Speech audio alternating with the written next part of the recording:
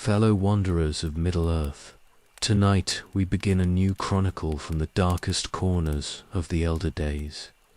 We turn our gaze to the most tragic of heroes, to he who bore the weight of Morgoth's curse, to the black sword whose doom would echo through all the ages. This is the story of Trin Turambar, son of Hurin the Steadfast, from the field of tears to the sword's final strike. So settle close to the fire, let the outside world fade away, and journey with me into the chronicles of the cursed line. If this tale of pride and sorrow, of love and doom, stirs something in your heart, please like and subscribe to join our fellowship of story lovers, and drop a comment below telling me where in our wide world you're listening from tonight. For every voice makes our circle stronger. The sun dies red over Anfaglith, and Rinthalion stands alone among the fallen. His axe drips black with orc blood, and his shield bears the dents of countless blows, each mark a testament to the day's bitter fighting. Around him lies the ruin of the union of Medros, broken banners, shattered spears, and the bodies of elves and men who dreamed of victory against the shadow. The Nirneath Arnadiad has become what its name foretells. The battle of unnumbered tears spreads across the plain like a wound in the earth itself, and the hopes of the free peoples lie trampled in the mud. Hurin's breath comes in ragged gasps, yet his grip on the axe haft remains sure and steady. His mail hangs torn at his shoulder where a wolf rider's blade found its mark, and blood seeps through the broken rings. The dragon helm of Dor-lomin sits heavy on his brow, its golden face guard dented but unbroken, still bearing the proud device of his house. He thinks of Morwen in their halls, her dark hair braided with silver threads, waiting for word that will never come.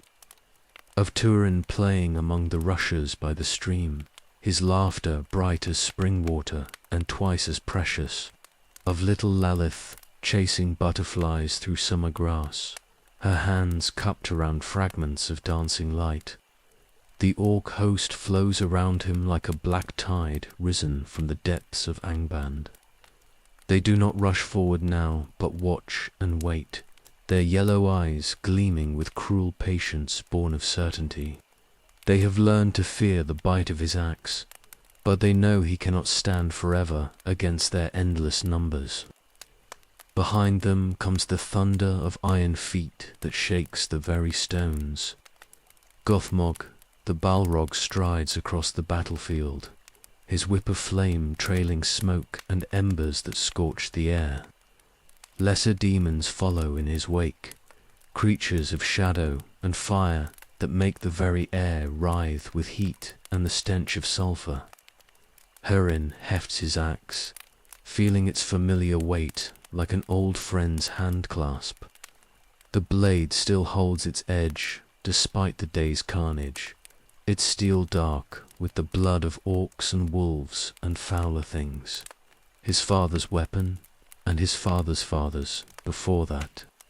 Forged in the elder days when dragons first walked the earth and the world was younger. The first orcs rush forward like hunting wolves scenting wounded prey. Hurin's axe takes the head from one, splits the chest of another in a spray of black blood that steams in the cold air. His shield catches a spear thrust and turns it aside with a ring of iron on iron that echoes across the field. A wolf rider leaps for his throat, its fangs gleaming white in the dying light. Hurin sidesteps with the grace of a warrior born, and brings his axe around in a great arc that catches both beast and rider. The wolf falls howling, its rider crushed beneath its weight, and black blood pools in the trampled earth. More come, always more, pouring across the field like water through a broken dam. They surge forward in waves that break against his blade and reform behind him. Hurin fights, as his fathers fought, with deadly skill and iron will that knows no yielding. Each stroke of his axe claims a life. Each step backward costs the enemy dear in blood and bone. But they are countless as the stars above, and he is only one man standing against the tide of darkness. His strength has limits, though his courage does not. A troll's club smashes his shield to splinters with a blow that numbs his arm to the shoulder. Hurin rolls away from the killing blow and comes up swinging, his axe biting deep into the creature's leg. The troll topples with a crash that shakes the ground and sends lesser orcs scattering like leaves. But the effort leaves Hurin exposed to the pressing crowd. An orc captain's sword finds the gap in his mail, and pain blazes across his ribs like liquid fire. Blood runs warm down his side, staining the torn rings of his armor, but still he stands. Still he fights with the fury of the desperate. The orcs press closer now, emboldened by the scent of his blood. They have learned to respect his blade, but hunger for his death, like starving wolves in winter. They come in waves, accepting losses to wear him down piece by piece, death by death. A spear point grazes his cheek, drawing blood that runs red down his jaw. Another opens a gash on his sword arm that sends crimson drops flying with each swing of his axe. His movements grow slower, his strikes less sure, but the fire in his eyes burns undimmed by pain or weariness. An orc with a great curved blade rushes at his back while he fends off to others. Hurin spins and catches the creature's neck with his axe, and the head flies wide, bouncing off a fallen horse. But as his weapon completes its arc, 3 spear points drive toward his chest in perfect coordination. Hurin twists desperately aside, like a dancer avoiding death's embrace. 1 point skitters off his mail with a screech of metal on metal. Another draws blood from his shoulder. The third punches through the rings below his heart, and agony explodes through his chest. Hurin staggers but does not fall, his will stronger than the weakness in his knees. He grabs the spear shaft and snaps it off short, the broken wood falling to the bloody earth. His axe claims 2 more lives before a weighted net drops over his shoulders like the web of some great spider. The cords are thick as ship's rope and weighted with iron that drags at his limbs. Hurin struggles against the mesh with the fury of a trapped lion, but more nets follow. The orcs swarm over him like carrion flies, their claws and teeth seeking any gap in his defense. They bear him down at last through sheer weight of numbers. Iron shackles bite into his wrists with cold metal teeth, and heavy chains bind his arms and legs. They strip away his axe and drag off the dragon helm, but they do not kill him. Through the mesh of rope and chain, Hurin sees why death is denied him. Gothmog approaches with measured steps, his flame whip coiled at his side like a sleeping serpent. The orcs fall to their bellies as another figure emerges from the smoke and shadow. Morgoth Bogler has come to claim his prize. The Dark Lord's eyes burn like stars gone mad with malice, and when he speaks, his voice is the sound of mountains breaking and the world's foundations cracking. The chains drag against Hurin's flesh as the orcs haul him to his feet. Blood runs from a dozen wounds, each one a testament to his valor, but his back remains straight and proud. The eyes that meet Morgoth's gaze hold no fear, no submission, no bending of the will. Only defiance burns there, bright and unquenchable as the flame that lit the world's beginning. The sun dies behind the mountains of shadow, and darkness swallows the field of tears. With it falls the last free lord of the Edain, and the curse that will devour his children draws its first breath.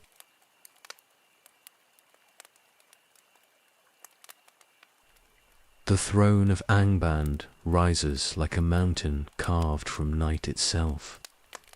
Black stone ascends in terrible tiers toward a ceiling lost in shadow, and iron pillars twisted into shapes of torment support the vast hall.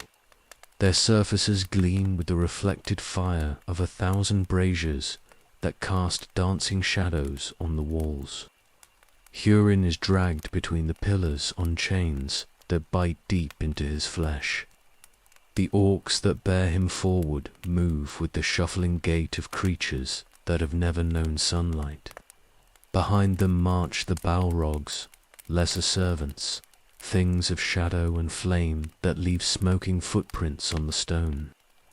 At the hall's far end, Morgoth Bogler sits upon his throne of iron and hate. The sight of him strikes the eye like a physical blow, for he is both mighty and diminished, a Valar fallen into corruption beyond measure. His crown bears 3 Silmarils that burn with stolen light, and their radiance only makes the darkness of his face more terrible. The chains drag Hurin forward across the endless floor. Each step echoes in the vastness like the tolling of some dreadful bell. The braziers cast writhing shapes on the walls, images of war and ruin, of cities burning and hope dying beneath the weight of shadow. Gothmog prostrates himself before the throne's lowest step, his flames dimming to sullen embers. The other demons follow his example, their forms flickering between substance and shadow. But Hurin does not bow, standing as straight as his bonds allow, meeting the Dark Lord's gaze without flinching. Morgoth leans forward on his throne, and the Silmarils blaze with light that seems to mock the very concept of hope. His eyes are like furnaces burning in the depths of the earth. When he speaks, his voice carries the weight of mountains and the cold of the void between stars. So comes at last Hurin the steadfast, mightiest of mortal men in this age of the world. Long have I watched you from afar, Lord of Dor-lomin, and long have I waited for this hour. The words fall like hammer blows in the silence of the hall.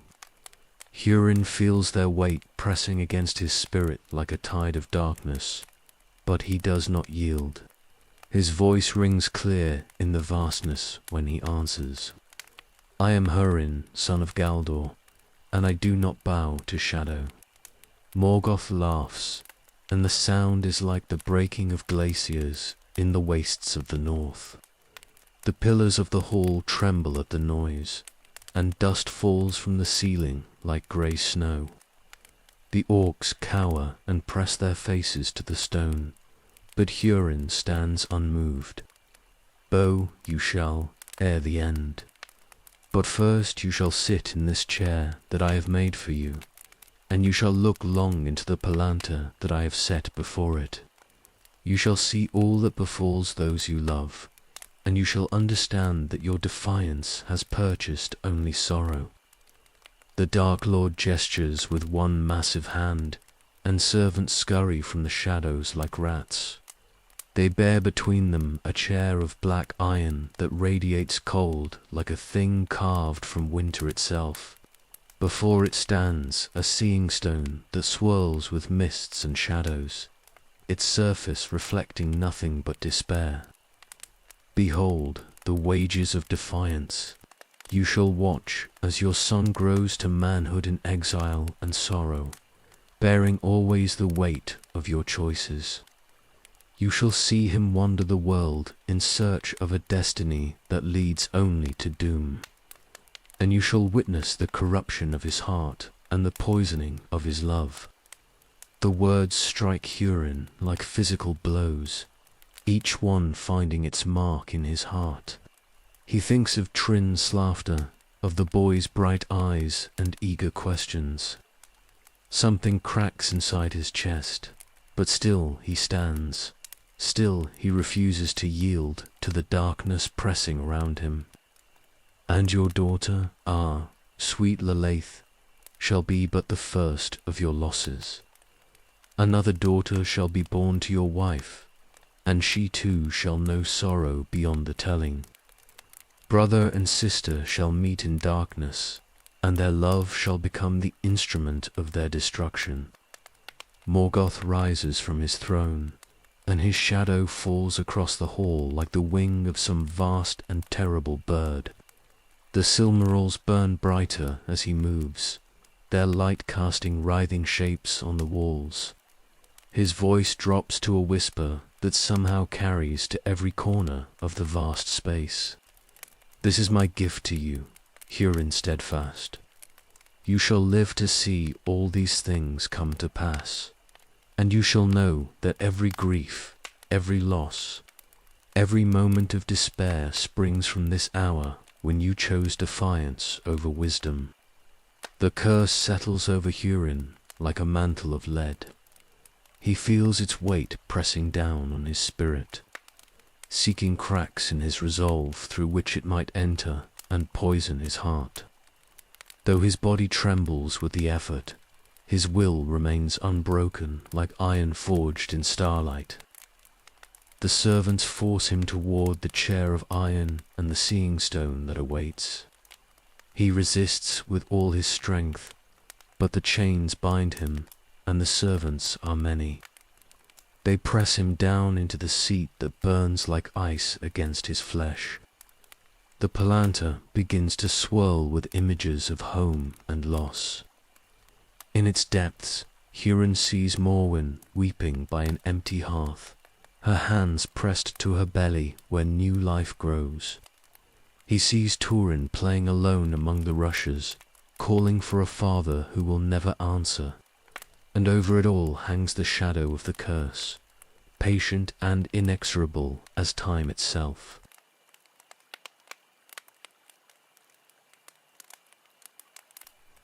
The chair of iron burns against Hurin's flesh like the touch of winter made manifest, and the shackles that bind him to its arms bite deeper with each passing moment.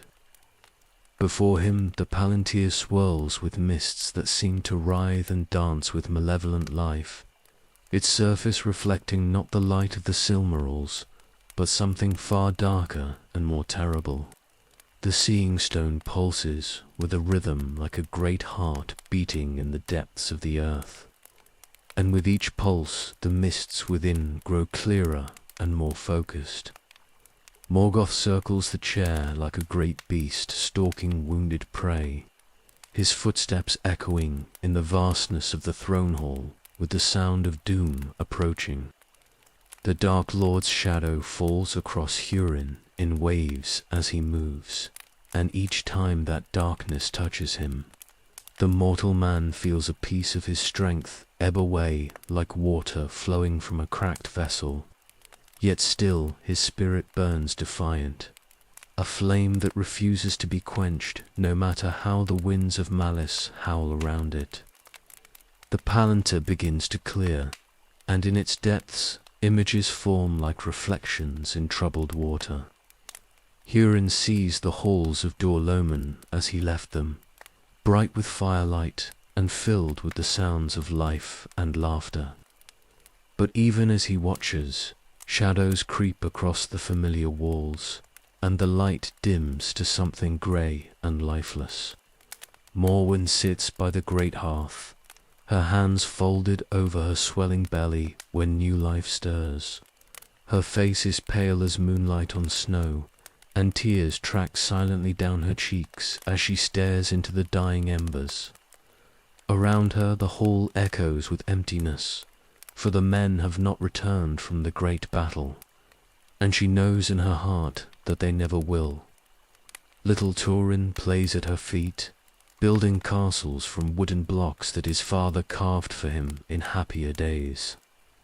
The boy looks up often toward the door, his dark eyes bright with hope that grows dimmer with each passing hour. He calls for his father in a voice that breaks Hurin's heart, and when no answer comes, he returns to his play with the patience of childhood that does not yet understand loss.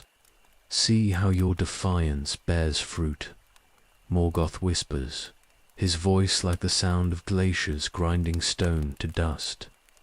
"Your son plays while his father sits in chains, and your wife weeps for a husband who chose death over wisdom. This is only the beginning of the sorrow you have purchased with your pride." The image shifts and swirls, showing other scenes of grief that cut Hurin deeper than any blade. He sees his kinsmen's wives receiving news of the battle's end, watches children learn that their fathers will not return from war. The curse spreads like poison through water, touching all who bore any love for the Lord of Dor-lomin. But worse visions follow, shadows of things yet to come that fill the seeing stone with darkness. Hurin watches Turin grow from boy to youth, his laughter fading as the years pass and hope dies in his heart. The child's bright spirit grows twisted with anger and pride, warped by loss into something that barely resembles the joyful boy who built castles by the fire. The images show Turin's path through the world like a black thread woven through a tapestry of sorrow. Hurin sees his son in the halls of foreign kings, always the outsider, always marked by the shadow that follows him like a faithful hound. He watches the boy become a man too early, his hand quick to his sword and his heart closed to kindness. "This is my gift to you, Hurin steadfast," Morgoth says, his laughter rolling through the hall like thunder before a storm. "Your son shall carry your curse through all the days of his life, and every choice he makes shall lead him deeper into darkness. He shall slay friend and foe alike, shall bring ruin to all who love him, and in the end he shall die by his own hand in despair." The Palantir shows glimpses of battles yet to come, of blood spilled by Turin's, sword and tears shed for his sake. Hurin sees the black blade that will be his son's companion and destroyer, forged from metal that thirsts for blood and whispers of death in the dark hours before dawn. The sword will serve Trin well and betray him utterly, as all cursed things must do. More images follow, each one a dagger thrust into Hurin's heart. He sees a girl with golden hair who will love his son and die for that love, her blood staining the earth while Trin stands helpless to save her. He watches cities burn and kingdoms fall, all touched by the shadow that follows in his son's wake like smoke from a funeral pyre. And last and most terrible, the Palantir shows him the end of the tale. Hurin sees Turin in his final hour, standing over a great dragon's corpse with the black sword in his hand. The blade drips with poisoned blood, and that poison speaks the truth that destroys all hope and love. The curse reaches its culmination in that moment, and Hurin watches his son choose death over a life too heavy to bear.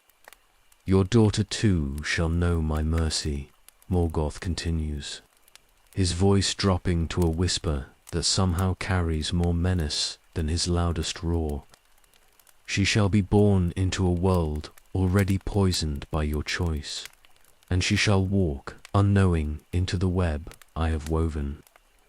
Brother and sister shall meet in darkness, shall love as lovers love, and in their union find only doom. The seeing stone clouds with visions too terrible for clear sight, but Hurin catches glimpses of golden hair and silver tears, of a love pure in its beginning and cursed in its ending. He sees his daughter's fate entwined with Turin's, like two threads twisted into a rope strong enough to hang them both. The curse settles around Hurin like chains heavier than iron, binding not his body but his very soul. He feels its weight pressing down on him, feels the knowledge of all that is to come burning in his mind like poison in his veins. Yet still he does not yield, still he holds to the defiance that brought him to this place. "I have spoken," Morgoth says, and the words ring with the finality of mountains falling into the sea.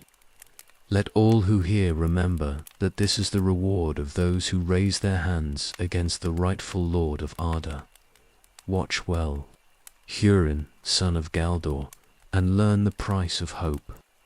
The Dark Lord returns to his throne of iron and shadow, leaving Hurin bound to the chair with the Palantir S, visions burning before his eyes. The seeing stone swirls with future sorrows, an endless well of grief that will be his companion through all the years to come. In the depths of Angband, the curse begins its long work of destruction, and somewhere far away in the halls of Dor-lomin, a child plays by a dying fire while his mother weeps for sorrows yet to come.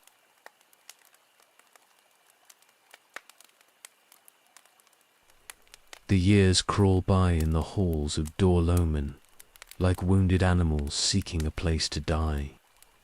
8 winters have passed since the Nerneath Arno died, and the house of Galdor grows smaller with each turning of the seasons. The great hearth that once blazed with warmth and laughter burns low now, its light barely reaching the corners where shadows gather like hungry wolves. Turin stands at the window of the high chamber, his small hands pressed against the cold glass as he watches the grey skies above the moors. He has grown tall for his years, but his face holds a gravity that sits strangely on the features of a child. His dark hair falls across his eyes like his father's did, and in those eyes burns a light that speaks of pride inherited and sorrow learnt too early. Below, in the courtyard, men practice with sword and spear, but they are few now. Most who followed Hurin to war lie beneath the earth of Anfoglith, and those who remain grow old in service to a house that feels more like a tomb with each passing day. The clash of their weapons echoes hollowly in the morning air, a sound that once spoke of strength but now whispers only of diminishment. Morwen sits in her chair by the dying fire, her needle moving through the cloth with mechanical precision. Her belly has grown round with the child she carries, but her face remains pale and drawn, as if some essential part of her died on that distant battlefield. She speaks little these days, and when she does, her voice carries the weight of grief that has no bottom. Turin turns from the window and approaches his mother with the careful steps of a child who has learned not to disturb the sorrow of adults. He settles at her feet as he has done since he was small enough to believe his father might return before bedtime. The wooden blocks lie forgotten in their box, for he has outgrown such toys, though he has found nothing to replace them save questions that have no answers. "Tell me again about the battle," he says, though he has heard the tale 100 times before. "Tell me how father stood against them all." Morwen's needle stops its movement, and she looks down at her son with eyes that hold too much knowledge. She has told him of Hurin's courage, of how he fought like the heroes of old songs, but she has never spoken of the defeat or the darkness that followed.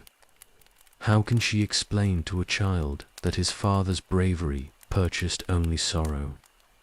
"Your father was the bravest of men," she says at last, her voice barely above a whisper, He stood when others fell, and he did not yield even when hope was lost. That is all you need know of that day. But Turin's eyes burn with a hunger that cannot be satisfied by gentle words. He has heard the servants whispering in the corridors, has seen the way they look at him when they think he is not watching. He knows there is more to the tale than his mother tells, knows that some shadow hangs over their house that goes deeper than simple grief. Will he come back? Turin asks, though he no longer expects the answer he craves. Will I see him again? Morwen's hand trembles as she reaches out to touch her son's dark hair.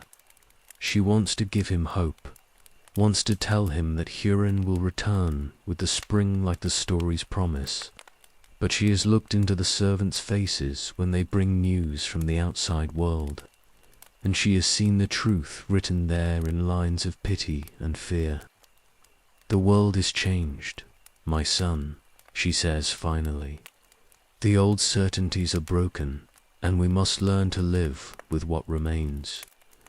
Your father loved you more than life itself, but love alone cannot bridge all the distances between us. The child accepts this as he has learned to accept all the hard truths of his shortened childhood. He leans against his mother's chair and stares into the fire, watching the flames dance and die. In their light he sees shapes that might be armies marching or dragons flying. But when he tries to focus on them, they dissolve into nothing but burning wood and shadow. Winter comes early that year, and with it arrives news that makes even the servants speak in hushed voices. Easterlings have crossed the borders of Dor-lomin, claiming the lands by right of conquest. They come with spears and horses, with harsh voices and harder hearts, and they bow to no lord save the dark power that sent them. The few men who remain in Hurin's service gather in the great hall to speak of resistance or flight. But Morwen listens to their words from her chair by the fire, and knows they are only sounds made to comfort themselves. The time for fighting ended on the field of Anfoglith, and what comes now is only the long working out of that defeat. Turin hears the fear in their voices, even when they try to speak of courage. He sees how their hands shake when they think no one is watching, how their eyes dart to the windows, as if expecting death to come riding out of the grey morning. The shadow that has hung over their house grows darker with each passing day, and the child begins to understand that some curses work slowly but never cease their labour. When the baby is born, she comes into a world already marked by sorrow. Morwen names her Lalath, which means laughter, but even as she speaks the word, tears run down her cheeks. The child is beautiful and bright, but Trin looks into her face and sees there an echo of the shadow that has touched them all.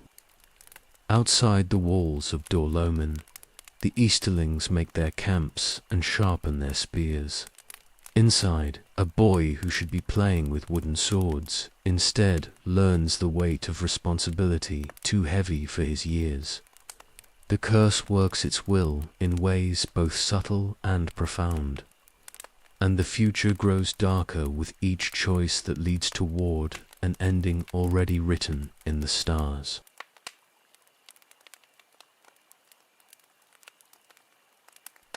The Easterlings come with the winter winds, and their horses leave scars on the frozen earth of Dor-lomin.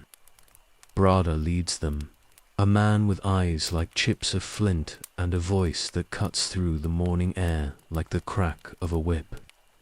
He rides through the gates of Hurin's halls as if he owns them, and perhaps by the reckoning of war and conquest, he does. Behind him march his warriors, tall men with braided hair and bronze-studded leather, their spears bright with fresh-honed points. They speak in harsh tongues that sound like the grinding of stones, and when they laugh, the sound holds no warmth, They eye the remaining servants with the calculating gaze of butchers pricing meat, and those few who still wear the badge of Hurin's house find reasons to look elsewhere. Morwen stands in the great hall with Trin at her side and baby Lalaith in her arms. She has dressed in her finest gown, the blue silk that Hurin brought her from Gondolin before the wars began, and her hair falls in dark waves over her shoulders. She looks every inch the lady of a great house. But the men who face her see only a woman alone with her children, and no lord to shield them from the harsh winds of change. Broder settles himself in Hurin's chair as if he were born to it, his boots propped on the carved armrests that bear the device of the dragon helm. He speaks of new arrangements, of how the lands will be divided among his warriors, of how those who served the old lord might find places in the new order if they prove themselves worthy. His words fall like stones into still water, and the ripples they make spread out to touch every corner of the hall. The woman may keep the upper chambers, he says, gesturing toward Morwen with casual indifference. She and her whelps can live there quietly, so long as they remember who rules here now. Let her spin and weave like any common woman, and perhaps she will not starve. Turin's hand tightens on his mother's skirt, and his dark eyes burn with a rage too large for his small frame. He wants to speak, wants to tell this intruder that these are his father's halls, and no stranger has the right to sit in his father's chair. But Morwen's hand falls gently on his shoulder, and the pressure of her fingers speaks more clearly than words. The hall that once echoed with the laughter of warriors now fills with the voices of strangers. Broder's men claimed the places that Hurin's companions once held, and they drink from the cups that better men have touched. They tell stories of their own victories and make boasts about their prowess. But their words cannot fill the emptiness that hangs over the high seat like a shroud. Winter deepens, and with it comes the slow grinding down of all that once made the halls of Dor-lomin a place of honor. The great tapestries disappear from the walls, sold or traded for the necessities of life. The silver cups and golden torques follow them into other hands, and each loss cuts another thread that bound the house to its former glory. Morwen works with her own hands now, spinning wool and weaving cloth like any common woman of the village.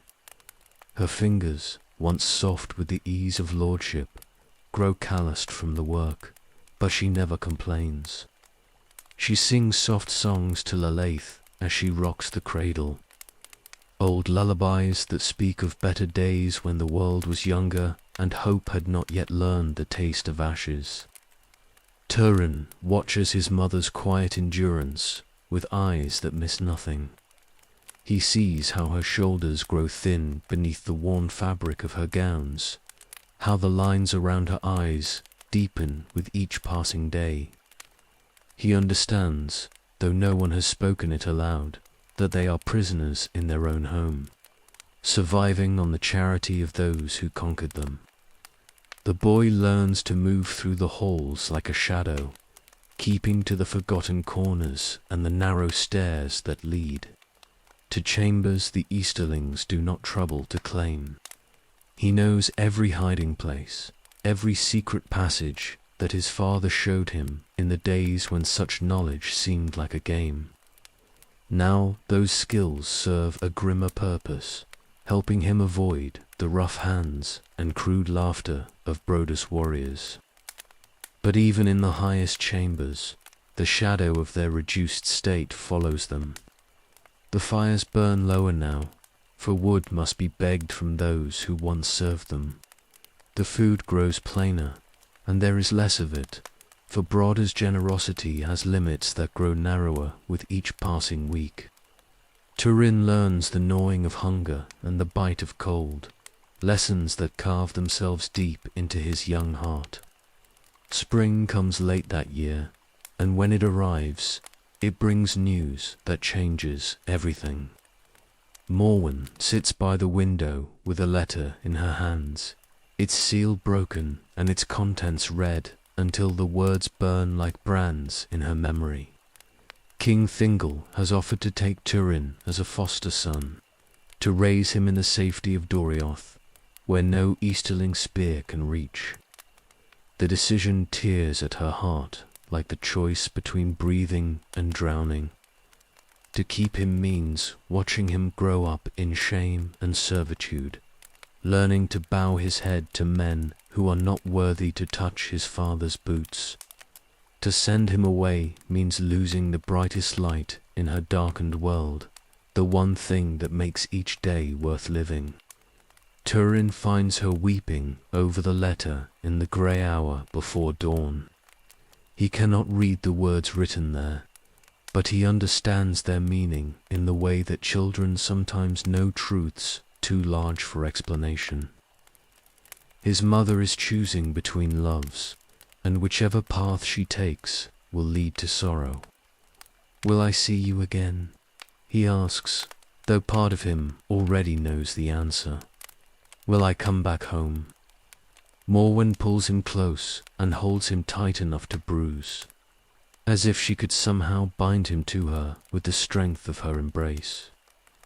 When she speaks, her voice breaks like glass striking stone, and the fragments cut them both. "You will be a great lord someday, my son. Greater than your father, greater than any who came before. But greatness asks a price that love would rather not pay." Outside the window, the snow begins to fall again, covering the scars that winter left on the land. In the depths of Angband, Hurin watches through the palantir and feels his heart break anew as the curse claims its first real victory.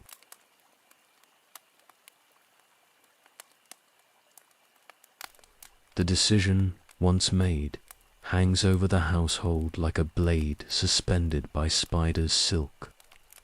Morwen speaks of practical matters, the roads to Doriath, the provisions needed for the journey, the clothes that must be mended for a boy who will grow far from his mother's needle. But beneath her careful words lies a grief so deep that even the servants move more quietly through the halls, as if loud footsteps might shatter what little composure holds their lady together. Turin accepts the choice with a stoic silence that has become his shield against the world's cruelties. He is 16 now, but still slender as a young birch, his father's height beginning to show in his lengthening limbs. The pride of his bloodline burns bright in his dark eyes, but it is tempered by a gravity that sits strangely on features that should still hold the easy joy of youth. He asks no questions about the why of his leaving, for he understands better than most that some decisions are made by necessity rather than desire. The days before his departure passed with the weight of ritual, each small task carrying significance beyond its simple purpose. Morwen brings forth the chest that holds Hurin's treasures, the things too precious to sell even when hunger pressed close to their door. Her hands shake as she lifts out the dragon helm of Dor-lomin, its gold still bright despite the years of shadow that have fallen over their house. The helm is too large for Turin's head, but Morwen places it there anyway. Her fingers gentle as she adjusts the ancient straps. The golden dragon seems to breathe in the firelight, its ruby eyes catching the flames and throwing them back like stars. For a moment, father and son are one in that shining metal, and the years between them collapse like morning mist before the sun. "This was your father's," she whispers, though they both know the words are unnecessary. And his father's before him, back to the days when dragons were young and the world was wider than it is now. Wear it when the time comes, and remember that the blood of heroes runs in your veins." Turin nods but does not speak, for what words could match the weight of such a legacy? He thinks of Hurin standing on the field of tears, the helm bright on his brow as he faced the darkness without flinching. The metal feels heavy in his hands, not from its weight alone, but from the burden of all who wore it before him. Brada comes to watch the preparations with the amused indifference of a cat observing mice at play. He leans against the door frame with his arms crossed, his pale eyes taking in the scene with calculating interest.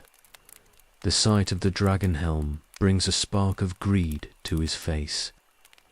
But even he does not dare reach for it while Morwen stands guard like a lioness protecting her cubs. "So the whelp goes to Doriath," he says, his voice carrying the rough accent of the eastern lands. "Perhaps the elves will teach him proper manners, something his mother seems to have neglected. A boy should learn to bow to his betters early in life." Morwen's spine straightens at the insult, and for a moment the lady of the house shines through the careful mask of submission she has worn these long months. When she speaks, her voice carries the authority of generations of nobility, and even Brada shifts uncomfortably under her gaze. "My son bows to no one, save those worthy of respect," she says quietly. "Perhaps in Doriath he will find such men again." The Easterling's face darkens at the implied slight, but he contents himself with a grunt of displeasure before turning away. He has learned that Morwen's tongue can cut as deep as any blade when she chooses to use it, and he lacks the wit to match her in such combat. The night before Turin's departure, Morwen sits by his bedside as she did when he was small and afraid of the shadows on the wall. Baby Lalaith sleeps in her cradle nearby, one tiny fist curled against her cheek in perfect innocence. The firelight plays across her golden hair, and in that moment she looks so much like her brother that Turin's heart clenches with sudden pain. "Take care of her," he says, his voice barely above a whisper. "Don't let them hurt her." Morwen reaches out to smooth his dark hair, the gesture automatic after years of motherhood. Her fingers are cold despite the fire's warmth, and when she speaks, her words carry the weight of prophecy, though she does not know it. "She will grow up strong, as you have done. The blood of Beer runs true in both of you, and no shadow can break what that bloodline has made. But you, my son, you carry more than blood alone. You carry hope, and that is a burden heavier than any crown. Morning comes too soon, and not soon enough, bringing with it the men who will escort Turin to the borders of Doriath. They are rough woodsmen who serve King Thingol's will in the wild places, their faces weathered by wind and rain. They speak little and watch much, their eyes missing nothing as they take the measure of the boy they are to guide. Turin stands in the courtyard with his few possessions bound in a travelling pack, the dragon helm wrapped carefully in silk beside his meagre clothes. He looks younger than his 16 years in the grey morning light, but there is something in his bearing that speaks of strength waiting to be tested. The servants gather to bid him farewell, their faces showing the genuine grief of those who have watched him grow from child to youth. The parting comes at last, swift as the fall of an axe.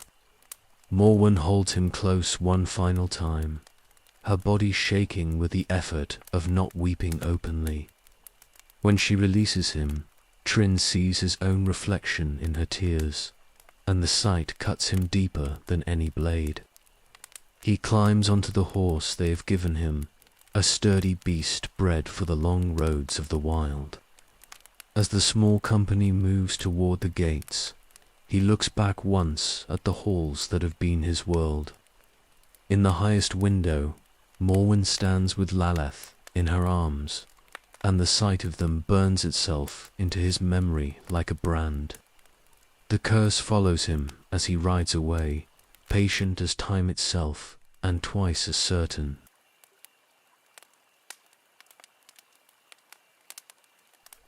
The road to Doriath winds through lands that grow stranger with each passing mile, as if the very earth remembers older laws than those that govern the world of men.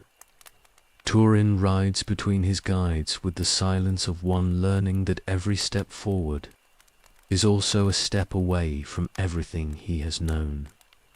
The horse beneath him is sure-footed and strong, but he grips the reins with hands that have never held them for so long a journey, and his back aches from the unaccustomed hours in the saddle. Behind them, the familiar hills of Dor-lomin fade into blue distance until they become no more than a memory painted on the horizon. The boy finds himself turning to look back more often than he should, his heart pulled by invisible threads toward the halls where his mother tends the fire and little Laleth learns to speak her first words. Each mile stretches those threads thinner, but they do not break, and perhaps they never will. The woodsmen who guide him speak in low voices when they speak at all, their words clipped and practical as they point out landmarks and warn of dangers ahead. They are hard men who have spent their lives in the wild places between kingdoms, and they watch the forest around them with eyes that miss nothing. Their leader is called Anel, a grey-haired man whose face bears the scars of old battles and whose bow is strung with care that speaks of constant readiness. The first night they camp in a clearing beside a stream that chatters endlessly over smooth stones. Turin helps gather wood for the fire with hands that know such work from the lean years in his mother's house, and the men nod approval at his willingness to share the labor. But when they settle around the flames to eat their simple meal of bread and dried meat, the boy sits a little apart, wrapped in silence that is part shyness and part the weight of all he has left behind. The fire crackles and spits as night settles over the forest like a great dark bird folding its wings. In the dancing light, shadows move among the trees that might be nothing more than branches swaying in the wind, or might be something else entirely. The woodsmen take turns at watch, their weapons close at hand, for the roads are not safe in these diminished days when the light of the world grows ever dimmer. Turin stares into the flames and sees there the faces of all he has lost and left behind. His father's image burns brightest of all, a memory built from scattered pieces, the sound of his laughter, the weight of his hand on a small boy's shoulder, the pride that shone in his eyes when he looked upon his son. The boy wonders if Hurin knows somehow that his heir rides the dark roads toward an uncertain future, carrying the dragon helm like a promise that may never be fulfilled. Sleep comes fitfully that first night, broken by dreams that taste of smoke and echo with the sound of distant thunder. Turin wakes before dawn to find frost silver on his blanket and his breath steaming in the cold air. The woodsmen are already moving, rolling their beds and checking their gear with the efficiency of long practice, and the boy hurries to match their pace. The second day brings them into deeper woods where the trees grow so close together that the sky becomes a distant memory glimpsed through gaps in the green canopy. Here, the very air feels different, thick with the weight of age and magic that makes Turin's skin prickle with awareness of things beyond his understanding. The horses' hooves make no sound on the thick carpet of fallen leaves, and even the men's voices drop to whispers that seem too loud in the watchful silence. They cross streams on bridges of fallen logs, and follow paths that appear and disappear like thoughts half remembered. Sometimes Turin glimpses movement in the depths of the forest, a flash of white that might be a deer or something else entirely, shadows that move against the wind, the gleam of eyes that reflect no earthly light. His guides see these things too, but make no comment, their attention focused on the road ahead and the safety it promises. The third day dawns grey and misty, and with it comes the first real test of their journey. They find their path blocked by a band of orcs that have wandered far from their usual hunting grounds, drawn perhaps by the scent of man-flesh on the wind. The creatures stand in the middle of the road with weapons drawn, their yellow eyes bright with malice, and their mouths open to show teeth like broken glass. Anael signals for silence and draws his bow in one fluid motion.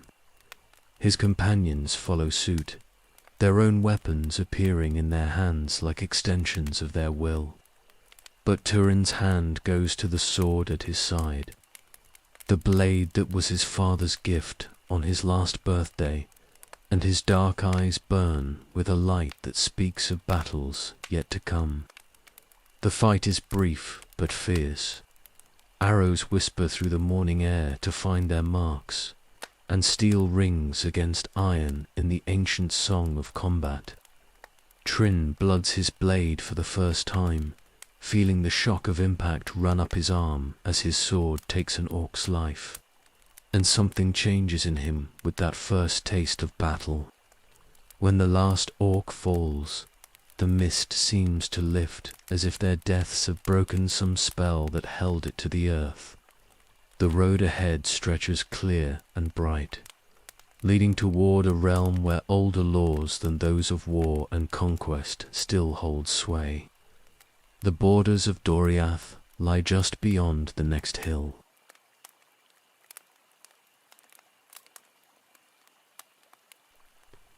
The gates of Morgoth rise from the earth like something grown rather than built, their stone so perfectly fitted that no mortar shows between the massive blocks.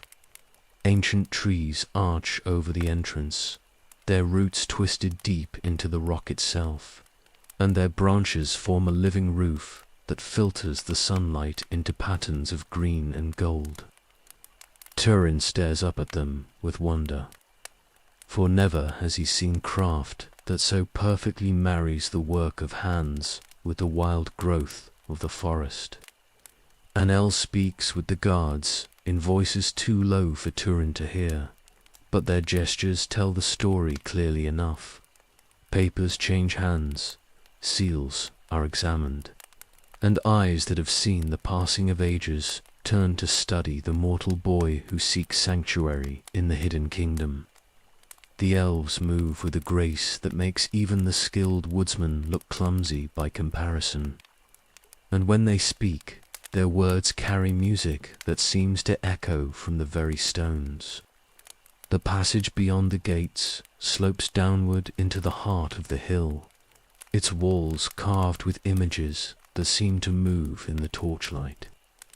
Here march the hosts of the elder days, their dance figures of such beauty that Turin's breath catches in his throat.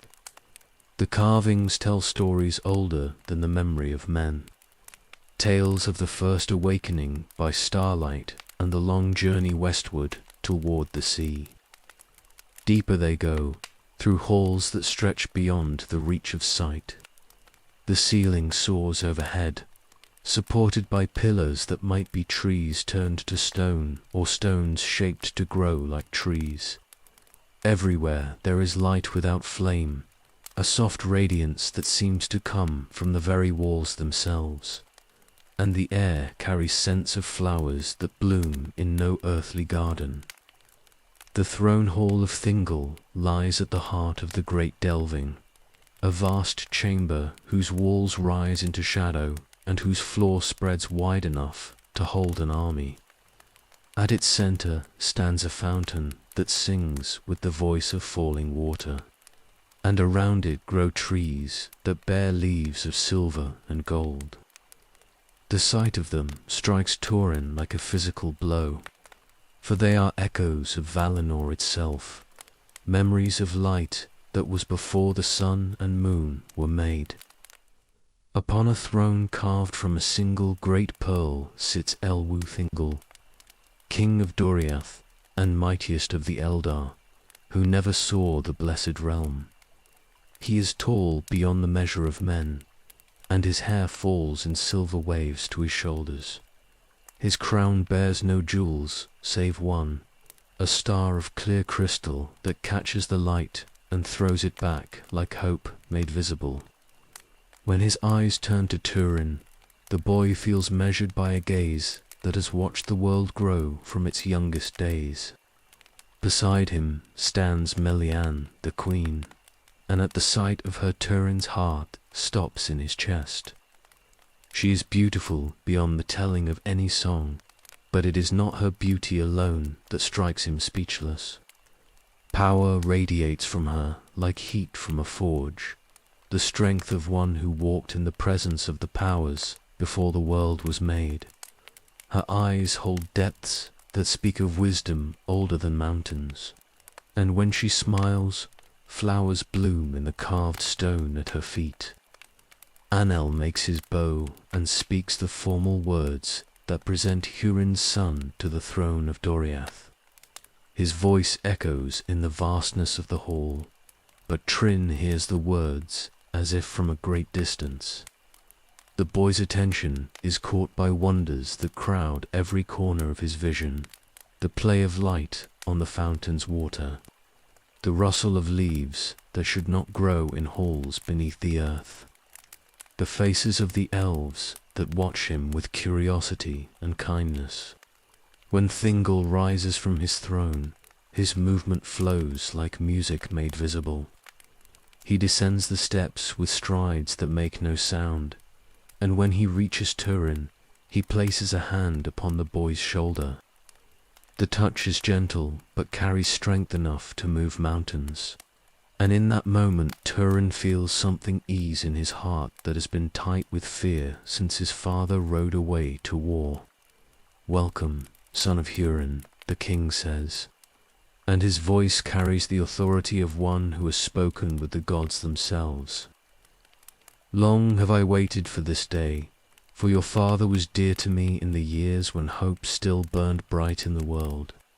You shall be as my own child in these halls, and no shadow shall touch you while my power endures." The words wrap around Turin like a cloak of protection, but even as he bows his head in gratitude, something whispers in the depths of his mind that no power in Middle-earth can turn aside the doom that follows in his wake. The curse is patient and will wait for its hour, but it will not be denied forever. Queen Million steps forward, and her gaze seems to pierce through flesh and bone to see the very essence of his being. For a moment her expression grows troubled, as if she glimpses shadows that have not yet fallen. But then she smiles, and her voice carries comfort that soothes even the deepest wounds. "You shall learn much in our halls, young prince. The lore of the elder days, the songs of the first awakening, the wisdom that was before the darkness came. But more than knowledge, you shall learn what it means to hope again. The welcome feast that follows passes like a dream painted in colors too bright for waking sight." Turin sits at the high table with kings and queens, eating food that tastes of starlight and drinking wine that holds the memory of summer. Around him the elves make music that seems to heal old hurts, and for the first time since his father's departure, the boy feels something approaching peace. But in the depths of Angband, Hurin watches through the palantir and weeps to see his son embrace a hope that is doomed to wither. The curse stirs in the darkness, biding its time.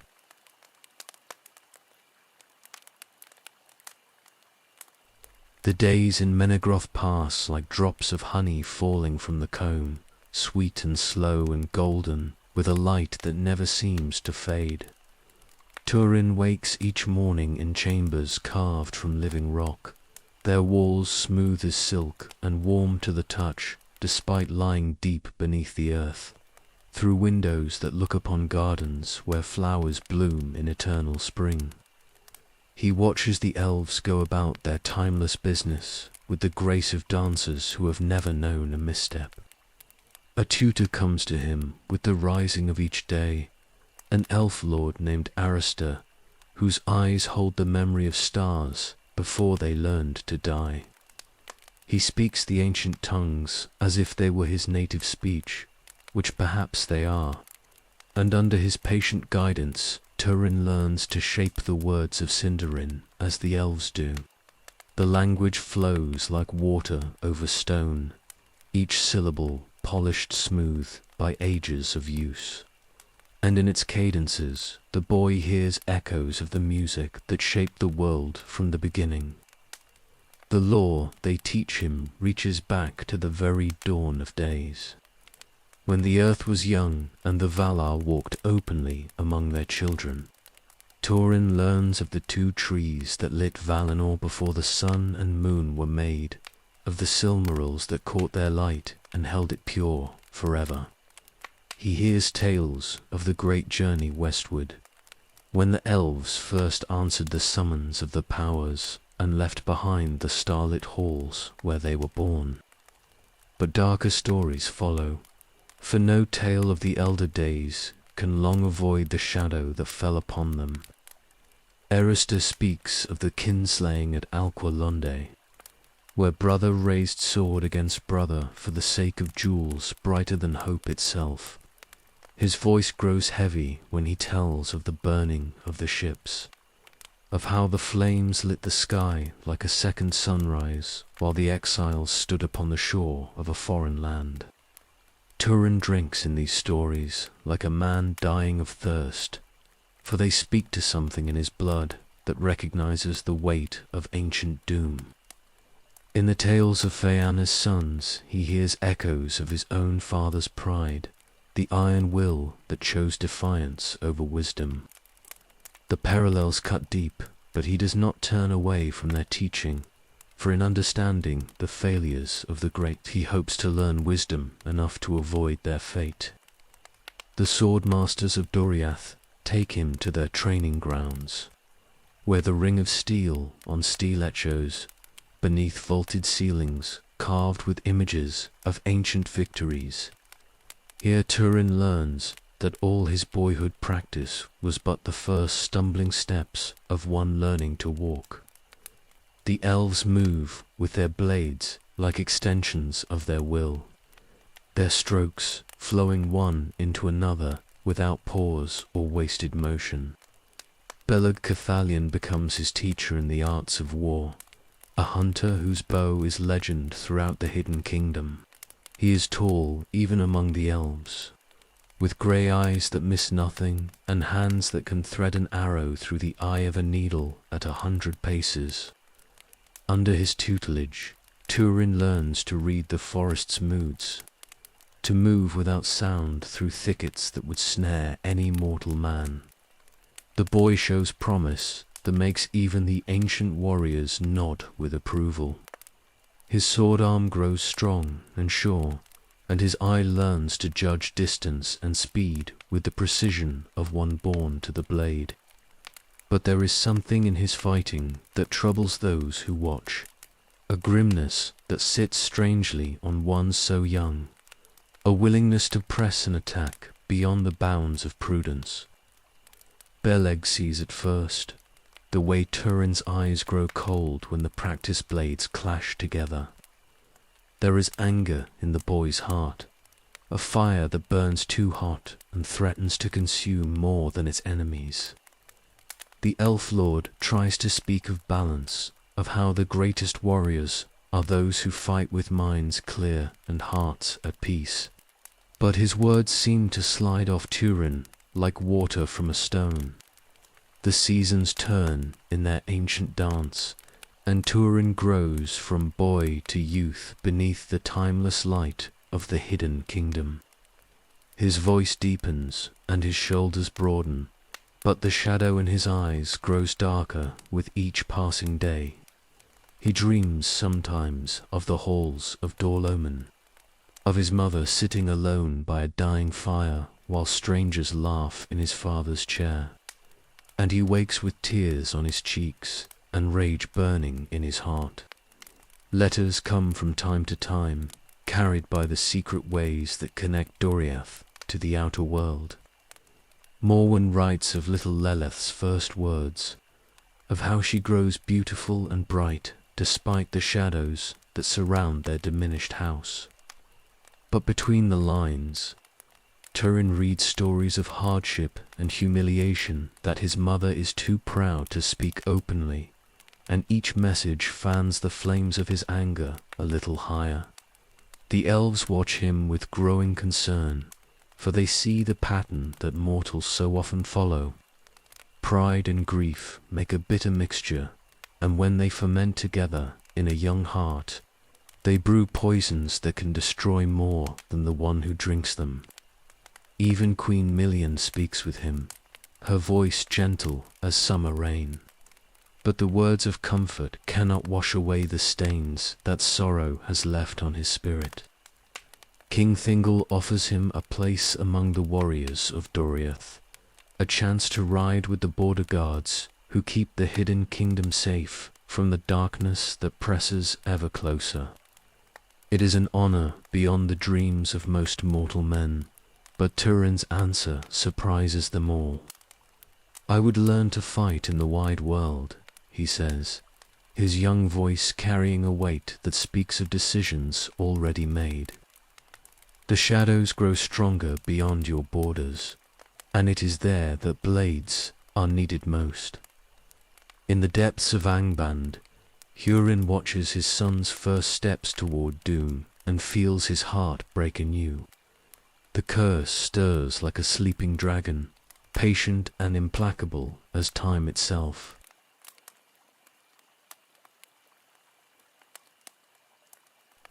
"3 years have passed since Turin first walked beneath the carved arches of Morgoth, and the boy who entered as a refugee now stands among the greatest of Doriath's young warriors. His shoulders have filled out with the steady work of sword and bow, and his height rivals that of many elves, though he lacks their timeless grace. The dragon helm of Dor-lomin sits easier on his brow now, no longer the oversized burden of childhood, but a crown that fits the man he is becoming. The halls of the hidden kingdom echo with tales of his prowess, for few mortals have ever mastered the elvish arts of war with such deadly skill. His sword moves like quicksilver in the practice yards, and his arrows find their marks with the certainty of fate itself. Even Beleg, Cuthalion, nods approval when he watches his student fight, though the shadow in the hunter's eyes grows deeper with each passing season. Yet for all his skill and the honors heaped upon him, Turin remains, apart from the timeless joy that fills the halls of Thingol's court. He sits at the high table during the great feasts, his dark eyes reflecting the light of crystal lamps, while the elves around him speak of poetry and starlight. Their laughter sounds to him like music from another world, beautiful but distant as the songs of birds heard through winter windows.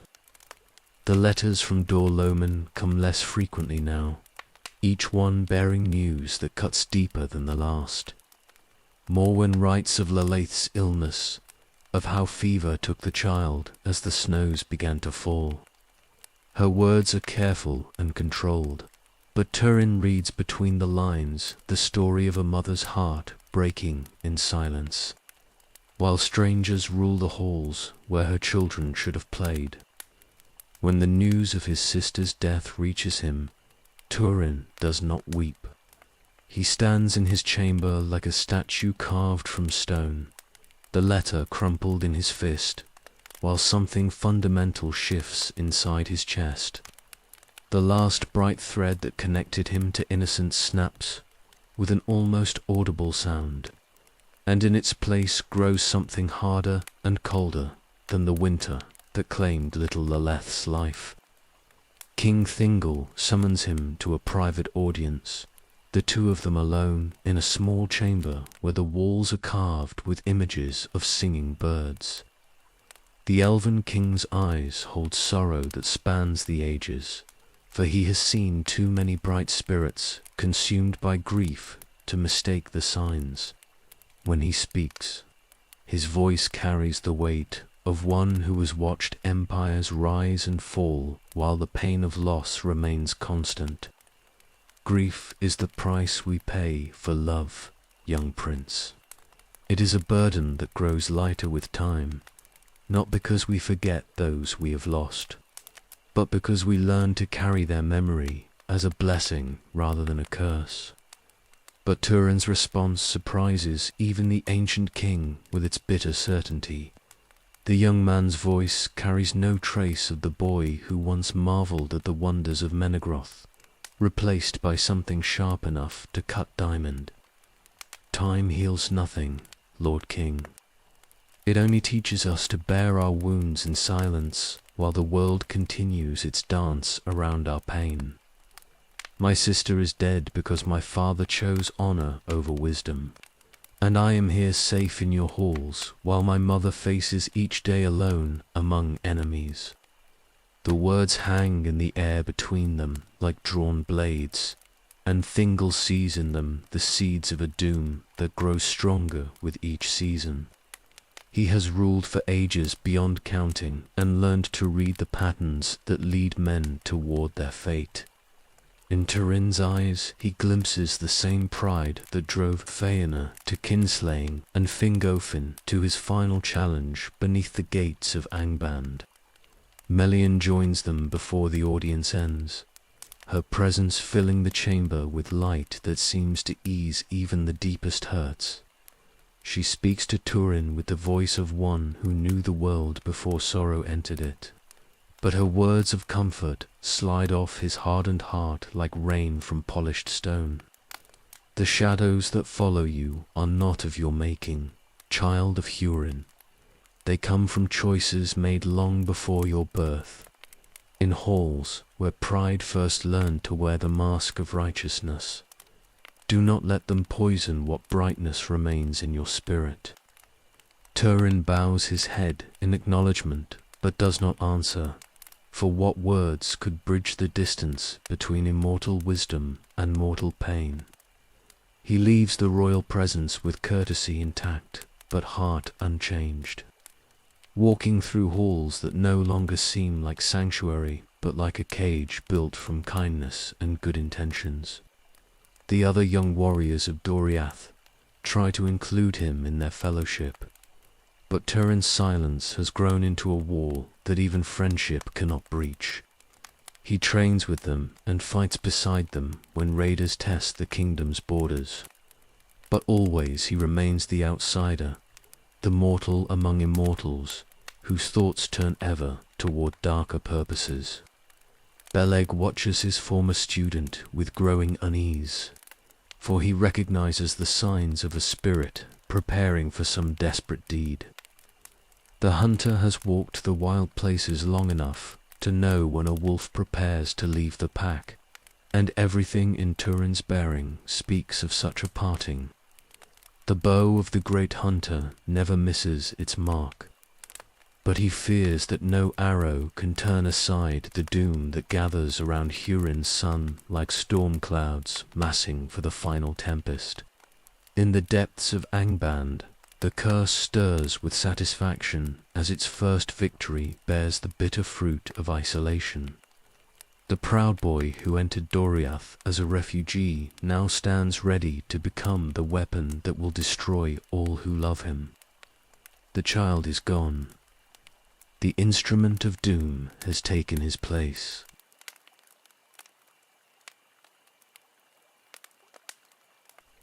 The practice yards of Morgoth ring with the clash of steel as Turin moves through his opponents like death-given form.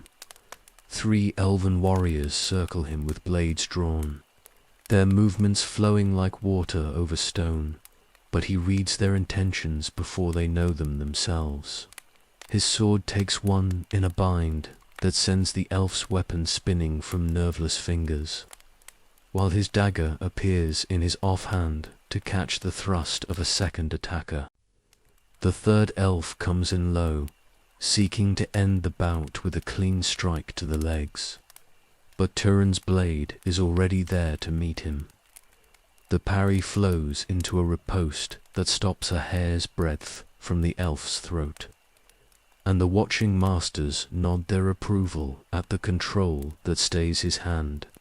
But in Turin's eyes burns a light that speaks of wishes unfulfilled, a hunger for the real thing that practiced blades cannot satisfy. Beleg stands at the edge of the yard with arms crossed and face troubled, watching his former student with the gaze of one who sees too much. The hunter has trained warriors for centuries beyond counting, has watched the greatest heroes of the elder days learn their craft beneath these same stone archers.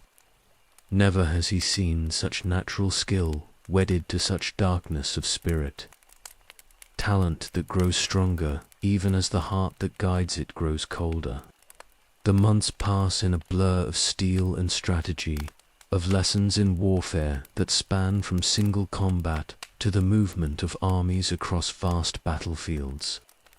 Turin absorbs it all with the hunger of one who knows his knowledge will be tested in fire before long.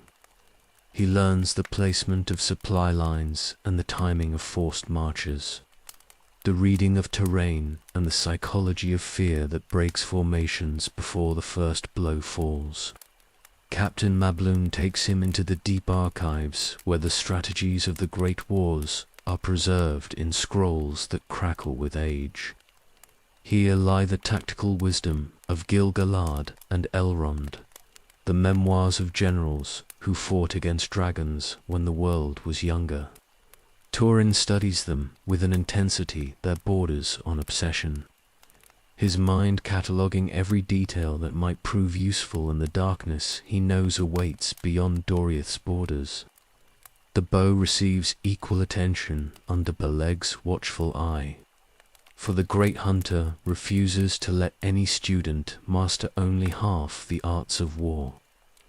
In the deep forests that ring Morgoth, Turin learns to read the wind's voice in the leaves and judge the flight of arrows through air thick with morning mist. His draws grow stronger and his aim more certain, until he can thread a shaft between branches that would snare any lesser archer. But it is in the hunt that his true nature shows most clearly, when they track the great wolves that sometimes venture too close to the kingdom's borders. The other elves kill cleanly and quickly, dispatching their quarry with the efficiency of those who take no joy in death itself.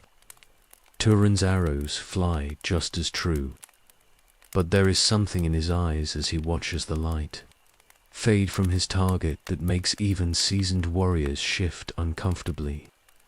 The dark months of winter bring different lessons, for war is not always fought beneath fair skies and on solid ground. In chambers lit by crystal lamps, the masters teach him the arts of siege and the breaking of fortified places. He learns how hunger can be a weapon sharper than any sword, how the cutting of supply lines can topple kingdoms that armies cannot breach. Maps spread before him like prophecies of campaigns yet to come, their lines marking the movements of hosts that may someday march beneath his command. Turin traces the routes with fingers that already know the weight of command, planning assaults on fortress walls that exist only in his imagination. The masters praise his grasp of strategy, but they do not see the particular intensity with which he studies the approaches to certain eastern strongholds. Spring's return brings word from the wider world that makes even the timeless halls of Doriath stir with unease. Morgoth's power grows stronger with each passing season, his influence spreading like poison through the veins of Middle-earth. Orc raids press closer to the hidden kingdom's borders, and darker things walk the night roads than have been seen since the elder days. The young warriors of the Guard speak eagerly of the battles to come, their voices bright with the prospect of testing their skills against real enemies. But Turin listens to their words with the patience of one who knows that war is not the glorious adventure their songs proclaim. He has studied its true face in the archives, has learned how even the greatest victories are purchased with blood and sorrow. Yet for all his growing wisdom in the arts of war, the masters note with concern how he stands apart from his companions in all things that matter. He shares their training, but not their fellowship, learns their skills, but not their joy in simple pleasures. At the great feasts he sits silent as carved stone, while music and laughter flow around him like streams around a boulder. Beleg makes one final attempt to reach the darkness that grows in his former student's heart. He speaks of the balance that must exist between skill and wisdom, of how the greatest warriors are those who fight not from anger but from love of what they protect. But Turin's response cuts like a blade drawn in friendship's face. Love is the luxury of those who have never lost what matters most. I fight because the world is broken, and perhaps in the breaking of my enemies I might find some small measure of justice. The hunter sees then that his student is already lost to him, claimed by shadows too deep for any light to reach. In the depths of Angband, Hurin watches through the Palantir and feels another piece of his heart die as the curse tightens its grip on his son's soul.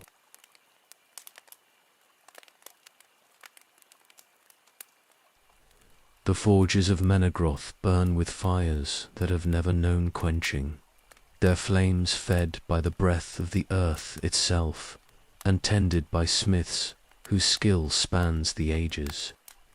In their depths, metal sings as it takes shape beneath hammers that ring with the music of creation, and sparks fly like stars, being born in the darkness of the deep halls. Here Turin comes to claim the blade that will mark his passage from student to warrior, the steel that will taste blood in his name. Telcher, the smith, stands before his anvil like a mountain given form, his arms thick with the muscle of one who has shaped iron since the world was young. The greatest of the dwarven craftsmen who serve King Thingol, he alone among his people chose to dwell beneath the earth in service to beauty rather than the hunger for gold. His eyes hold the wisdom of one who understands that every blade carries within it the seeds of both salvation and doom. The steel he has chosen for Turin's sword comes from the deep mines where the bones of mountains are laid bare. It is metal that knew starlight before the sun was kindled, or that slept in darkness until the skill of ancient hands woke it to purpose. Under Telchar's patient guidance, it has been folded and refolded until its strength matches that of the legendary blades carried by the greatest heroes of the elder days. The forging takes 7 days and 7 nights, each blow of the hammer driving purpose deeper into the willing metal.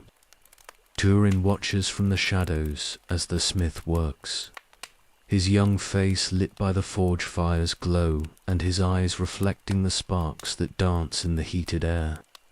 He sees in the blade's slow birth an echo of his own transformation, the hammering away of softness until only strength remains. When the quenching comes at last, steam rises like the breath of dragons as the red-hot steel meets the water that will lock its temper forever. The sound it makes is like the hiss of serpents or the whisper of wind through dead leaves. And in that moment, Turin feels something shift in his chest, as if his own heart were being cooled and hardened by the same inexorable process. The blade that emerges from the water gleams like captured moonlight, its edge so fine that it seems to cut the very air through which it passes. Telcher tests its balance with the careful touch of a master, nodding his approval as the steel rings with a note pure as silver bells.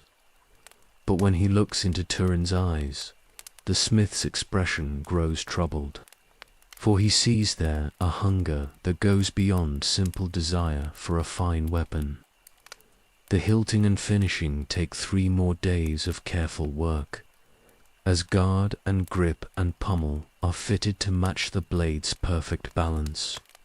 The crosspiece bears the device of the dragon helm, worked in gold and silver, while the pommel holds a single stone that catches light like a star trapped in crystal. When it is complete, the sword seems to thrum with its own inner life, eager for the work it was made to do. Turin lifts the blade for the first time and feels its weight settle into his hand like a missing piece of his soul returning home. The steel moves as if it were an extension of his will, flowing through the practice cuts with a grace that makes even the watching elves murmur in appreciation. But there is something in the way he holds the weapon that speaks of purposes darker than the defense of the realm. King Thingol himself comes to witness the sword's blessing, for it is not every day that such a blade is born in the forges of his people. The ancient king speaks words of power over the steel, invoking protections that will turn aside the malice of enemies and guard the bearer from harm. Yet even as the blessings settle into the metal like dew, soaking into thirsty earth, shadows seem to gather around the blade's edge, as if drawn by some quality the king cannot perceive. The naming of the sword falls to Turin himself, as is the custom among warriors who have earned the right to bear steel of their own.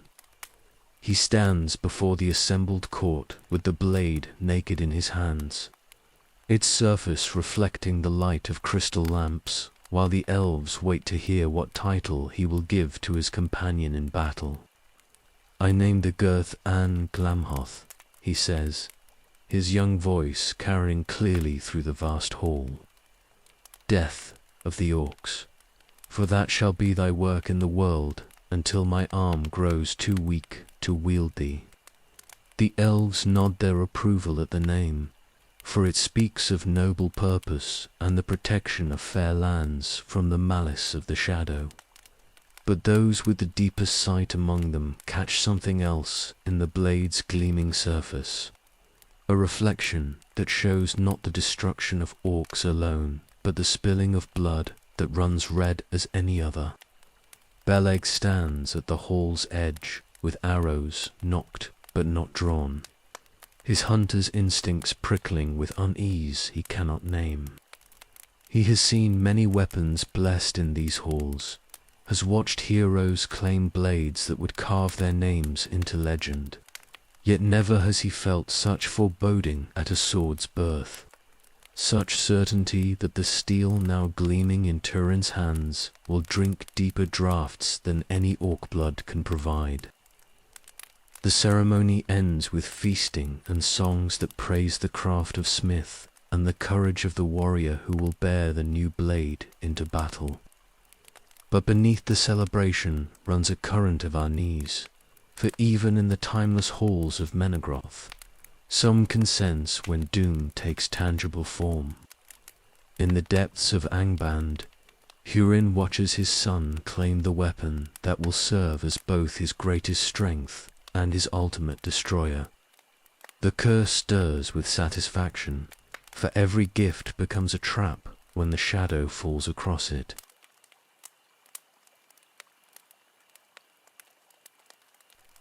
The first blood that stains Girth and Glamhoth flows black beneath the pale stars of autumn. as Turin rides with the border guards to answer reports of orc bands pressing close to Doriath's hidden boundaries. The company moves through the night like shadows, given purpose, their horses' hooves making no sound on the forest floor, while their weapons gleam with the cold light of elvish steel. At their head rides Beleg, Cathalion, with bowstrung and arrow nocked, but it is the young mortal at his side who draws the eye, his new blade naked across his saddle and hunger burning in his dark gaze. The orcs they find have made their camp in a clearing where an ancient oak spreads its branches like arms embracing the sky. 50 of the creatures squat around fires that burn with sickly yellow flame, their voices raised in the harsh songs that speak of murder and the joy they take in suffering. They feast on meat that might once have walked on 2 legs, and their laughter echoes through the forest like the sound of breaking glass. Beleg signals for the attack with a gesture subtle as wind stirring leaves, and the elves flow forward like water finding its course downhill. Their arrows whisper through the darkness to find orc hearts before the enemy knows death has come calling, but Turin does not wait for the bow song to end. His sword clears its sheath with a sound like ice cracking, and he spurs his horse toward the firelight with a cry that freezes even orc blood in its veins.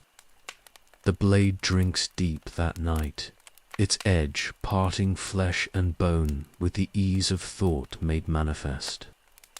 Turin fights with a skill that makes even the ancient warriors stare in wonder, his movements flowing from cut to thrust to parry without pause or wasted motion. But there is something in his face as he kills that troubles those who watch, a light that speaks not of duty fulfilled, but of thirst finally slaked. When the last orc falls, gurgling to the blood-soaked earth, Turin stands among the corpses like a statue carved from shadow and starlight. His blade drips with blackness that steams in the cold air, and his breathing comes hard and fast as if he has run a great distance. The elves clean their weapons with the efficiency of long practice, but they give the mortal warrior a wide berth, sensing something in him that is changed with the taste of battle. The raids increase as autumn deepens toward winter, drawn perhaps by the growing darkness that spreads from Angband like poison seeping through cracked stone. Each foray brings news of bolder attacks, of orc bands that probe deeper into the borderlands than they have dared since the Dagor Bragolic burned the north to ash. The captains of Doriath speak of patterns in the enemy's movements, of some greater purpose behind the seemingly random strikes. Turin volunteers for every patrol, his eagerness for battle making him first to saddle his horse when the horns sound their warning. His skill with girth and Glamhoth grows with each encounter, the blade seeming to guide his hand toward the perfect cut that drops enemies like wheat before the scythe. The songs begin to speak of his prowess, but they are grim verses that tell of death dealing rather than the bright heroics of elder days. Winter brings with it a different kind of warfare, as the orcs learn to strike and fade like wolves harrying a wounded stag. They attack the outlying settlements under cover of storm and darkness, leaving behind scenes of devastation that make even hardened warriors curse the day that evil first entered the world. Turin's company arrives always too late to prevent the slaughter, but in time to follow the blood trail back to its source. The pursuit leads them through valleys where the snow runs red and forests where the trees themselves seem to recoil from the malice that has passed beneath their branches. Turin tracks the raiders with a patience that surprises those who know his eagerness for battle. following signs so faint that even elven eyes struggle to read it. When they find their quarry at last, his vengeance falls upon them like a winter storm made manifest in steel. The orc chieftain who led the raid dies with Turin's blade through his heart, but not before the creature speaks words that chill the blood of all who hear them. It tells of a great gathering in the north, of armies massing for an assault that will sweep away the last bastions of light in Middle-earth. Its laughter echoes even as life fades from its yellow eyes, for it knows that every death it has dealt serves a purpose larger than mere malice. Spring's return brings with it reports that confirm the dying orc's boasts, as refugees stream southward from lands that have known peace since the Dagor Brigalic ended. They speak of fortresses falling and kingdoms burning, of dragons stirring in the deep places where they have slept since the elder days. The shadow spreads like plague across the map of Middle-earth, and even the timeless realm of Doriath feels the pressure of the darkness gathering against its borders. Turin stands in the war councils now, his voice heard among the captains who plan the kingdom's defense. His tactical knowledge gleaned from years of study combines with hard experience won in blood, to make him a strategist whose advice carries weight even among the immortal wise. But those who listen to his words hear in them an eagerness for the greater battles to come that goes beyond simple duty. The curse works its will through steel and strategy both, shaping its chosen instrument for the doom that awaits. In Angban's depths, Hurin watches his son grow into the weapon that will destroy all who love him, and weeps tears that fall like rain on stones too hard to soften.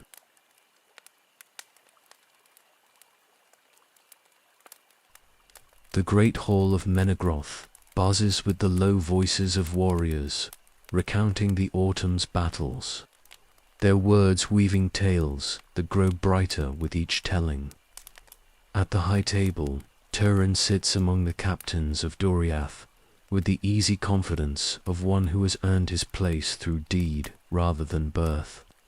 The elves around him speak his name with respect that borders on awe, for few mortals have ever carved such a reputation from the raw material of courage and skill.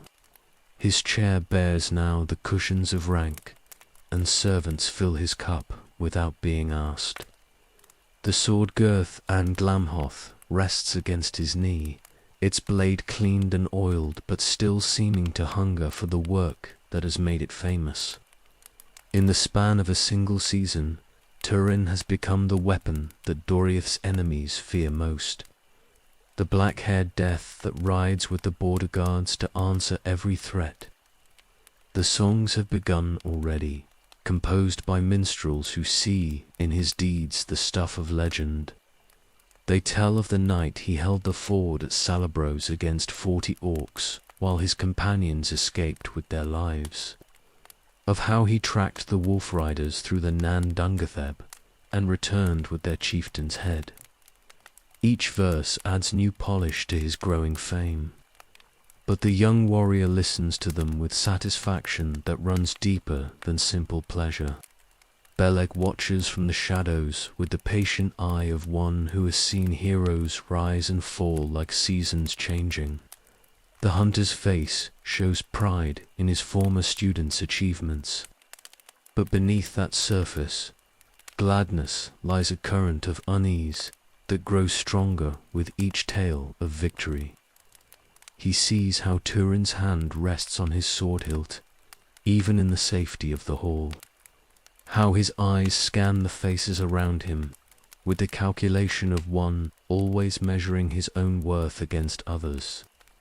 The younger elves seek Turin's company now, drawn by the magnetism that clings to those who have looked death in the face and emerged victorious. They listen to his tactical advice with the deference due a proven warrior. and their questions about the wider world beyond Doriath's borders receive answers that speak of knowledge hard won. Yet for all their admiration, none among them achieved the easy friendship that should bind brothers in arms. King Thingol summons him to private council more often now, seeking the perspective of one who has fought the enemy in bitter combat rather than simply planned for battles that might never come. The ancient king values the sharp clarity that mortal urgency brings to elvish deliberation, the way Turin cuts through centuries of careful consideration to reach the heart of strategic problems. But even the Lord of Doriath notes how the young warrior's advice tends toward solutions written in blood and fire. The winter months bring a different kind of recognition as Turin takes his place among the leaders, who shaped the kingdom's response to the growing darkness. His voice carries weight in the war councils, and his plans for strengthening the borders earn approval from captains who have defended these lands since the elder days. Yet there is something in his manner during these sessions that sets him apart, a certainty that his way is not merely one option among many, but the only path that wisdom can take. When spring arrives with news of fresh orc raids probing the eastern marches, Turin volunteers not merely to join the response, but to lead it. The request surprises even the senior captains, for command is traditionally earned through decades of seasoned judgment rather than a single year of brilliant fighting. But his record of success speaks louder than the protests of tradition, and King Thingol grants him a company of picked warriors to test his leadership in the field. The authority sits on Turin's shoulders like armor made to his measure, natural and comfortable in a way that makes even the elves who serve under him nod their acceptance of his command. He plans their movements with the careful precision of one who has studied warfare in the deep archives, but seasons them with the pragmatic knowledge that can only be won through actual combat. The combination proves devastating to their enemies and intoxicating to the young commander who wields it. Victory follows victory as his company sweeps the eastern borders clean of orc bands that have grown bold over the winter months. His tactics blend elvish stealth with human aggression in ways that confuse enemies accustomed to fighting one or the other. The captured banners that his warriors bring back to Morgoth pile high in the trophy halls, each one marking another triumph for the mortal who fights like a force of nature unleashed. But with success comes a subtle change in how Turin carries himself through the halls of the hidden kingdom. His stride grows longer and his voice carries farther, as if he expects the very stones to make way for his passage. The deference he shows to King Thingol remains perfect in its forms, but those who watch closely see how his eyes measure even the ancient throne with calculation that speaks of ambitions not yet fully formed. The other captains begin to notice how Turin's reports of victories focus more on his own tactical brilliance than on the courage of the warriors who bled to achieve them. His recommendations for future campaigns show an eagerness for ever greater challenges that goes beyond the simple desire to protect Doriath's borders. When he speaks of the war against darkness, his words carry the ring of one who sees himself as destiny's chosen instrument rather than merely another soldier in the ranks of light. The transformation is gradual but inexorable, like water wearing away stone one drop at a time.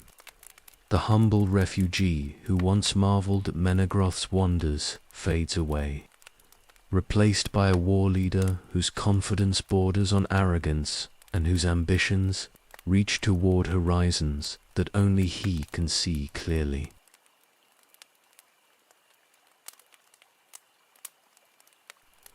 the feast of Merith Adathad fills the great hall of Menegroth with light and laughter, as King Thingol celebrates another year of peace maintained against the growing darkness beyond his borders. Crystal lamps cast their radiance over tables laden with delicacies that would make mortal kings weep with envy, while the voices of the Eldar rise in songs that remember days when the world was younger and hope burned brighter than any flame. At the high table, Turin sits among the greatest lords of Doriath, his place earned through deeds that have made his name a byword for victory along the contested marshes. The wine flows freely, vintage drawn from cellars that predate the rising of the sun, and with it comes the loosening of tongues that even elvish courtesy cannot always restrain. Warriors boast of old victories, while their ladies smile and correct the more outrageous embellishments, and the younger nobles speak eagerly of the campaigns to come. The hall buzzes with the comfortable warmth of those who gather safely behind walls that have never been breached by enemy force. Saeros of Doriath sits 3 places down from Turin, his golden hair catching the lamplight as he gestures with wind-darkened lips. He is beautiful even by the standards of his people, with eyes like green jewels and a voice that carries music in its every cadence.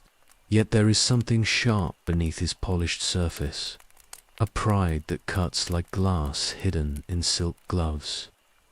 He has watched Turin's rise with growing displeasure, for he sees in the mortal's success a challenge to the natural order that places elvish nobility above all others. The conversation turns to the recent victories along the eastern borders, and the assembled lords speak Turin's name with respect that borders on reverence. They tell of his tactical brilliance and personal courage, of how he has driven the orc bands back beyond the furthest reaches where they once dared to hunt. The young mortal accepts their praise with the gracious humility that befits a hero. But those who watch closely see how his eyes brighten with each compliment laid at his feet. Saeros listens to the litany of praise with lips that curve in a smile cold as winter starlight. The wine has loosened his tongue beyond the bounds of wisdom, and the words that spill from him carry poison wrapped in honey. He speaks of mortal achievements with the condescending tone one might use to praise a clever child's first attempts at verse, his voice pitched to carry just far enough to reach the ears it is meant to wound. Indeed, the son of Hurin has proven that even men can learn to fight when properly instructed by their betters. Perhaps in another age or two of patient teaching, mortals might achieve something approaching elvish skill in the arts of war. The words fall into sudden silence like stones dropped into still water, their ripples spreading outward to touch every ear in the great hall. Turin's hand tightens on his wine cup until the metal protests beneath his grip, and his dark eyes fix on Saeros with an intensity that makes the very air between them seem to crackle with tension. Around them, the other nobles shift uncomfortably, sensing the approach of something that will shatter the evening's peace beyond any hope of repair. But Saeros is not finished with his malice, for wine and spite have combined to drive him past the point where wisdom might still prevail. His voice drops to a whisper that somehow carries to every corner of the vast space, each word chosen with the precision of a blade thrust toward a vital organ. Though I confess myself curious about the customs of Dor-lomin, where I hear that men run naked through the woods like beasts, and their women serve any stranger who comes to their doors. Perhaps our young hero learned his woodland skills in just such fashion, though one hopes he has abandoned the more primitive customs of his people.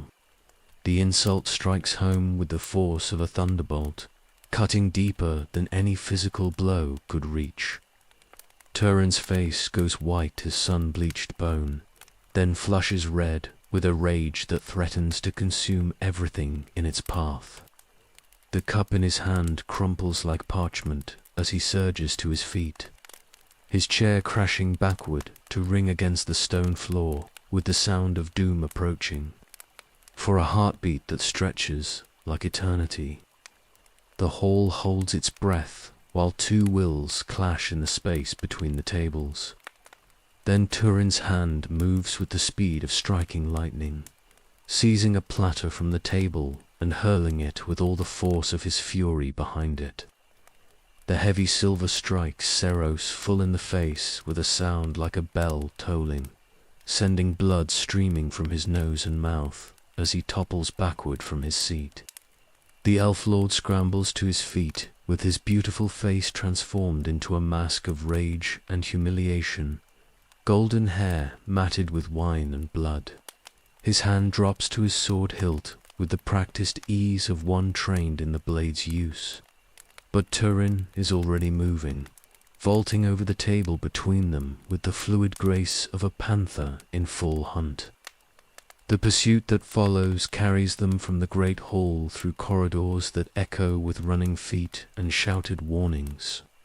Saeros flees like a stag before the hounds, his elvish speed the only thing that keeps Turin's grasping hands from his throat. But fear makes even the swiftest stumble, and when the elf lord's foot catches on the threshold of a doorway, he falls hard enough to drive the breath from his lungs. Turin stands over his fallen tormentor with chest heaving and eyes that burn with fires too hot for tears. In his hand appears a knife that gleams with deadly promise, and for a moment balanced on the edge of forever, the choice hangs between justice and murder. The blade stays its fall by the narrowest of margins.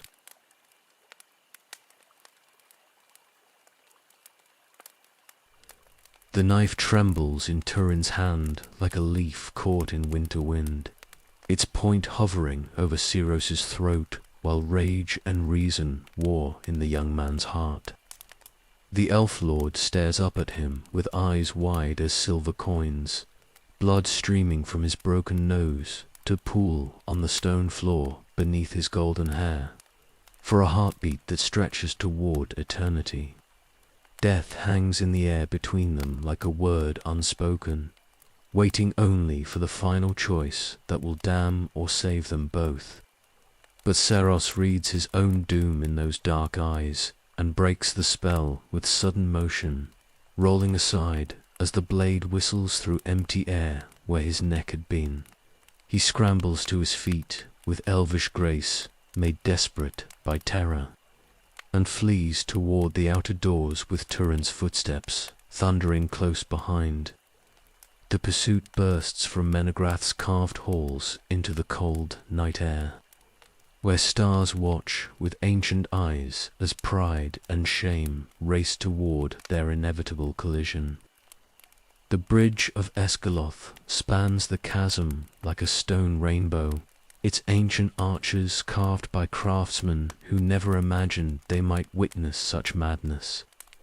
Saeros reaches its center with lungs burning and legs that shake with exhaustion, turning at last to face his pursuer with nowhere left to run. The moonlight captures the blood on his face and transforms it into silver tears, while his breath steams in the cold air like the ghost of words better left unspoken. Turin advances across the bridge with the inexorable patience of fate itself, his own breathing harsh but controlled. The rage that drove him from the hall has cooled to something harder and more terrible, a purpose that needs no flame to burn bright. His hand no longer holds the knife, but his eyes promise a reckoning that steel could not make more certain. The elf lord backs away with steps that grow smaller as the bridge's edge draws near, his elvish pride warring with the mortal terror that freezes his blood. He speaks words meant to turn aside the doom approaching, apologies that tumble from his lips like water from a broken dam. But Turin's face remains set as stone, and his advance never wavers despite the pleas that echo off the chasm walls. Saeros takes one final step backward and finds only empty air beneath his foot. His arms windmill frantically as he teeters on the bridge's edge, gravity and momentum combining to pull him toward the darkness below, for an instant that lasts forever. He hangs suspended between earth and emptiness while his eyes meet Turin's across the narrowing distance. The fall comes without sound, save the whisper of wind through broken stone. Saeros drops like a star torn from its place in the heavens, his beautiful form dwindling to a pale speck against the black depths of the gorge. The impact echoes up from far below, a sound like breaking glass that seems to shatter something fundamental in the night's stillness. Turin stands alone on the bridge with the wind pulling at his dark hair and the weight of what has happened settling on his shoulders like a cloak made from lead. The rage that carried him this far drains away like water from a cracked vessel, leaving behind a hollow space that horror rushes to fill. He stares down into the chasm where Saeros lies broken on the stones, and understands with perfect clarity that his life in Doriath has ended as surely as if he had fallen beside the elf lord. The sound of running feet echoes from the halls behind him, growing louder as the guards converge on the scene of tragedy. Their voices call his name with urgency that speaks of consequences rushing toward him like an avalanche gathering speed. Turin knows that no explanation will suffice. No appeal to justice or provocation will wash away the blood that stains his hands tonight. He thinks of King Thingol's face when the news reaches him, of the disappointment that will cloud those ancient eyes like storm clouds covering the sun. The throne that welcomed him as a refugee will become a seat of judgment, and the halls that offered sanctuary will echo with calls for his punishment. The elves are just in their laws and merciful in their hearts, but they cannot ignore the death of one of their own, no matter what words preceded it. The choice that faces him admits no compromise between honor and survival. To remain means facing trial for a crime born from righteous anger, accepting whatever punishment the king's justice demands. To flee means abandoning everything he has built in 7 years of patient service, turning his back on the only home he has known since childhood's end.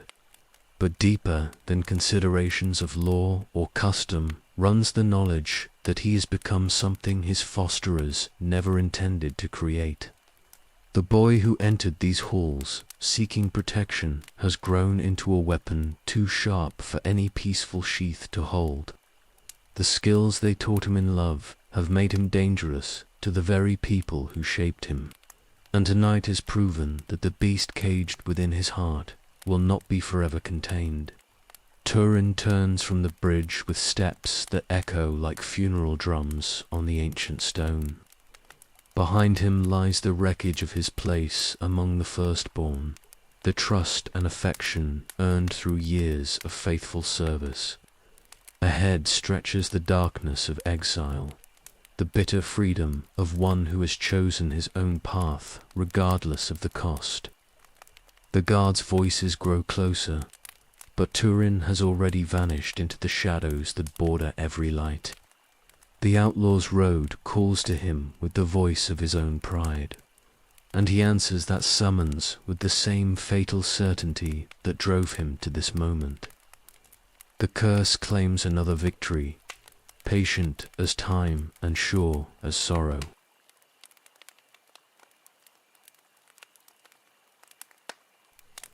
The forest beyond Doriath's borders drinks in the fugitive like dark water swallowing a stone.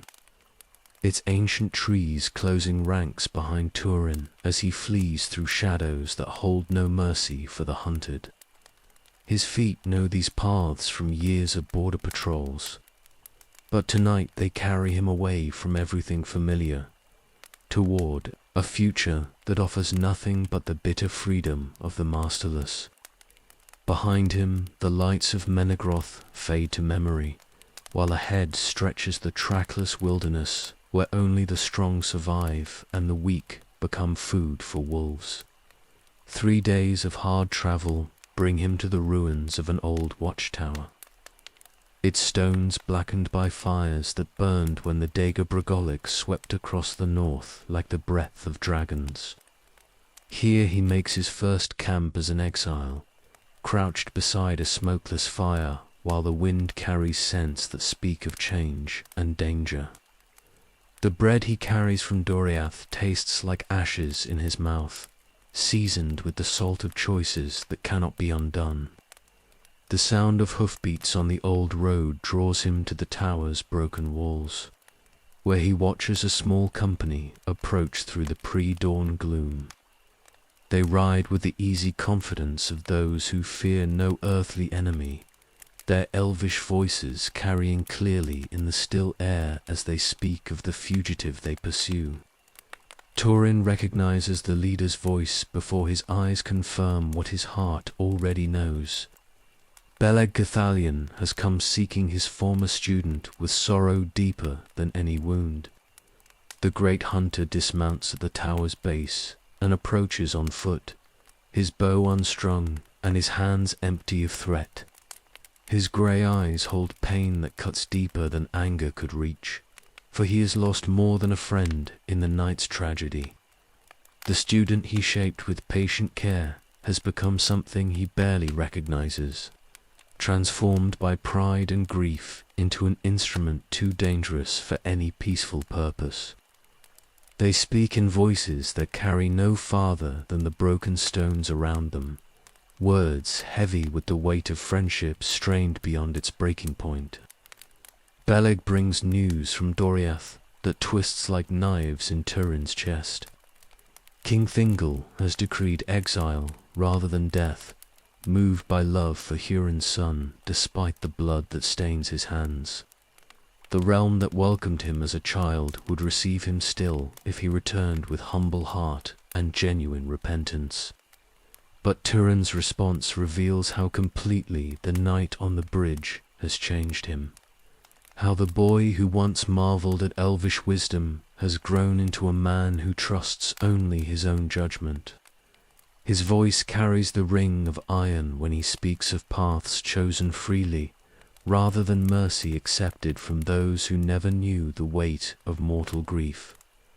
The offer of forgiveness strikes him not as grace, but as condescension from immortals who cannot understand the fires that burn in human hearts. Beleg sees the futility of argument written in the stubborn set of his former student's jaw, recognizes the pride that will not bend even before the wisdom of ages.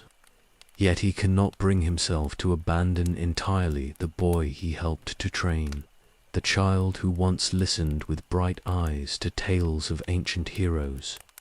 When he speaks again, his words carry the weight of prophecy, though he does not know it. Then I will come with you into the wild places, if you will have me. 2 blades are better than one in the lands where darkness gathers, and I would not see Hurin's son face the shadows alone. The offer hangs in the morning air like a bridge thrown across an abyss, connecting the exile to the world he has abandoned through bonds stronger than law or custom. Turin stares at his old teacher with eyes that struggle to comprehend such loyalty, for he has grown used to thinking himself beyond the reach of elvish love. The hunter's willingness to share his chosen fate strikes him like a physical blow, revealing depths of friendship he had not known existed.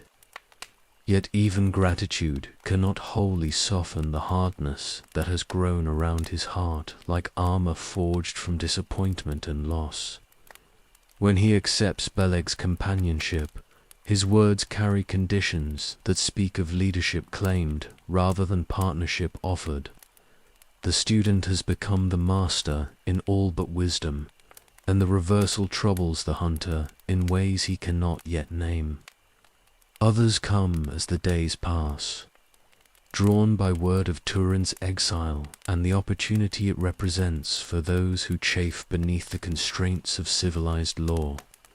First arrive a handful of young elves whose spirits burn too hot for the measured peace of Doriath. Then men from the scattered settlements who see in the fugitive prince a leader worthy of their loyalty. Each addition to their band brings skills that increase their chances of survival, but also mouths that must be fed and ambitions that must be managed. By summer's height, Turin commands a company of 30 warriors whose names will someday be spoken with fear across the wild lands between kingdoms. They are the dispossessed and the desperate, the proud and the angry, united only by their willingness to follow one whose reputation grows with every skirmish against the servants of darkness. But already the seeds of future tragedy show green shoots above the soil, for the curse works its will through the very virtues that make men follow him. The outlaw prince has found his army, and the world will learn to tremble at their passing.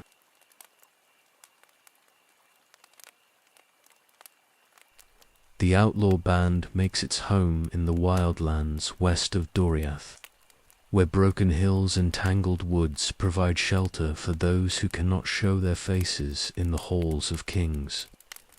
Their camp shifts with the seasons and the movements of their enemies, sometimes hidden in caves that delve deep into the bones of ancient mountains, other times concealed beneath the spreading branches of trees that have stood since the elder days. Here they forge themselves into a weapon that cuts both ways, bringing death to the servants of darkness, while growing ever more distant from the light they claim to serve. Turin takes a new name to match his changed fortune, calling himself Gorthal, the Dread Helm, when he dons the dragon helm that marks him as his father's son. The golden dragon blazes on his brow like a star fallen to earth, its ruby eyes catching firelight to throw back reflections that speak of power and menace in equal measure. The sight of that ancient helm striking toward them through the morning mist has broken.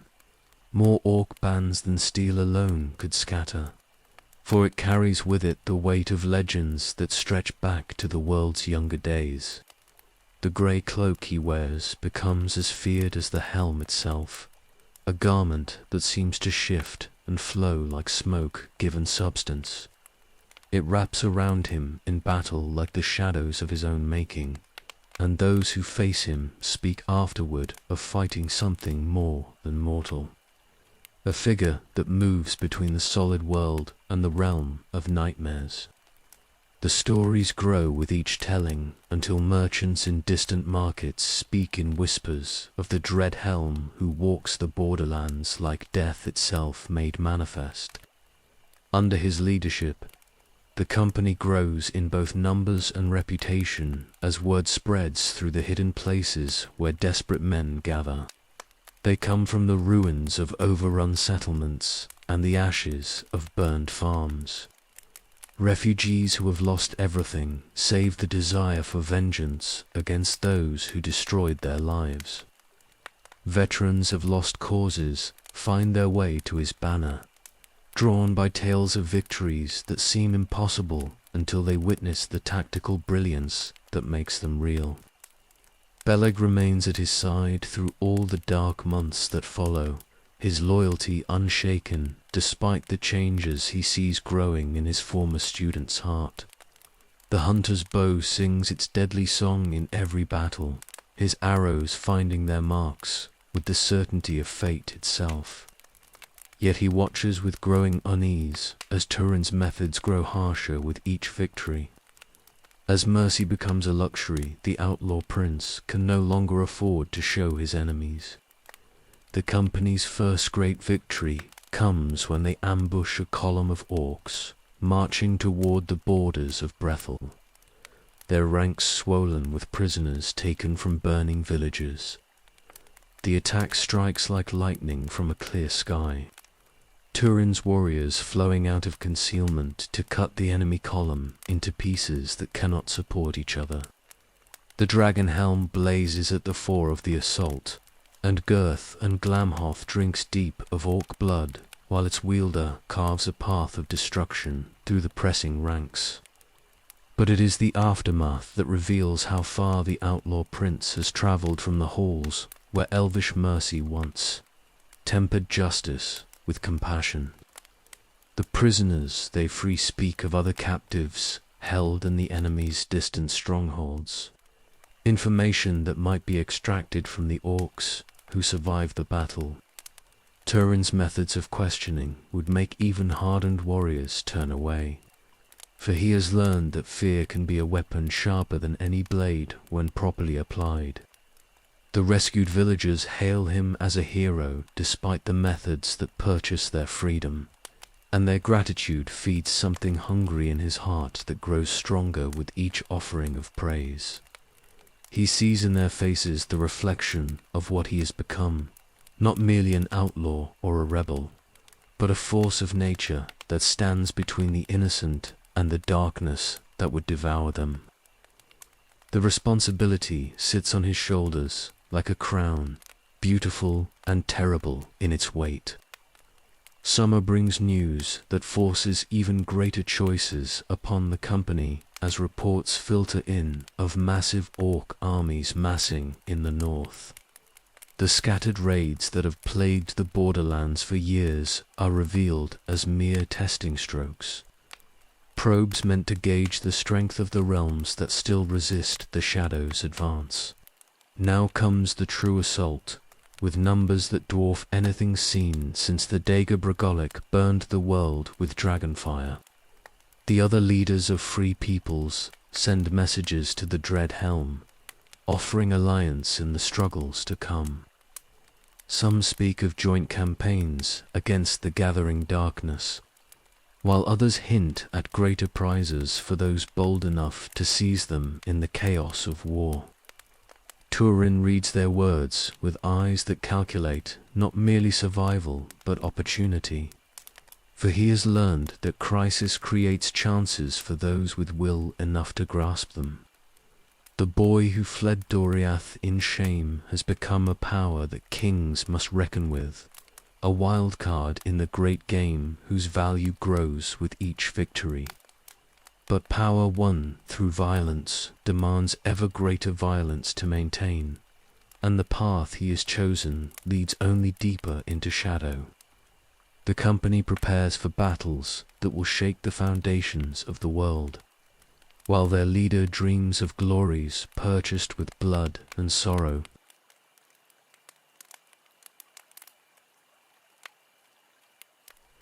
The hunting of men becomes an art form under Turin's guidance, as the outlaw company learns to track their enemies through wilderness that offers 1,000 hiding places to those who know its secrets.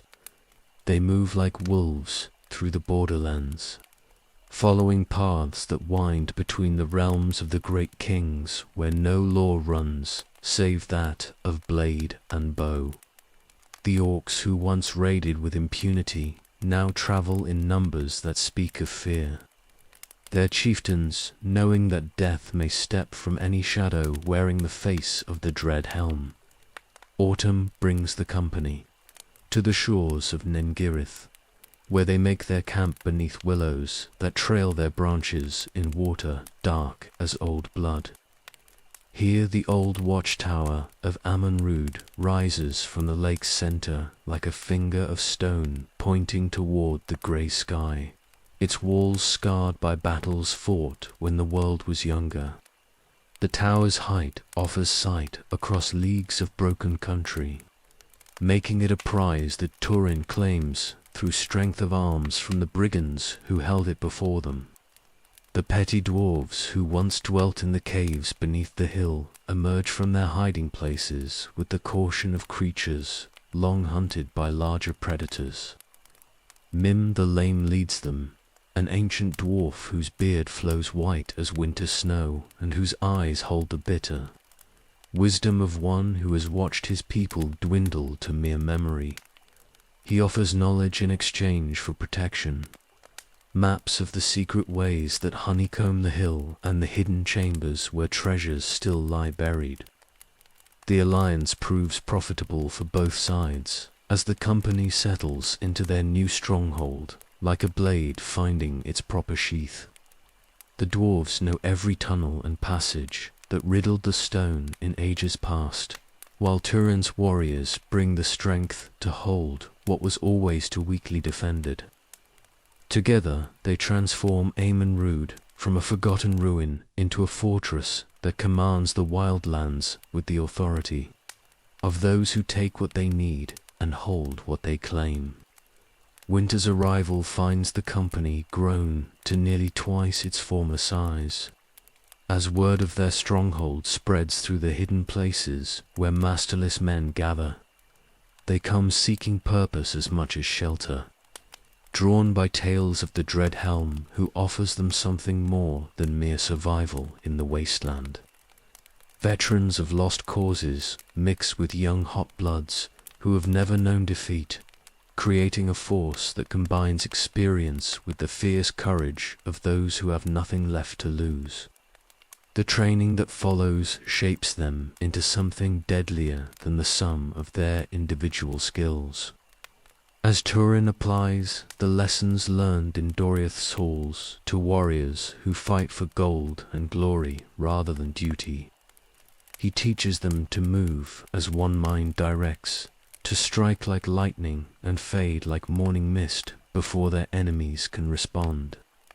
The tactics that once defended elvish borders now serve to raid the supply lines that feed the growing armies of darkness. Beleg watches these developments with the patience of one who has seen many students grow beyond their teacher's guidance, but his grey eyes hold shadows that speak of concerns deeper than tactical disagreements. The hunter sees how command changes his former pupil, how the weight of leadership in dark times draws forth qualities that peaceful days might have left forever buried. The boy who once listened eagerly to tales of ancient heroes has become something that the heroes themselves might have feared to face. The spring thaw brings news that sets the company's plans in motion, as merchants fleeing the northern reaches speak of vast hosts gathering beyond the borders of sight. The orc armies that have threatened the free peoples for years are moving at last, their numbers swollen beyond count by reinforcements drawn from every pit and cavern where darkness breeds. The great assault that will decide the fate of Middle-earth draws closer with each passing day. But with the armies comes opportunity for those bold enough to seize it, as the movement of such forces requires supply trains that stretch across hundreds of miles of contested ground. Turin studies the maps with the eye of one who has learned to see weakness in apparent strength, tracing the routes that must be used and the bottlenecks where a small force might achieve results far beyond its size. The hunter has become the hunter's nightmare, patient and deadly as winter itself. The company prepares for the campaigns to come with the methodical care of veterans who know that survival depends on details too small for glory but too important for neglect. Weapons receive the attention of lovers, while supplies are gathered and cached in the secret places that only they know how to find. Each man sharpens not only his blade, but his understanding of the role he must play when the great hunt begins. Mim watches their preparations with eyes that gleam like chips of flint in firelight, for he has seen many warriors come and go in his long years beneath the hill. But never has he witnessed such focused preparation for war, such careful attention to the arts of death disguised as strategy. The old dwarf understands that he has allied himself with something that will reshape the very landscape of conflict, and the knowledge both thrills and terrifies him. The dread helm stands atop his tower as night falls over the wilderness, his grey cloak stirring in winds that carry the scent of battles yet to come.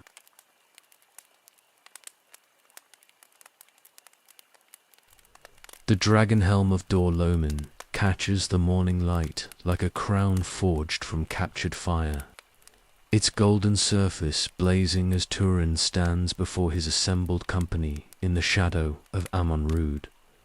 Around him gather the dispossessed and the desperate, men whose faces bear the hard lines carved by years of fighting for causes that died before their time.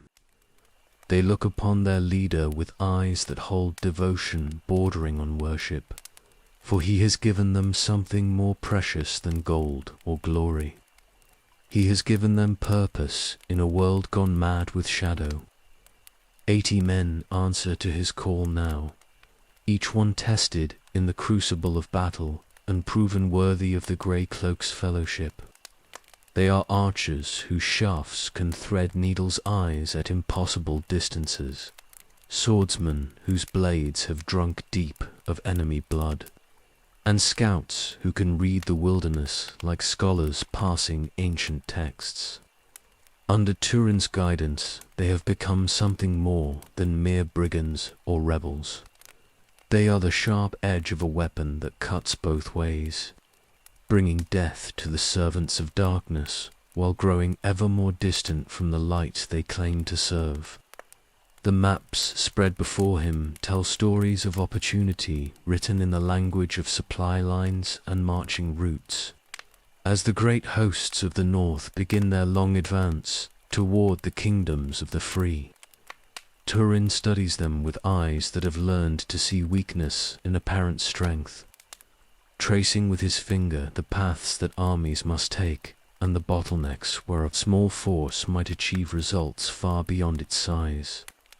The elf's presence lends weight to Turin's commands among those who might otherwise question the authority of one so young, for Beleg Cuthalian's name carries honor even in the wild places where law holds no sway. Yet the hunter watches with growing unease as mercy becomes a luxury his friend can no longer afford to show.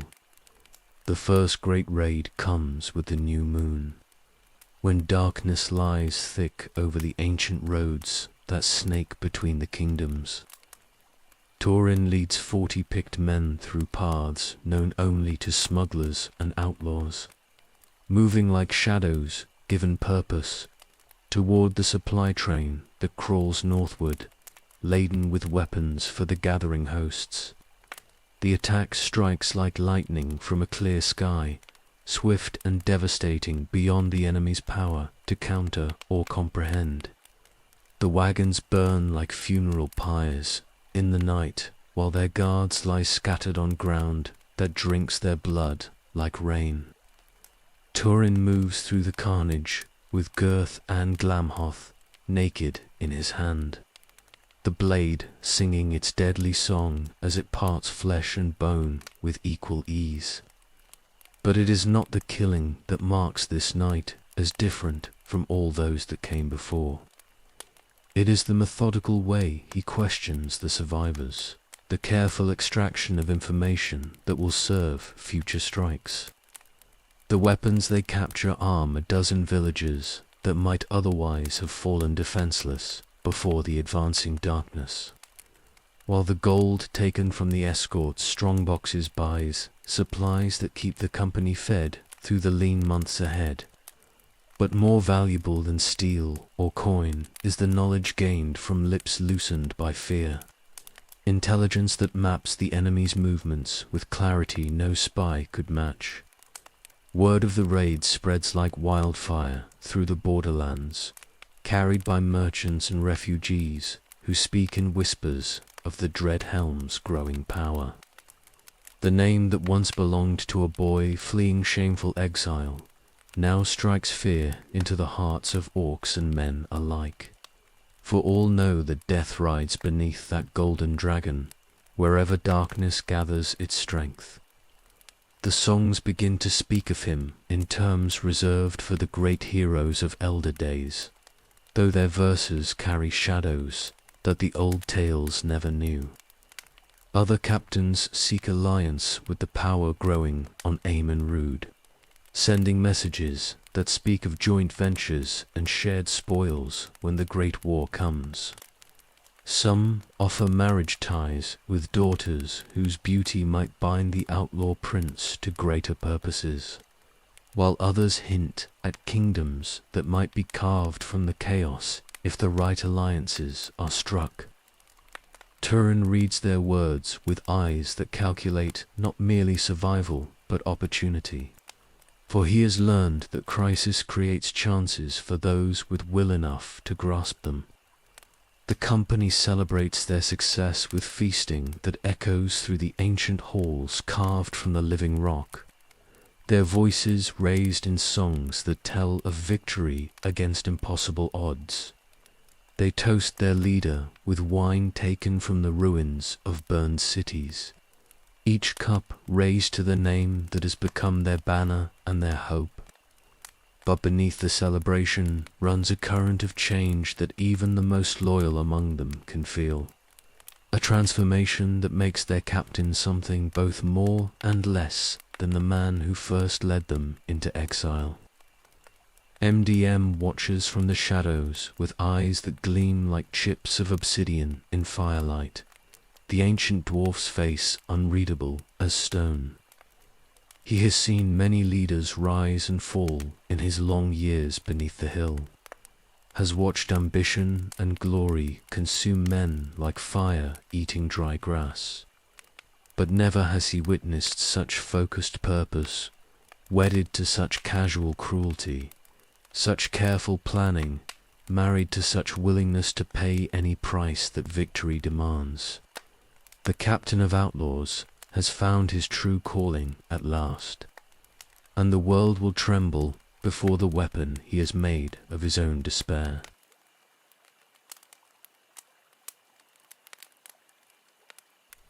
The fire crackled low in the hollow beneath the overhang, casting wild shadows on the stone walls above them. Turin felt their eyes upon him as he gnawed meat from the bone.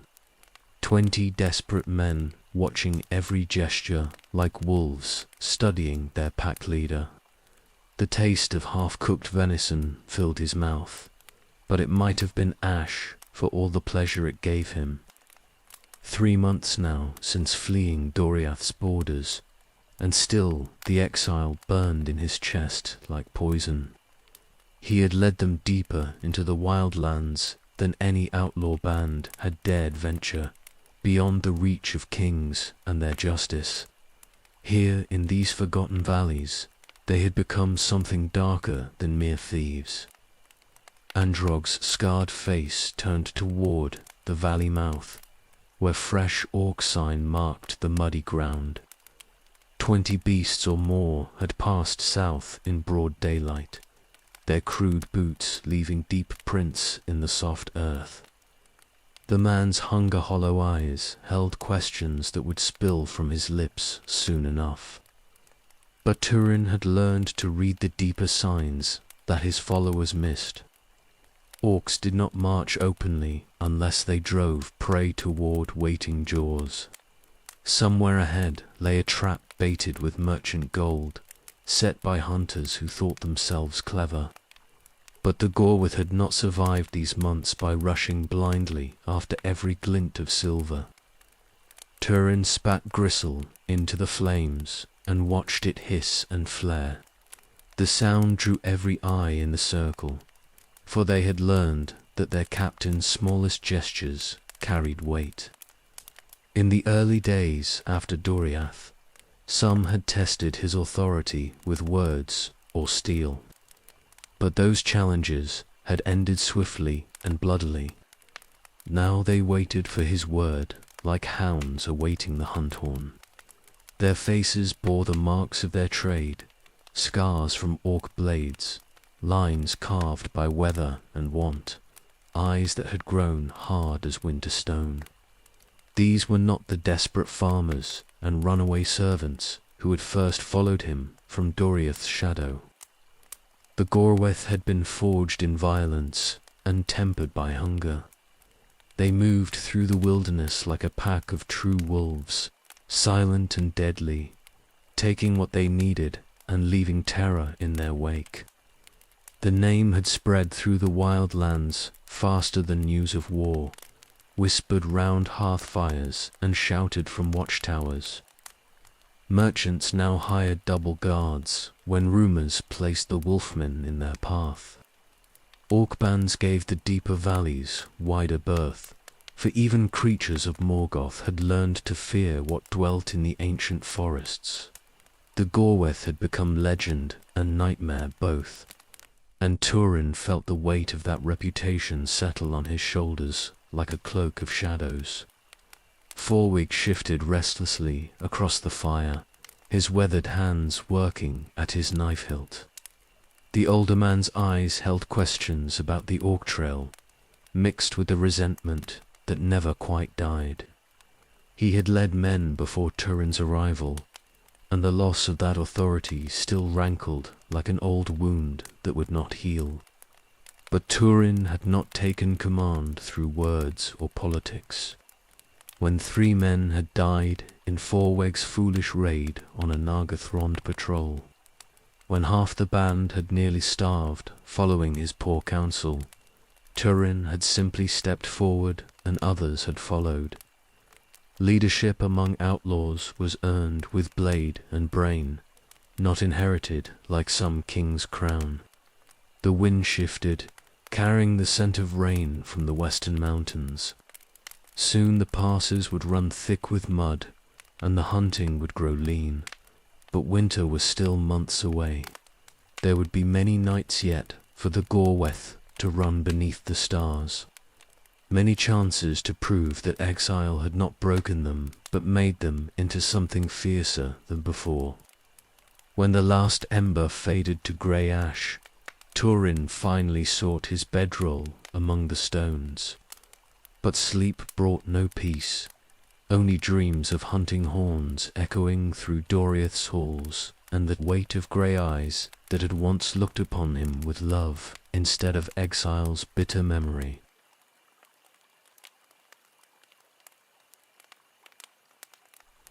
The autumn rain had driven them deeper into the hills than any of the Glaurung had ventured before. For 3 days they had climbed through grey mist and dripping stone, following deer paths that seemed to lead nowhere, until the red hill rose before them like a wound in the grey sky. Turin felt something stir in his chest as he looked upon it, though he could not say whether it was hope or foreboding. Androg had found the first sign to days past, strange scratches on stone that spoke of tools sharper than orc work. Now, as they crouched among the wet bracken, watching the hill's scarred flanks, Turin could see what his keenest scout had missed. The marks were not random but purposeful, carved by hands that knew their craft. Something lived in that red stone, something that shaped the very bones of the earth. The wind shifted, carrying scents that made his nostrils flare. Smoke, but not the reek of orc fires. Metalwork and stone dust. The smell of delving deep and tools kept sharp. Below them in the valley, 20 men waited for his word, but Turin held his silence and studied the hill with hunter's eyes. Movement caught his attention, a flash of brown against the red stone. Too quick for deer, too small for men, but it walked upright and carried something glinting in its hands. Turin's breath caught as understanding dawned like cold sunrise. Not orcs dwelt in the red hill. Something older and stranger had made their home in its heart. He slipped back through the bracken to where his men crouched in the shelter of fallen trees.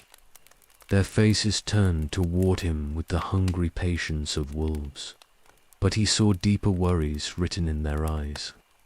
3 days of rain had soaked through every cloak and leather, and their food ran dangerously low. The winter would come early to these high places, and men caught in the open when the snows fell rarely saw spring. Turin's voice carried no higher than the sound of wind through leaves. Soon they were moving through the mist like shadows, 20 figures darker than the grey air around them. He led them up the hill's eastern slope, where the stone lay broken and water ran in thin silver streams between the rocks.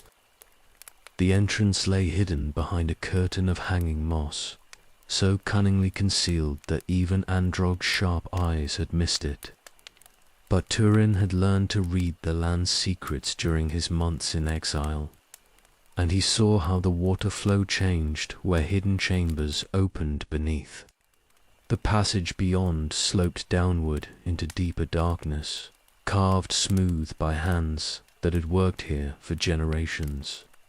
Strange scents rose from the depths, not unpleasant but alien, speaking of lives lived far from sun and star. The stone itself seemed to pulse with hidden life. Behind him, Turin heard his men's breathing grow shallow as they followed him into the earth.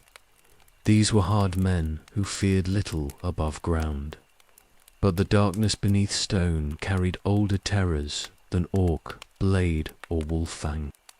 Light gleamed ahead, not the red flicker of common fire, but something steadier and cooler.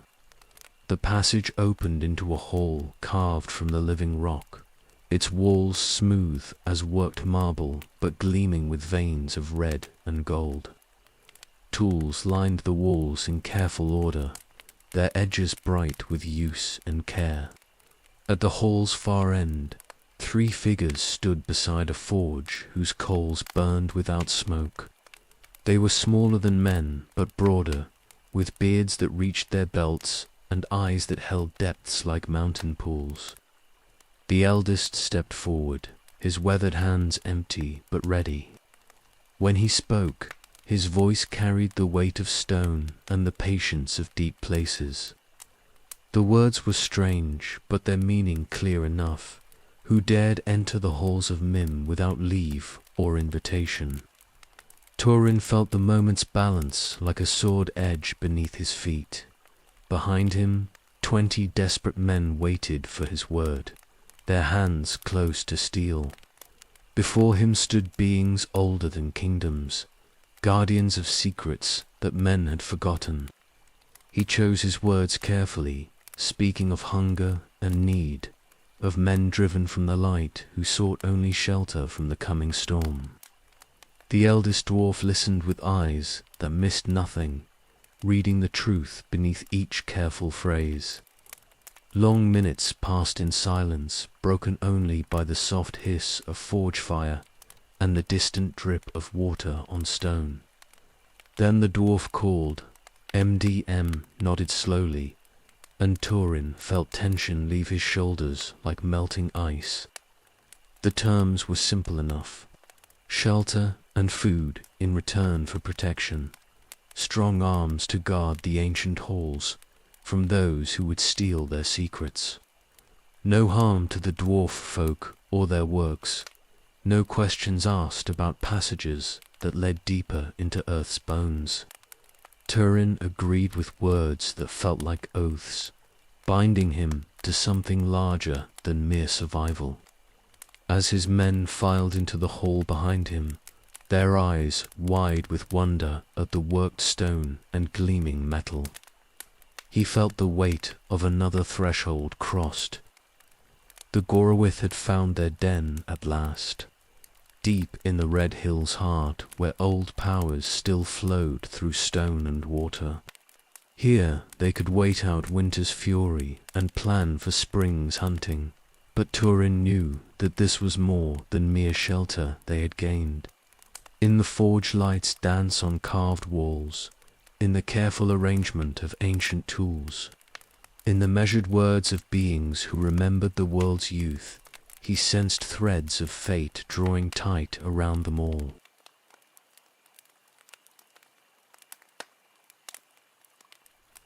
The leaves had turned gold and red when Beleg Cuthalion took his bow from its peg in the armory and walked through Menegrath's great gates for the last time.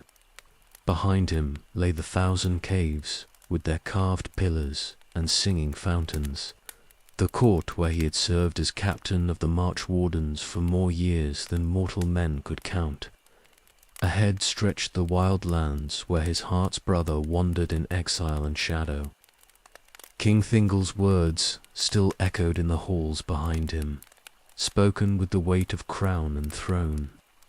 "Let the son of Hurin make his own path," the Grey King had said, "for those who choose exile must bear its burden alone."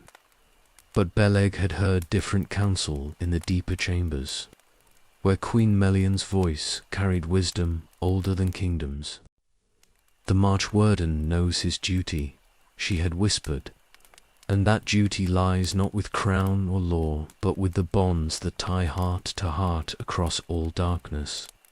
So Beleg had taken his great bow and filled his quiver with arrows fletched with eagle feathers, had wrapped lembas in malarn leaves, and filled his waterskin at the Esgalduin's sacred source. The other March Wardens had watched him go with eyes that held understanding, for they knew that some loyalties ran deeper than service to any throne. The first weeks of searching had led him through familiar country, the green hills and silver streams where he had hunted with Turin in happier days. Here they had stalked the great deer through autumn woods. There they had camped beneath stars that seemed bright with promise. But those tracks were old now, grown cold as winter stones. Beyond Doriath's borders, the land changed, growing wilder and more broken with each league travelled. Here dwelt men who owed no allegiance to any king, who lived by blade and bow in the spaces between kingdoms. They watched him pass with hungry eyes, reading the worth of his gear and weapons, but something in his bearing warned them off. Beleg's strongbow was not prey for common bandits. Villages grew scarce and then vanished altogether as he pressed deeper into the waste. The roads dwindled to deer paths and game trails, winding through valleys where mist lingered even at midday and shadows seemed to move with purpose of their own. This was the country beyond maps, where only outlaws and worse things made their homes. Yet everywhere he found signs of his quarries passing, written in broken twigs and disturbed earth for eyes that knew how to read them. A bootprint in dried mud spoke of a man walking with purpose, but bearing some hidden weight. Ashes scattered by wind told of fires built by those who feared pursuit. The very air seemed to whisper of violence recently done. As autumn deepened into winter's first breath, the signs grew fresher and more troubling. Beleg found places where men had died badly, their bones picked clean by crows and wolves. Merchant caravans lay scattered across the trade roads, their goods long since taken, but their fear lingering like smoke in the air. The name began to reach his ears in the last settlements before the true wild, spoken in whispers behind barred doors. Gorwaith, the wolfmen, who moved through the forest like hunting beasts and left only death behind them. Some said they were orcs grown cunning, others claimed they were men turned savage by despair. But Beleg heard another truth beneath the fearful tales. Read it in the careful selection of targets and the tactics used. This was not random savagery, but planned warfare, led by someone who understood both strategy and men's hearts. Someone who had learned such arts in the halls of a king. The tracking grew harder as he climbed into the hill country where stone replaced earth and water ran in hidden channels. Here the Gorweth had grown cautious, covering their movements with woodcraft that impressed even Beleg's ancient skills. They moved like ghosts through the grey landscape, leaving barely a trace of their passage. But love is a tracker that never loses the scent, and friendship a hound that runs until its heart bursts. Beleg pressed on through rain and mist, reading signs that others would have missed entirely. A thread caught on a thorn spoke of cloaks woven in Hithlum's halls. Stones displaced in a certain pattern told of men who had learned their fieldcraft in Doriath's service. When he found the red hill rising like a wound against the grey sky, Beleg felt certainty settle in his bones like winter cold. Here dwelt something old and watchful, something that might offer shelter to men fleeing the justice of kings. The very stones seemed to pulse with hidden life. He circled the hill's base like a hunting wolf, reading every shadow and watercourse with eyes that missed nothing. The entrance lay hidden behind moss and mist, but Beleg had tracked quarry through stranger places than this.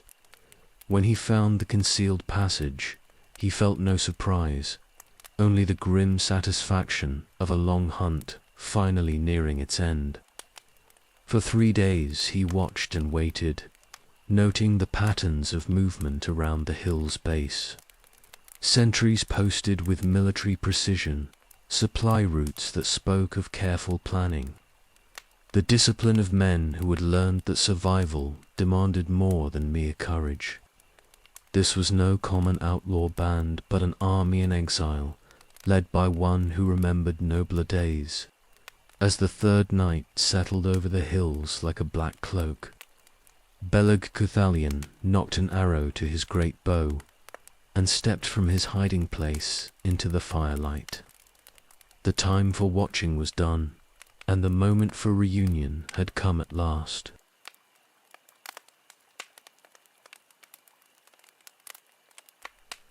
The sentries saw him first as he stepped from shadow into the flickering circle of their firelight. Bow drawn but not yet aimed, arrow nocked but held low in peaceful gesture. Algan's hand flew to his blade while Andrag rolled sideways behind a fallen log. But something in the stranger's bearing held their weapons silent. Beleg Cuthalion stood like a pillar of starlight among the rough men of the Gower Waith, his grey cloak unmarked by their months of desperate wandering, his silver-bound bow gleaming with elvish craft. The firelight played across features carved from living song, ageless and fair as the light that had shone on Quivianin in the world's youth. From the deeper shadows beyond the fire, Turin rose like darkness given form.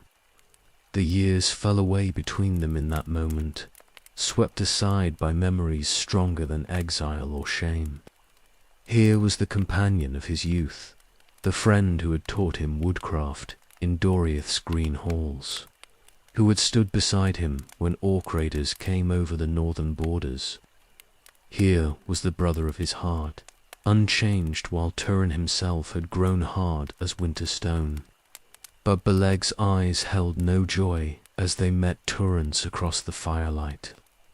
Instead, the elf lord's gaze moved slowly round the circle of scarred faces, reading the truth written in their hungry eyes and weapon-scarred hands.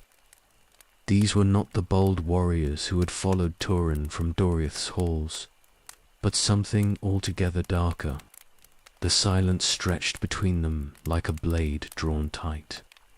Around the fire, 20 desperate men watched their captain face this apparition from his former life, their hands close to steel, but waiting for his word. They had learned to read Turin's moods like weather signs, and the stillness that held him now spoke of storms gathering. Beleg's voice carried the music of deep forests and running water, unchanged by the harsh years that had carved new lines in Turin's face. He spoke of Doriath's halls and the king's mercy, of pardons offered to those who would lay down their outlaw ways and return to the light. His words fell on the night air like silver bells, beautiful and distant as starlight. But Turin heard different meanings beneath the gentle phrases. He saw how Beleg's eyes lingered on the crude weapons scattered around their camp, on the wolfish faces of men who had forgotten what mercy meant. The elf's nostrils flared slightly at the scents that clung to them all, blood and smoke and the wild reek of lives lived beyond law's reach. The Glaurung had become something that even friendship might not redeem. Forweg's scarred face twisted with suspicion as he studied this newcomer who spoke of kings and pardons. His rough voice scraped against Beleg's silver tones like iron on stone, demanding to know what right any elf lord had in their wilderness halls. Other voices joined his, growling questions about bounty hunters and Doriath's long reach. Turin felt the moment's balance shifting like sand beneath his feet. These men had followed him into exile and shadow, had shared their blood and bread when both were precious beyond gold. But they were wolves now, and wolves recognized no law save the pack's survival. His hand moved to his sword hilt, not in threat but in readiness. The gesture sent ripples of tension through the watching circle. 20 men reading their captain's mood and preparing for whatever violence might follow. But Beleg's keen eyes caught the movement's meaning, saw how Turin's shoulders set themselves between his followers and their unexpected guest. Here was protection offered even to those who might not deserve it, loyalty given to men who had earned little beyond his pity. The elf lord's expression softened as understanding dawned. This was not corruption, but its opposite, a heart too loyal for its own good, bearing burdens that should have been shared among many. Turin had not fallen to darkness, but been crushed beneath the weight of caring too much. Through the long night hours they spoke, while the Glaurung dozed fitfully around their dying fire. Beleg's words painted pictures of green halls and peaceful days, of service that brought honor instead of shame. But Turin's answers came edged with truths that cut deeper than any blade. Where could men like Androg return, his face scarred by orc claws and his hands stained with merchant blood? What king would welcome Forweg, whose very name had become a curse in 3 kingdoms? The Glaurung were bound together now by crimes as well as loyalty, and Turin would not abandon them to face justice alone. Dawn found them still beside the cold ashes, 2 figures seated on opposite sides of a gulf that friendship alone could not bridge. Beleg's face held the sorrow of one who watches a star fall into darkness, while Turin bore the weight of choices that offered no clean resolution. The elf lord rose at last with movements graceful as water flowing over stone. His farewell carried all the love that years and distance could not diminish, but also the bitter knowledge that some paths, once taken, led too far from light to allow return.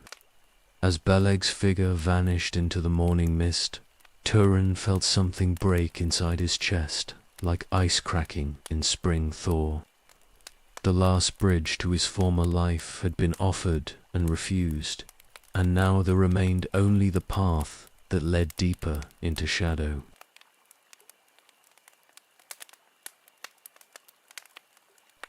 The helm lay wrapped in oiled leather at the bottom of Beleg's pack, hidden beneath lembers and spare bowstrings like a secret too dangerous for daylight. Turin's hands trembled as he lifted it free. feeling the weight of gold and steel that had not touched his brow since the day he fled Doriath in shame and shadow. The dragon of the north gazed up at him with eyes of green jewel, its wings spread wide across the helm's golden face. His father's device, worn by Hador, the golden-haired in battles before Turin was born, passed down through the generations of Dor-lomin's lords. Even wrapped and hidden, it seemed to pulse with the memory of ancient glory. Beleg's voice carried gentle insistence as he spoke of the helm's true purpose, how it marked not just noble blood but the responsibility that came with it.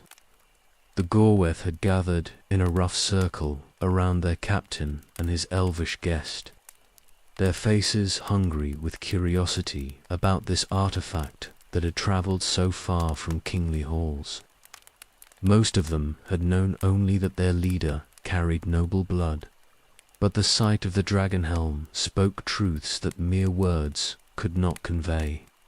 This was not some minor lordling fallen on hard times, but the son of a king, heir to domains that stretched from the grey mountains to the sea. Turin felt their eyes upon him as he lifted the helm toward his head, 20 rough men watching their captain transform before them. The weight settled on his brow like destiny made manifest, and suddenly the ragged outlaw they had followed through months of desperate wandering stood revealed as something altogether greater. The dragon's eyes caught the firelight and threw it back in emerald flames. Across Turin's features fell the shadow of wings spread wide, marking him with the device his forefathers had carried into battle against the hosts of Angband. The rough leather and stained wool of his exile garments seemed to fall away, replaced by the invisible raiment of ancient kingship. Forweg's weathered face went pale as understanding dawned like lightning in a midnight sky. He had mocked and questioned this man, had challenged his authority with blade and bitter word, never knowing that royal blood flowed in those veins. Now he knelt beside the fire like a common soldier before his lord, and others followed his example without thought or hesitation. But Turin's voice held no trace of lordly hauteur when he bid them rise, speaking to each man by name and deed rather than station. The helm had not changed him into something other than what he was, but had simply revealed what had been hidden beneath Exile's rough disguise. Androg's scarred face split in a wolf's grin as he looked upon his captain crowned with gold and steel. Here was validation for the months of desperate following, proof that their faith had not been misplaced. They had chosen to follow not just another outlaw, but a king's son, and that knowledge burned in their hearts like strong wine. Through the night they sat around the fire while Turin spoke of his true lineage, of Dor-lomin's halls and the curse that Morgoth had laid upon his line. His words painted pictures of green meadows and rushing streams, of horses running free beneath open sky and the sound of horns echoing from mountain peaks. But he spoke also of darker things, of his father's capture and the doom that had driven him from every haven he had sought. The helm's weight seemed to press these truths from him, like wine from crushed grapes, bitter and sweet in equal measure. As dawn approached, Beleg drew something else from his pack, a thing wrapped in silk, the colour of deep water. The blade within gleamed like winter starlight when he pulled away the cloth, its edge keen as the wind that blows between the worlds. This was no common sword, but something forged in elder days, when the skill of Aol, the dark elf, still moved in living hands. Angalachiel had been its name in the treasure halls of Doriath, one of 2 blades wrought from metal that fell burning from the sky. Thingol himself had wielded it in the wars against orcs, but now he offered it freely to the son of his greatest captain. The sword's weight felt strange in Turin's grip after months of carrying common steel. Power flowed up from the black metal like water from a deep spring, cold and clean and utterly without mercy. When he swung the blade through the morning air, it sang with a voice like winter wind, and the watching Glaurung felt their hearts quicken at the sound. Here was a weapon worthy of the dragon helm's heir, steel that could cleave through mail and bone with equal ease. But as Turin gazed into its dark surface, he saw something that made his blood run cold. The metal held depths like black water, and in those depths moved shapes that had no place in any wholesome dream. Anglachel had been forged from star metal, but its maker had been Ale the Dark, and something of that darkness lingered still in the blade's heart. It would serve faithfully, would never fail in battle or grow dull with use, but it would demand payment in blood for every victory it won. Turin slid the sword into his scabbard with hands that did not quite steady, feeling its weight settle against his hip like a promise and a threat combined. The dragon helm crowned his brow, and the black blade hung at his side, marking him as something more and less than mortal men. The Glaurung looked upon their captain with new eyes as he stood in the dawn light, reading in his bearing the truth that Exile had tried to hide. They followed not an outlaw now, but a prince, and that knowledge would change everything that lay ahead.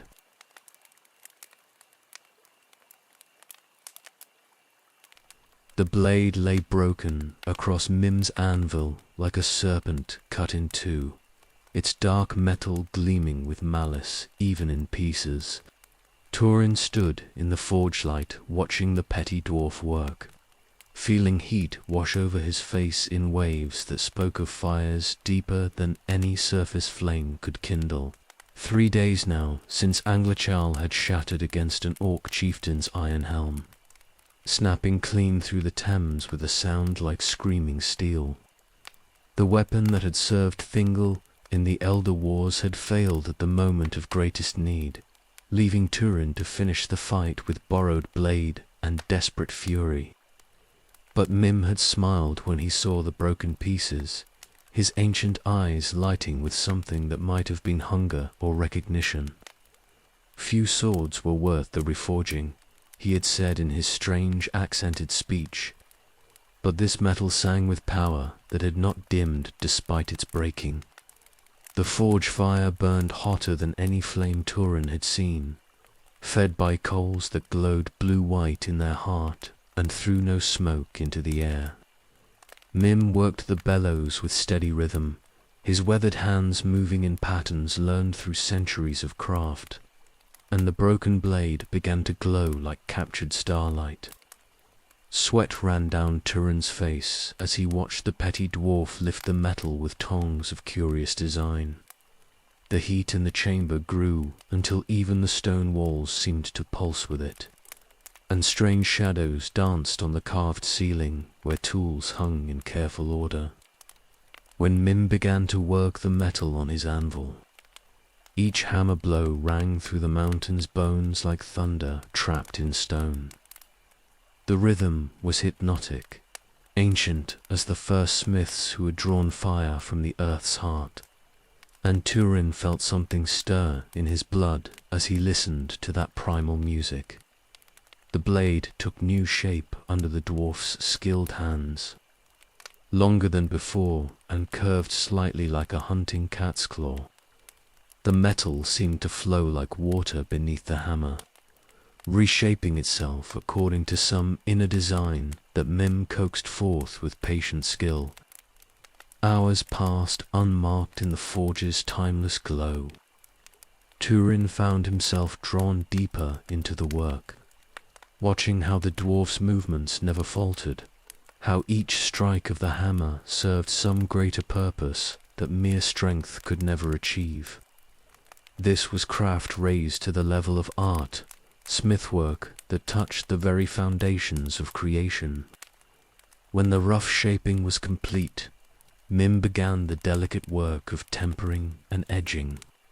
The blade went from white heat to cherry red to the deep blue of twilight sky, each change marking another step in its transformation from broken metal to living weapon.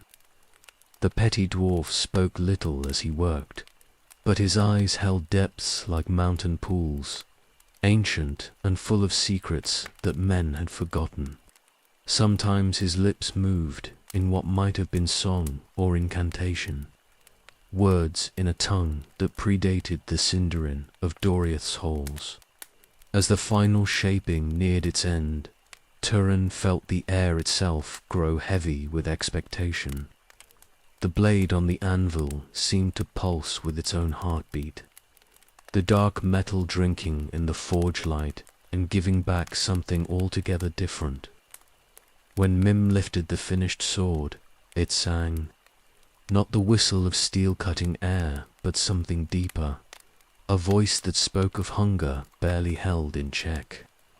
The edge gleamed like winter moonlight on black water, beautiful and terrible in equal measure.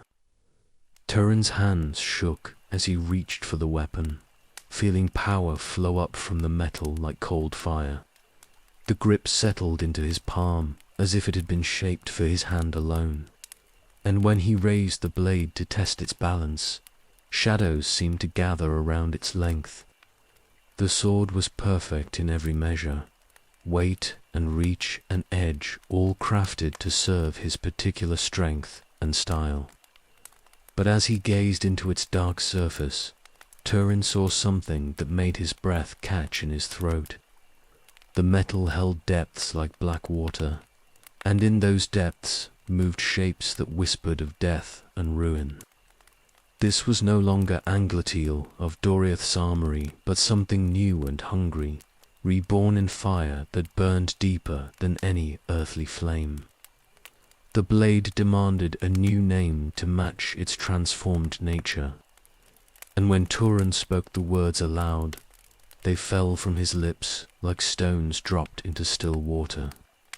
Girthing, he called it, death iron, the blade that would drink blood until the world's ending.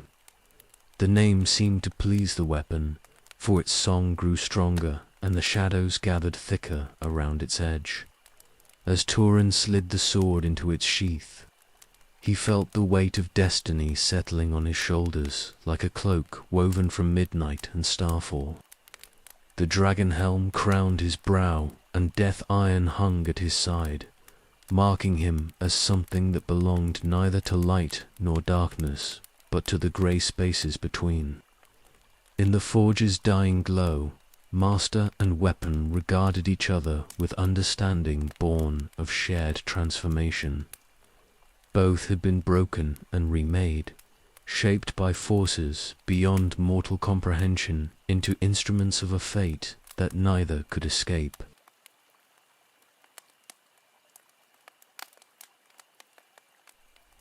The orc band came down the valley in the grey hour before dawn, 30 strong and confident in their numbers.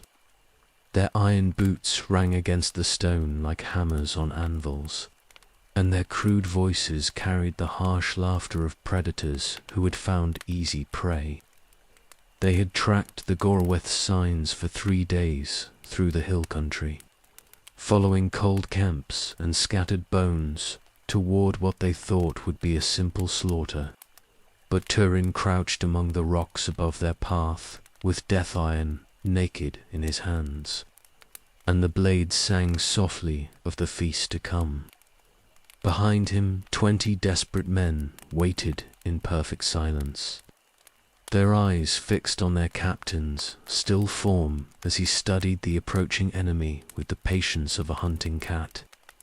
The reforged sword felt different from any weapon he had ever wielded, its balance so perfect that it seemed to float weightless in his grip. The dark metal drank in the dawn light and gave back something altogether stranger, a gleam like starlight reflected in black water. When he moved the blade through the air, shadows followed its edge like hungry smoke. Turin raised his hand, and 20 men rose from concealment as one, their movements coordinated by months of desperate fighting and the wordless understanding that kept wolves alive in hostile country.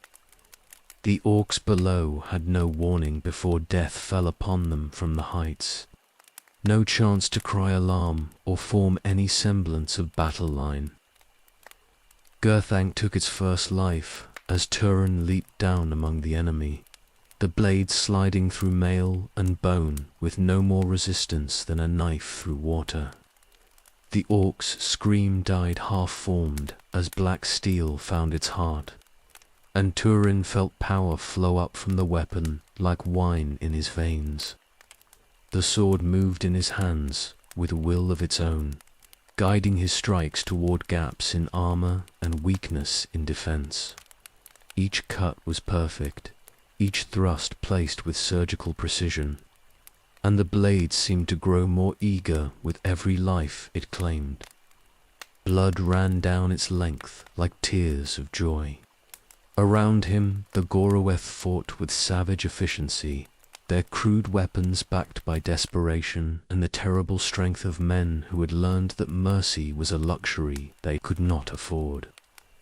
But Turin moved among the enemy like a force of nature unleashed, death iron carving a path of ruin through their ranks.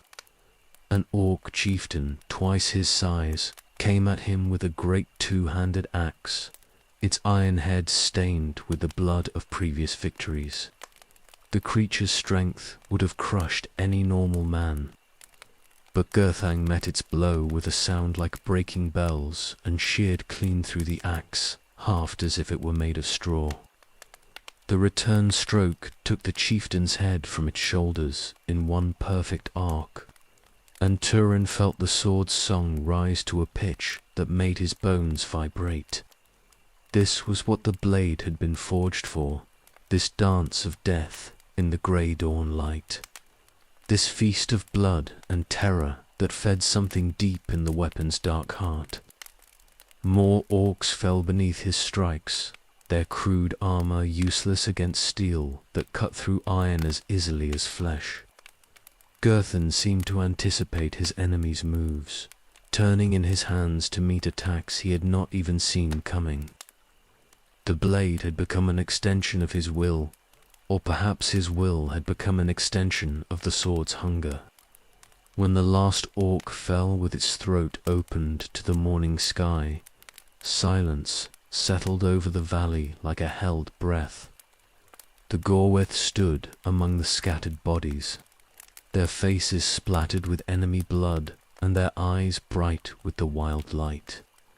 Of men who had looked upon slaughter and found it good, but it was Turin they stared at with something approaching awe, reading in his bearing the truth of what he had become.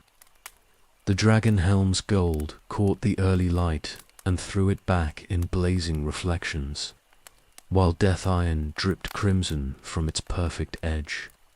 He stood among the dead like some hero stepped from the elder songs, beautiful and terrible in equal measure.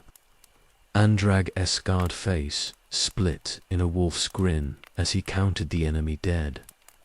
30 orcs had come hunting the Goriath, and 30 corpses now fed the ravens that circled overhead like black stars. Not one of their own had fallen, though several bore wounds that would leave fresh scars to add to their collection. The victory sent word racing through the hill country faster than any messenger could carry it. The Goriath had faced a full orc band in open battle and emerged not just victorious but unbroken, their strength grown rather than diminished by the testing. Men whispered of their captain's prowess, of the black sword that cut through armor like cloth and the golden helm that blazed like fire in battle. Fear began to walk before them on every road, and even the boldest bandits gave wide berth to any company that might hold the wolfmen in its ranks. The name Goriath took on new weight in tavern talk and campfire stories, spoken with the kind of respect usually reserved for natural disasters.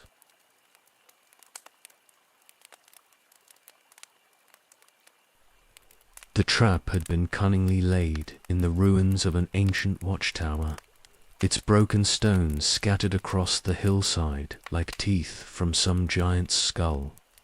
Turin should have sensed the wrongness in the air, should have read the signs that spoke of recent passage and careful preparation, but the blood fever from the morning's slaughter still sang in his veins.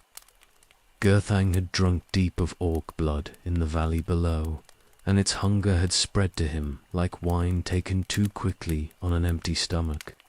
The blade's dark song whispered of more enemies ahead, more throats to open and hearts to still, and Turin had followed its call like a man walking in dreams. Now he hung suspended between two oak trees, thick ropes binding his arms and legs, while smaller cords cut deep into his wrists and ankles. The bonds had been tied by someone who understood the art of holding dangerous prey, each knot placed to tighten further with every struggle. Around him, in the gathering dusk, 6 of his men dangled from other trees like meat hung to cure.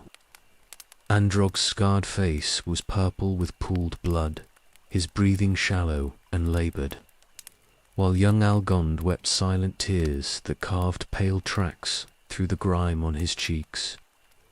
The orc captain paced before them with the satisfaction of a hunter who has finally cornered his quarry after a long chase. This was no common raider, but something altogether more dangerous. Its armor well maintained and its weapons sharp as winter frost. Intelligence gleamed in its red eyes, the cunning that had made it survivor where others fell. It spoke of Angban's deep holes and the rewards that awaited those who brought valuable prisoners to the Iron Crown's foot. The Dark Lord had particular interest in the son of Hurin, it claimed. Special torments prepared for one whose bloodline had caused so much trouble in the northern wars. Turin felt consciousness slip in and out like tide against a distant shore, his head hanging forward as blood pooled behind his eyes. The ropes bit deeper with each breath, and he could feel strength draining from his limbs like water from a broken vessel. Through the haze of pain, he heard other voices in the camp below, rough laughter and the clink of metal on metal as the orcs prepared for their journey north. They spoke of the road to Angband and the praise their captain would receive for this prize, of the screams that would echo from the fortress when Morgoth's torturers began their work. But something moved in the shadows beyond the firelight, a presence that made the very air grow tense with watching.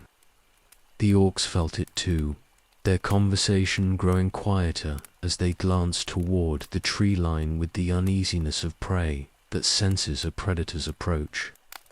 An arrow took the first guard through the throat, its passage so swift and silent that the creature fell without a sound.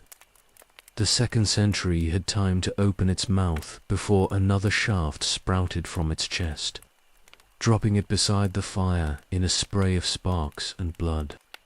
Beleg Cuthelion stepped from the darkness like starlight given form, his great bow singing death songs as arrow after arrow found its mark.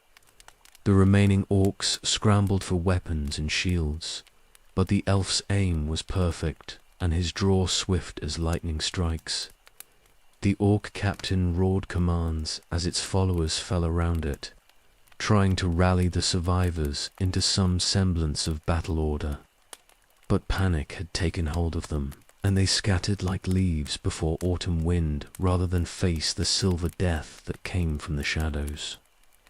When the last orc lay still beside the dying fire, Beleg moved among the hanging prisoners with a woodsman's knife, cutting bonds with swift efficiency.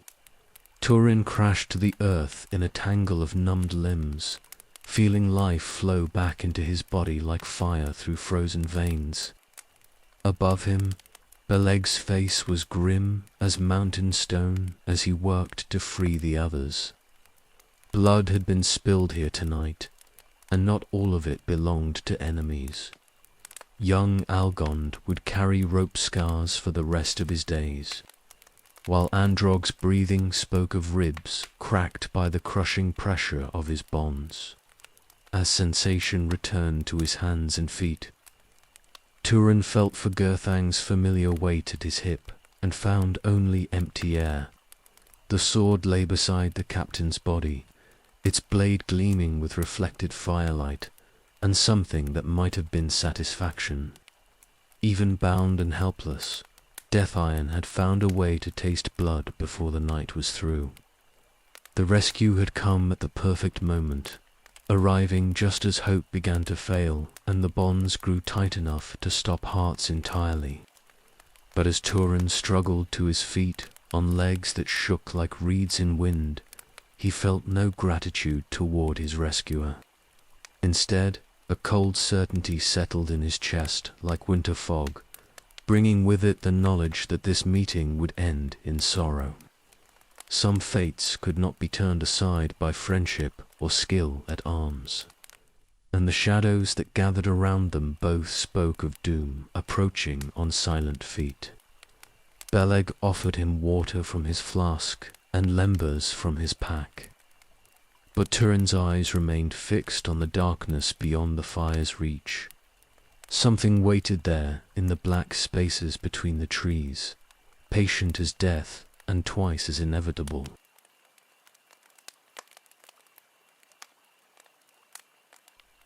Darkness pressed against Turin's eyes like a living thing, thick and smothering as earth. His body hung suspended in a void where pain was the only certainty. Rope burns cutting deeper with each labored breath, while his wrists screamed fire where the bonds had bitten through skin to bone. The orc camp's sounds drifted through his fevered awareness like voices heard underwater. Guttural laughter, the scrape of blade on whetstone, crude jokes about the torments that awaited their prisoners in Angband's deepest pits. But these noises seemed distant now, fading as consciousness slipped away like water through cupped hands. Time lost all meaning in that suspended hell. Minutes stretched into hours, or perhaps hours collapsed into heartbeats, as delirium took hold and carried him far from the present agony. He wandered through memories of green halls and silver fountains, of hunts in Doriath's peaceful woods where no shadow fell except from friendly leaves. The sound of steel entering flesh brought him back to the world's harsh reality. Gurgling cries echoed through the night air, cut short by the wet impact of arrows finding their marks. Battle sounds, death sounds, the familiar music of violence that had become the rhythm of his exile. But his mind could make little sense of what he heard through the fog of pain and exhaustion. Orcs died around him in the darkness, their crude voices rising to screams, before falling silent forever. Yet he hung helpless as a slaughtered deer, while unknown forces carved through his captors. Footsteps approached through the carnage, light and careful as a hunter's tread on forest loam. Hands touched his bonds with gentle skill, and he felt the pressure ease slightly as rope parted beneath a sharp blade. Blood began to flow back into his numbed limbs, bringing with it fresh torrents of agony. Through the haze of returning sensation, he caught a familiar scent. Malarn leaves and starlight, the clean smell of one who dwelt in halls where evil could not come. But his mind refused to accept this impossible hope, clinging instead to the certainty that rescue was a fever dream born of desperation. The knife worked at his bonds with practiced efficiency, each cut bringing him closer to freedom but also deeper into pain as circulation returned to tortured flesh. His arms fell like dead weights when the ropes parted, and he crashed to earth in a tangle of nerveless limbs. Darkness swirled around him like black water as consciousness fled and returned in waves. In that confusion of pain and shadow, memory and present moment blurred into nightmare visions where friend and foe wore the same face. A shape loomed over him in the flickering firelight, its features lost in shadow, but its presence speaking of immediate threat. Some primal terror seized his heart as he saw hands reaching toward him. An instinct older than thought drove his desperate response. Gurthon came to his grip as if summoned by need alone, the black blade sliding from its sheath with a sound like winter wind. The weight felt strange in his numbed fingers, but the sword's hunger burned clear and bright as fire in the darkness of his confusion. The strike was perfect in its deadly precision, guided by months of practice and the weapon's own malevolent will. Death iron slid between ribs with barely a whisper of resistance, finding the heart with the certainty of a key turning in its proper lock. Only when warm blood splashed across his hands did awareness return like lightning splitting a midnight sky. The figure above him was not Orc warrior or Angban's torturer, but something infinitely more precious and irreplaceable. Beleg Cuthalion knelt in the dying firelight with Gurthang's blade buried to the hilt in his chest, his grey eyes wide with shock and sorrow that had nothing to do with his own approaching death. Silver blood ran down the black steel like tears, and his beautiful voice broke as he spoke a single word of understanding and forgiveness. The elf's hand touched Turin's cheek with the tenderness of a brother's. Farewell before strength failed, and he toppled forward. His weight drove the sword deeper still, and Turin felt the blade's dark song rise to triumph as it claimed the noblest heart it would ever still. Time stopped in that moment of perfect horror. The world balanced on the knife edge between what was and what could never be undone. Turin's scream rose to shake the very stars from their courses, a sound of anguish so pure and terrible that even the stones seemed to weep in sympathy. He pulled the blade free with hands that shook like leaves in a hurricane, watching silver blood pool beneath his dearest friend's still form. Gurthang's hunger was satisfied at last, but the price had been everything that made life worth living.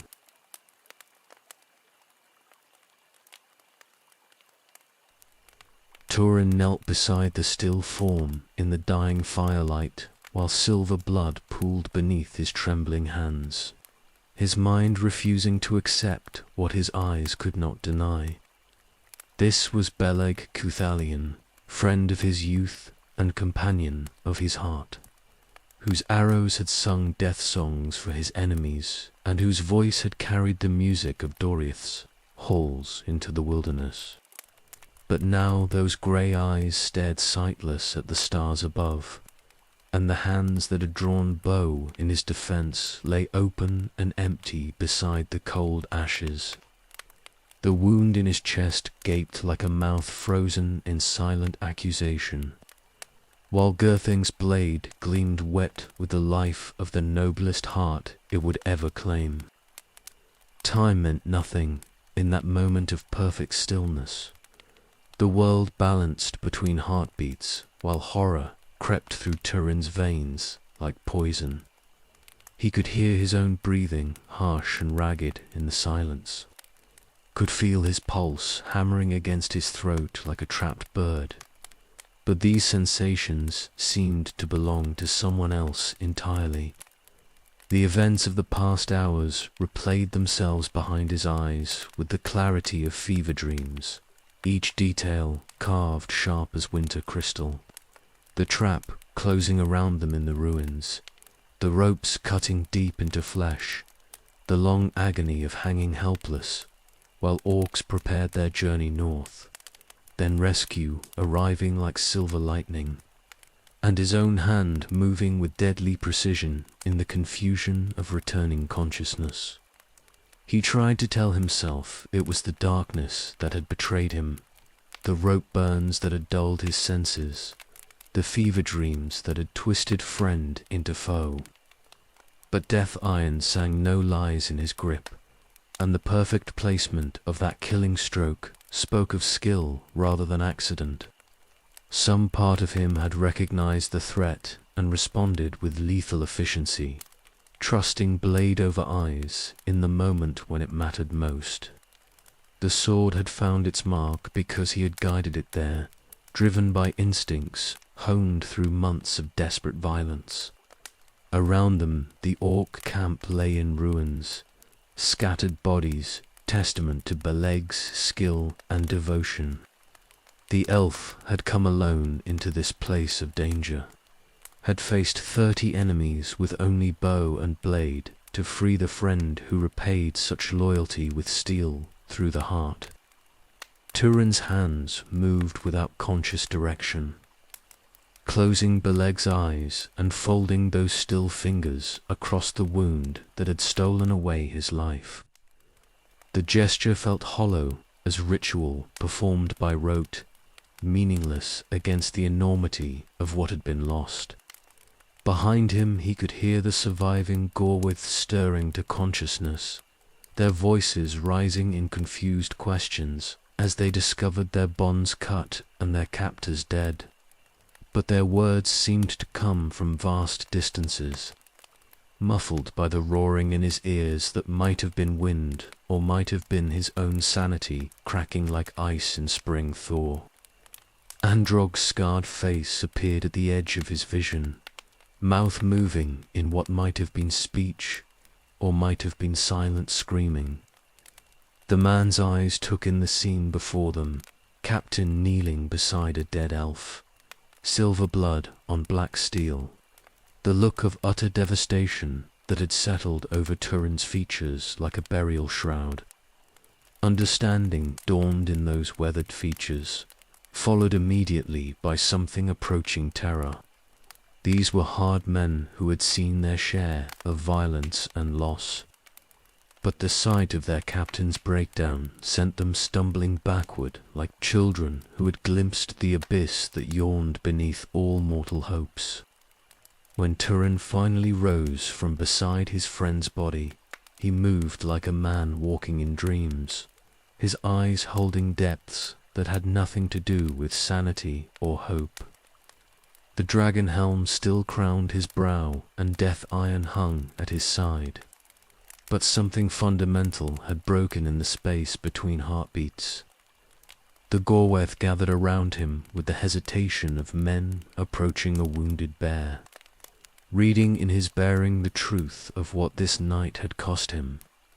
Their captain was lost to them now, transformed by horror into something that belonged neither to light nor darkness, but to the grey spaces where broken spirits wandered.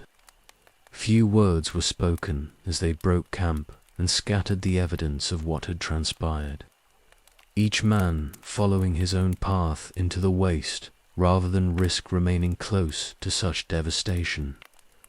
The wolf pack was dissolving as surely as morning mist, its members fleeing the weight of tragedy that hung around their former leader like grave clothes. By dawn's first light, Turin stood alone among the ruins of the ancient watchtower, cradling Beleg's still form while the wind whispered through broken stones. Around his feet lay the ashes of everything he had tried to build in exile. Friendship and loyalty reduced to bitter memory by a single moment's terrible mistake. The sun rose red as blood over the eastern hills, painting the world in shades of copper and rust, while ravens gathered to feast on what the night had left behind. But Turin saw none of it, his gaze fixed on a face that would haunt him until the world's ending. beautiful in death as it had been in life, and forever beyond the reach of any forgiveness he might offer.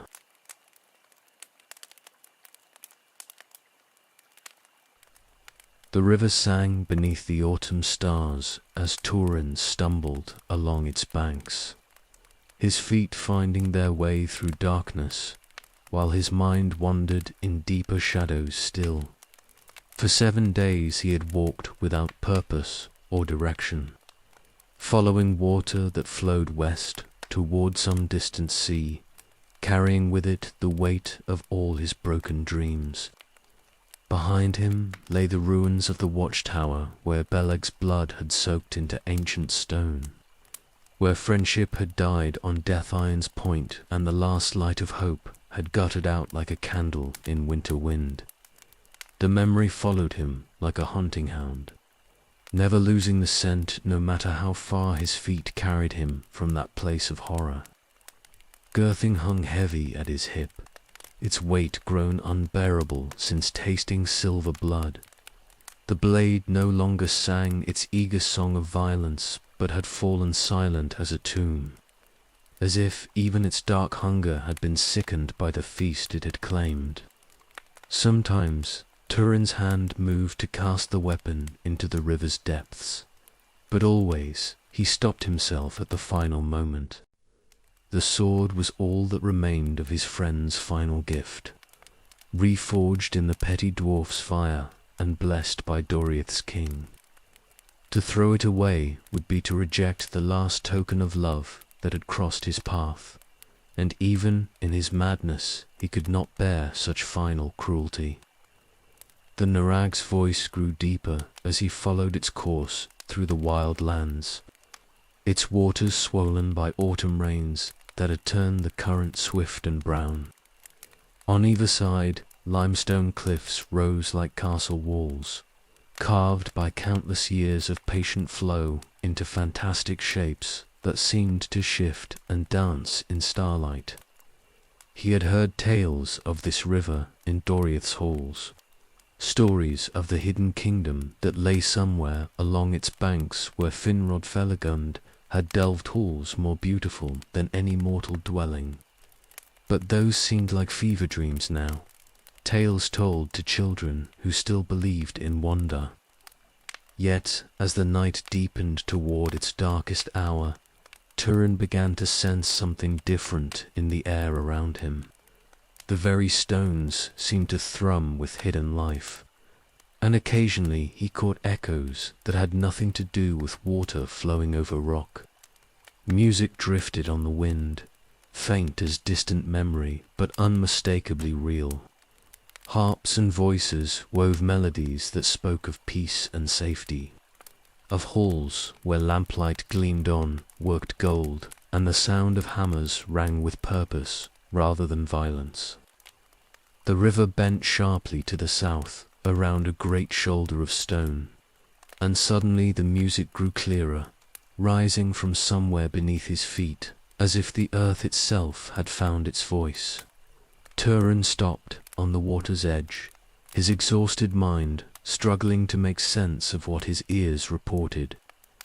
Light bloomed in the cliff face before him, warm and golden as hearthfire, revealing doors that had been invisible moments before. They stood twice the height of mortal men, carved from living rock with skill that made even Menegrath's wonders seem crude by comparison. Images flowed across their surface like water given form, trees whose leaves never fell, stars that burned with unconquered fire, the faces of those who had looked upon the light before the world grew dark. The sight of such beauty struck him like a physical blow, reminding him of everything he had lost and could never reclaim. Guards emerged from hidden alcoves beside the doors, their armor gleaming silver bright in the lamplight that spilled from within. These were warriors of the Noldor, tall and fair as princes from the Elder Songs, bearing weapons that had been forged in Valinor before the sun and moon were made. They spoke to him in voices like silver bells, asking his name and purpose in words that carried centuries of wisdom and sorrow. But Turin found himself unable to answer, his throat closing around syllables that would reveal too much of what he had become. Instead, he let the dragon helm speak for him, its golden wings catching the light and throwing it back in blazing reflections. The guard's eyes widened as they recognized the device of Dor-lomin's kings, reading in that ancient symbol truths that mere words could never convey. One stepped forward with hands raised in welcome, speaking of King Orodreth's hospitality and the sanctuary that Nargothrond offered to all who came in peace. His voice carried genuine kindness, the warmth of those who had not yet learned that trust could be a weapon turned against itself. The great doors swung open at their touch, revealing a hall that stretched away into golden distance like a vision from the world's morning. Pillars of carved stone rose to support a ceiling painted with stars, while lamplight gleamed on metalwork that surpassed the finest treasures of mortal kings. Here was beauty unmarred by violence, craft pursued for its own sake rather than war's necessity. The air itself seemed cleaner somehow, free from the taint of blood and treachery that had followed Turin through his wandering years. As he crossed the threshold between wilderness and sanctuary, between the darkness of his exile and the light of hidden halls, Turin felt something stir in his chest that might have been hope. Perhaps here among these fair folk he might find peace at last, might lay down the weight of sorrow that had bent his shoulders like a gravestone. But death iron hung cold against his hip as he walked into the light, and its silence spoke louder than any song of the shadows that followed him into even the fairest halls.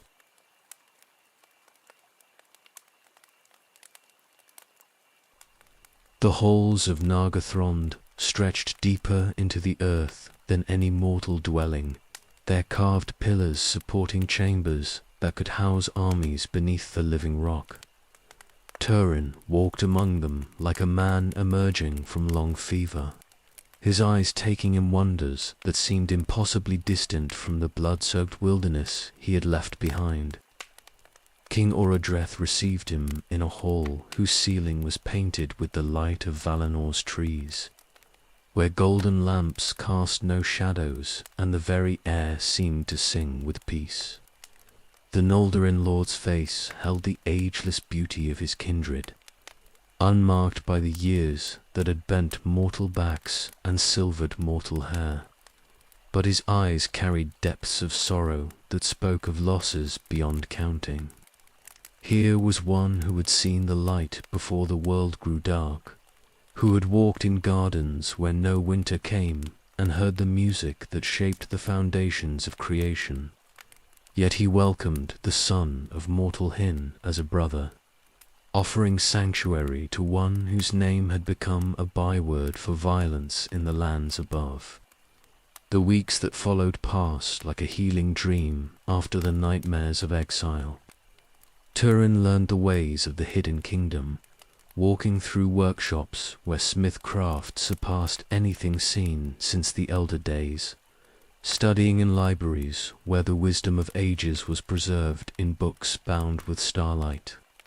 But always death iron hung at his hip, a reminder of what he had been and what shadows followed him even into these hallowed halls. The blade remained silent as a grave, its dark song stilled since tasting silver blood. But sometimes in the deep watches of the night he could feel its hunger stirring like a sleeping serpent. The first test came when orc raiders struck at the kingdom's eastern borders. A company of 60 beasts, led by a chieftain who bore weapons forged in Ongban's furnaces. The attack should have been easily repelled by Nargothrond's guards. But these were no common orcs, but chosen warriors of the Dark Lord, cunning as serpents and twice as deadly.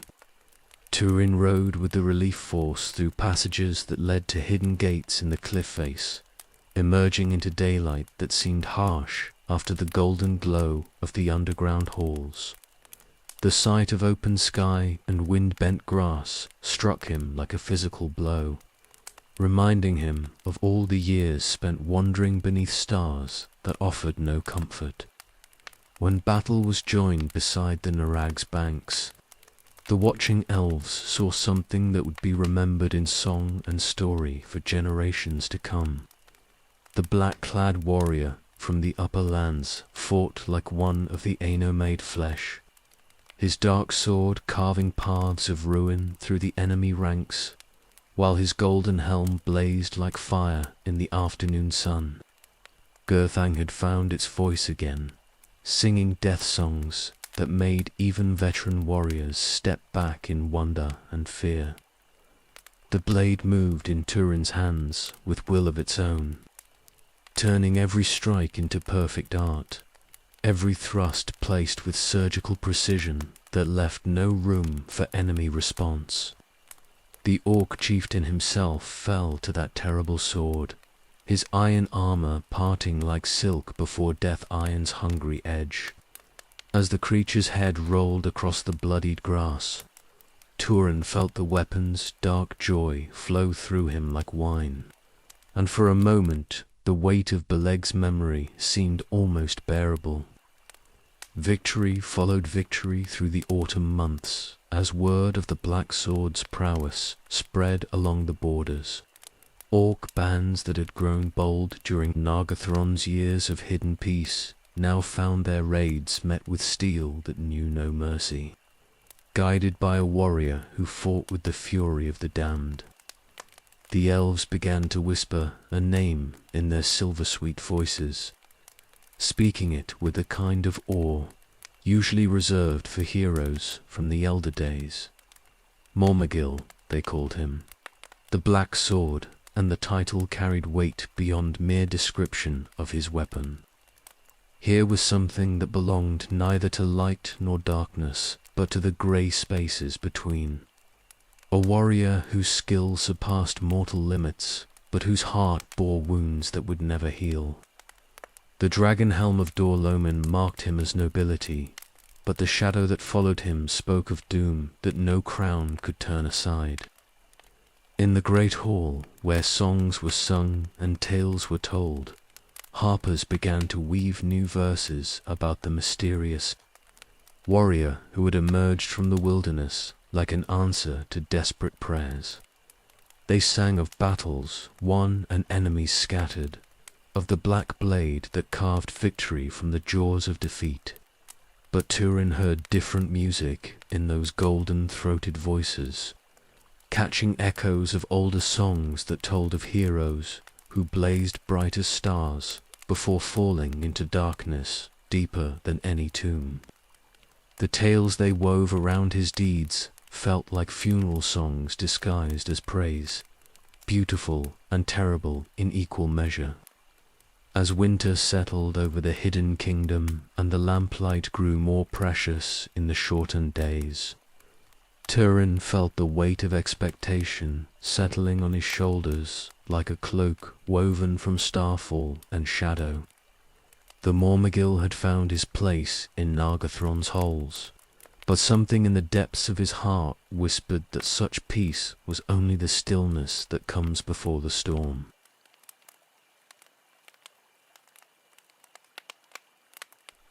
The council chamber lay deep in Nargothrond's heart, its circular walls carved with images of the elder days when the Noldor first came to the Middle-earth in pursuit of the stolen Silmarils. Lamplight flickered across scenes of ships burning on distant shores, of oaths sworn beneath uncaring stars, of the long march over grinding ice that had claimed so many lives before the war even began. Turin sat at the great table's foot while the lords of the hidden kingdom debated their ancient policy. their voices rising and falling like music as they argued the merits of shadow war against the growing boldness of Angban's forces. For generations they had fought from concealment, striking swift and vanishing like smoke, never revealing the location of their halls to enemies who would bring ruin upon all they had built. King Orodreth's voice carried the weight of careful years as he spoke of wisdom learned through bitter experience, of how the Noldor's pride had brought them to grief in battles fought beneath open sky. Here in their hidden stronghold they could preserve something of the beauty that had been lost when the trees died, could guard treasures that would otherwise fall to the shadow's advance. But Turin felt the black sword's weight at his hip and remembered other counsels, darker truths learned in exile among the wolfmen, where mercy was a luxury that meant death. His fingers drummed against the table's polished surface as he listened to words that spoke of preservation while the world burned around them. The debate had continued for hours with no resolution in sight, the same arguments circling endlessly while maps lay unrolled between them like accusations. Red marks showed where orc bands had struck in recent months, their attacks growing bolder and more frequent as they sensed the kingdom's reluctance to meet them with overwhelming force. Lord Gwynder spoke of his own captivity in Angban's pits, of torments that awaited any who fell into the enemy's hands, of how secrecy was their greatest shield against the malice that watched from the north. His scarred hands trembled as he described the furnaces where prisoners toiled until death claimed them, the dungeons where hope withered like flowers in endless night. Others nodded gravely at these words, reading in the broken elf's testimony confirmation of their careful policies. Better to remain hidden and strike from shadow than risk the kingdom's discovery and the slaughter that would inevitably follow. Turin rose from his seat with movements that sent ripples of tension through the watching lords, their ancient eyes turning toward him with the wariness of those who sensed change approaching on silent feet. The dragon helm caught the lamplight and threw it back in golden flames, marking him as something that belonged to older, fiercer times when heroes carved their names in enemy blood. His voice carried none of the silver music that graced elvish speech, but it held depths of iron that had been forged in desperate battles and tempered by losses beyond counting. He spoke of the war's true nature, of how the enemy's strength grew with each passing season, while the free peoples cowered behind walls that would not hold forever. The borders were already breaking, he told them, reading the truth in reports that filtered down from the northern marches. Orc armies moved with new purpose and coordination, their attacks no longer random raids, but part of some greater design that would soon reveal itself in fire and ruin. What good would their hidden halls serve when Angban's hosts swept southward in numbers that blotted out the sun? Would their careful secrecy matter when the last refuges of the free peoples fell one by one to an enemy grown bold on easy victories? The map spread before them told a story clearer than any song of territory lost and strongholds abandoned, of the slow retreat that must end in total defeat unless someone chose to make a stand. Nargothrond possessed strength enough to turn the tide if wielded with purpose, but that strength was useless while locked away in chambers that the enemy had not yet found. King Orodreth's fair face grew troubled as he studied the red marks that showed their losses, reading in those scattered defeats confirmation of truths he had tried to avoid. For 300 years his people had followed the policy of concealment, building their strength while avoiding the great battles that consumed other kingdoms. But Turin's words carried weight that went beyond mere strategy, speaking to something deeper than tactical considerations. Here was one who had walked in darkness and emerged scarred but unbroken, who had paid the price for understanding that some evils could only be met with steel. As the debate resumed with new urgency, Turin felt the tide of opinion shifting like water, finding its course. Younger voices joined his call for action, speaking of duties owed to allies who fought and died while Nargothrond remained safely hidden. The very air seemed to thicken with possibility as ancient policies cracked beneath the weight of changing times. When the vote was finally called, it carried by margins that would have seemed impossible at the session's start. The hidden kingdom would emerge from shadow at last, would meet the enemy's challenge with open warfare instead of whispered strikes from darkness. Turin watched the Lords file from the chamber with satisfaction cold as winter starlight, but something in the depths of his heart whispered warnings that no council could vote away. The die had been cast and the course set, but the road ahead led through valleys where even heroes might lose their way.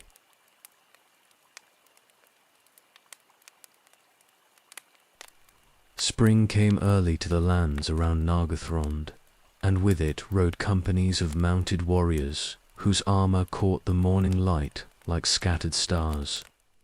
For the first time in 3 centuries, the hidden kingdom had cast aside concealment, bringing its strength into daylight where enemies could see the price of challenging the sons of Feanor's realm. Turin rode at their head with death iron naked in his hands, the black blade singing its hunger song as they swept down upon an orc host that had grown bold, raiding the borderlands.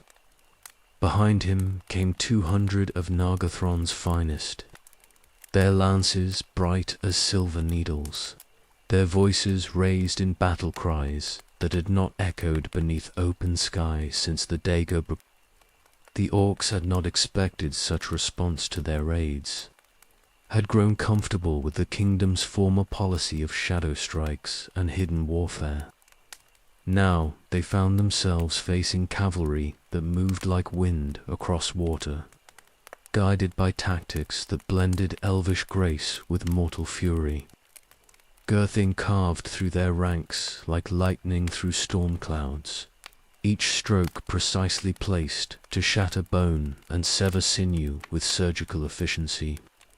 The weapon had found its voice again since the council's decision, singing death songs that made even veteran warriors step back in wonder at its terrible beauty.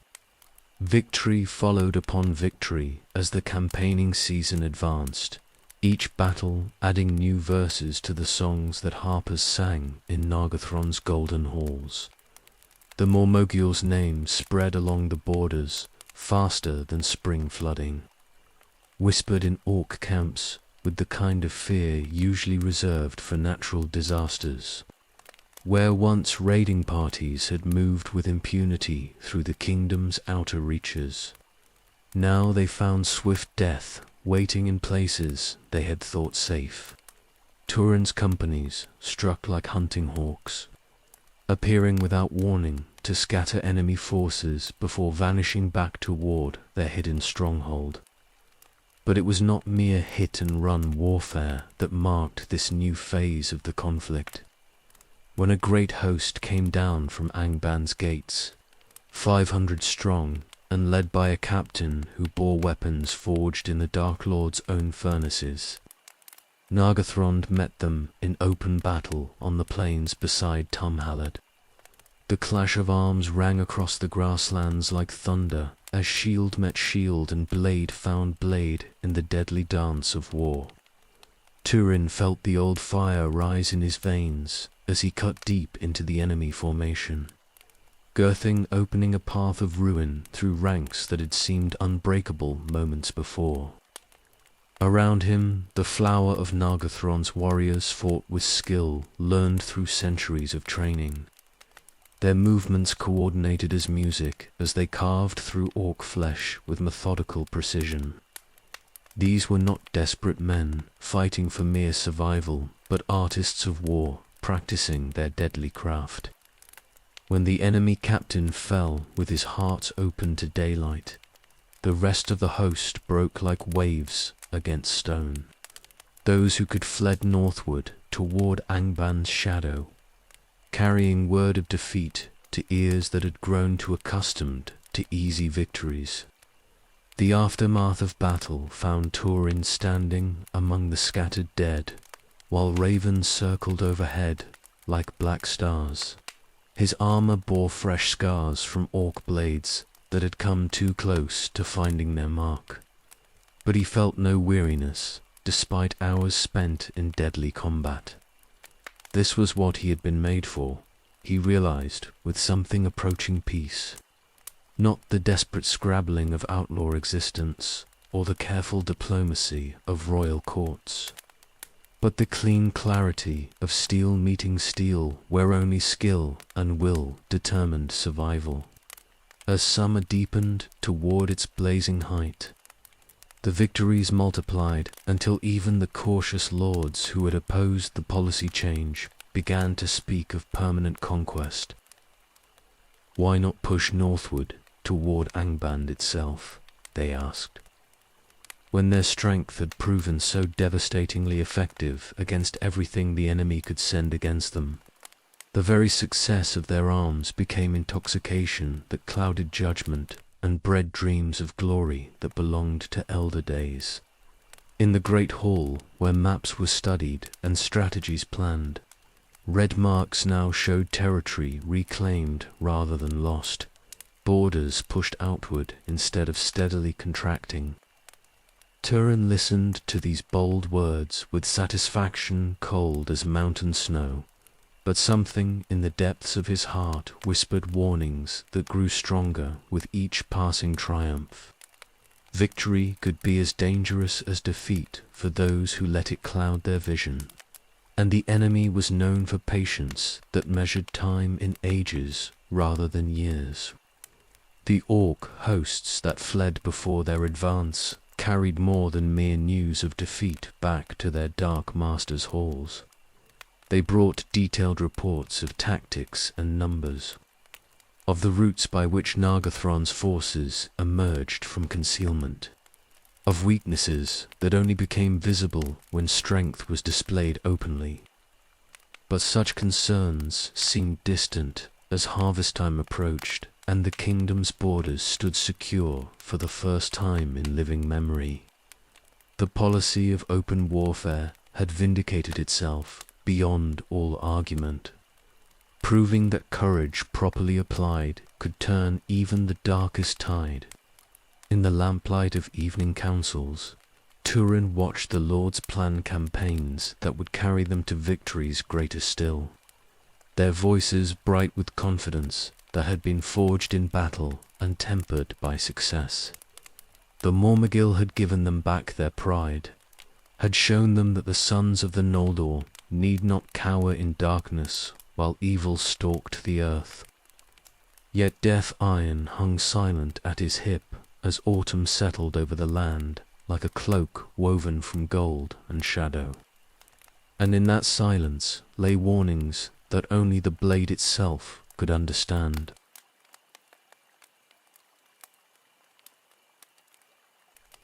The halls of Nargothrond blazed with light that had not been seen since the elder days, every lamp and torch burning bright as captured starfire, while the sound of revelry echoed from carved stone walls.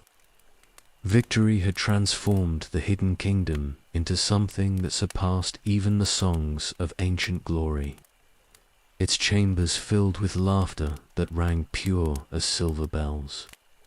Turin walked through the celebration like a king surveying his domain, the dragon helm catching lamplight and throwing it back in golden flames that danced across the faces of those who hailed him as their champion. 2 years of open warfare had vindicated every word he had spoken in council, every argument made for casting aside the shadows that had hidden their strength. The great hall stretched away before him like a vision from the world's morning, its pillars carved with new images that told the story of recent triumphs. Here rode the companies of Nargothrond, sweeping down upon orc hosts. There stood the Mormogill, with death iron raised high, while enemies fled before his terrible wrath. Tables groaned beneath the weight of feast fare that spoke of prosperity beyond measure. Their surfaces laden with vessels wrought from gold and silver won in battle, with wines that had aged in cellars, while the kingdom gathered strength in secret. The very air seemed to shimmer with contentment that had been earned through blood and steel. Lords who had once spoken of caution and concealment now raised their cups and toasts that praised the wisdom of open warfare, their voices carrying the confidence of those who had seen their deepest fears proven groundless. The policy they had resisted with such fervor had brought them glory beyond their wildest dreams. Turin felt their admiration wash over him like wine in his veins, warming him with satisfaction that went deeper than mere pride. He had taken a kingdom cowering in darkness and forged it into a weapon that carved victory from the very jaws of defeat, had shown the sons of the Noldor that their strength need not be hidden beneath stone and shadow. The maps that adorned the council chamber's walls told a story written in territorial gains and enemy defeats, their red marks now showing borders pushed northward toward Angband itself, where once orc bands had raided with impunity. Now the very mention of Nargothrond's name sent them fleeing toward whatever holes would hide their cowardice. Young warriors who had never known anything but victory gathered around him with eyes that held worship usually reserved for the Valar themselves, hanging on every word as he spoke of battles fought and won. To them he was not mortal man, but something stepped from legend, the hero who had emerged from wilderness to lead them into their golden age. The treasuries overflowed with wealth stripped from fallen enemies, their vaults packed with armor and weapons that would have ransomed kingdoms in lesser days. Gold flowed like water through the hidden realm's economy, paying for works of art and craft that surpassed anything created since the light died in Valinor, the undying lands. In workshops that hummed with constant activity, smiths forged weapons that sang with deadly purpose, their hammers ringing out rhythms that spoke of strength unlimited. The very stones seemed to pulse with life as master craftsmen carved new wonders from the living rock, expanding chambers that already rivaled the halls of the dwarf kings. But it was not mere material wealth that marked their transformation, for something deeper had changed in the hearts of Nargothrond's people. The shadow of fear that had haunted them for centuries had been burned away in the fire of victory, replaced by confidence that blazed bright as the lamps that lined their corridors. Where once they had whispered of survival and preservation, now they spoke boldly of conquest and glory, their voices carrying the music of those who had remembered what it meant to be the firstborn. The blood of Valinor flowed in their veins, and they had finally proven themselves worthy of such heritage. Turin moved through the celebration like one walking in dreams. But these were dreams made manifest through will and steel rather than idle fancy. Every stone in these halls bore witness to his achievement. Every light that burned testified to the wisdom of his counsel. The Mormogill had fulfilled every promise made in desperate councils, had vindicated every argument for abandoning the ways that led only to slow defeat. Here was proof that courage properly applied could indeed turn the darkest tide, could carve hope from the very heart of despair. As midnight approached and the revelry reached its peak, Turin raised his own cup high above the celebrating throngs. The golden wine caught the lamplight like liquid fire, and when he drank, it tasted of triumph sweeter than any vintage pressed from mortal grapes. In this moment, surrounded by the glory he had wrought from shadow, the son of Hurin had never felt more like a king.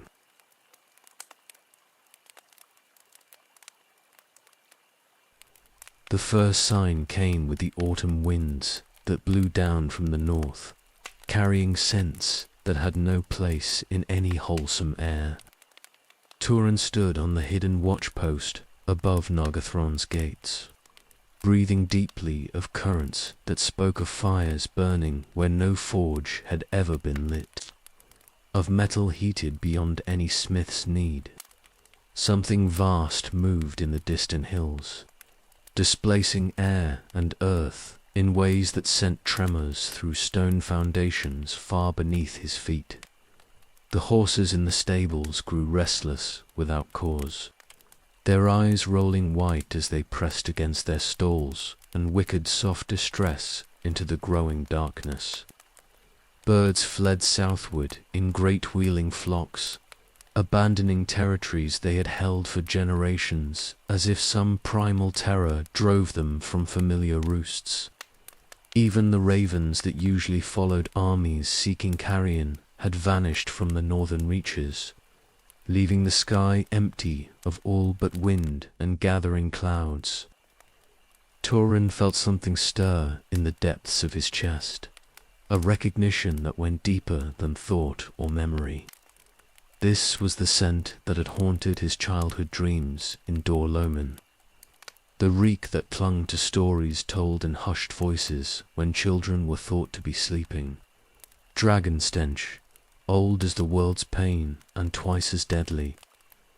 The watchers who manned the kingdom's outer posts brought reports that grew stranger with each passing day, speaking of trees that withered without disease, of streams that ran foul though no poison had touched their sources. The very earth seemed to shrink away from something that approached on feet like thunder, leaving tracks that smoked long after the passage was done. In the great hall where maps were studied and strategies planned, the lords of Nargothrond gathered with faces that had forgotten how to smile. 2 years of unbroken victory had not prepared them for this, had given them no experience with threats that could not be met with lance and sword. King Orodreth's voice carried tremors as he spoke the name that had become legend and nightmare in equal measure, that had not been heard in the halls of men since the Dagor Bragarlach broke the siege lines of the north. Glaurung the Golden, first and mightiest of the fire drakes, had emerged from whatever pit had held him through the years of Nargothrond's prosperity. The reports grew more detailed as refugees began to stumble into the kingdom's borders, their eyes wide with horrors that words could barely encompass. They spoke of a creature that stretched longer than any hall ever built, whose wings cast shadows that turned day into twilight and whose breath melted stone as easily as candle wax. Where the great worm passed, the land died. Fields that had waved with golden grain became acres of ash and cinder, while forests that had stood since the elder days crumbled into dust that the winds scattered like grey snow across the desolation. The dragon's voice carried farther than its physical presence, booming across leagues of countryside with words that seemed to burrow into listeners' minds like poison. It spoke of ancient grudges and older hungers, of debts that would be paid in fire and the screaming of those who had dared to defy the master's will. Turin stood in the council chamber listening to these reports with something approaching relief. for at last he faced an enemy that matched the weight of doom that had followed him through all his wandering years. This was not another orc chieftain to be cut down with Death Iron's edge, but something worthy of the curse that Morgoth had laid upon his bloodline. The weapon at his hip had begun to sing again, its voice rising from the silence that had marked the golden years of easy victory. But this was not the hungry anticipation it had shown before battle with lesser foes, but something deeper and more complex, like a hound that has caught scent of prey worthy of its strength. As night settled over the hidden kingdom, strange lights began to dance on the northern horizon, red and gold flames that had nothing to do with sunset or starfire. The glow pulsed with the rhythm of some vast heartbeat, painting the undersides of clouds with colors that belonged to no wholesome dawn. In the workshops where master craftsmen had labored to create wonders that would outlast ages, hammers fell silent as their wielders stopped to stare at walls that had begun to weep condensation despite the autumn cold. The very stones seemed to sense what approached, their foundations groaning with stress that had no visible cause. Turin walked the corridors of Nargothrond as midnight approached, reading in every face he passed the knowledge that their golden age was ending. The victory-drunk lords who had praised his wisdom in council now avoided his eyes, as if some part of them blamed him for the doom that followed in his wake. Perhaps they were right to do so. The Mormogill had brought them glory beyond measure, had shown them what it meant to be princes of the Noldor, rather than refugees hiding in shadow. But glory always came at a price, and now the reckoning approached on wings that blotted out the stars. In the distance, a sound like mountains breaking echoed across the waste, and Turin felt his heart quicken with something that might have been fear or might have been anticipation. The fire drake was coming, and with it the final test of everything he had built from the ashes of his exile.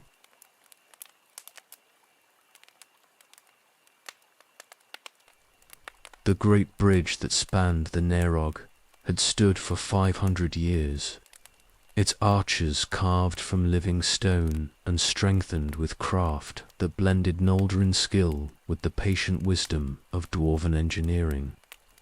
Now it trembled beneath the weight of warriors who had never known defeat, their armor bright as starlight as they formed ranks to meet the doom that approached from the north. Turin stood at the bridge's center with Death Iron naked in his hands, feeling the weapon's song rise to match the thunder that rolled across the water.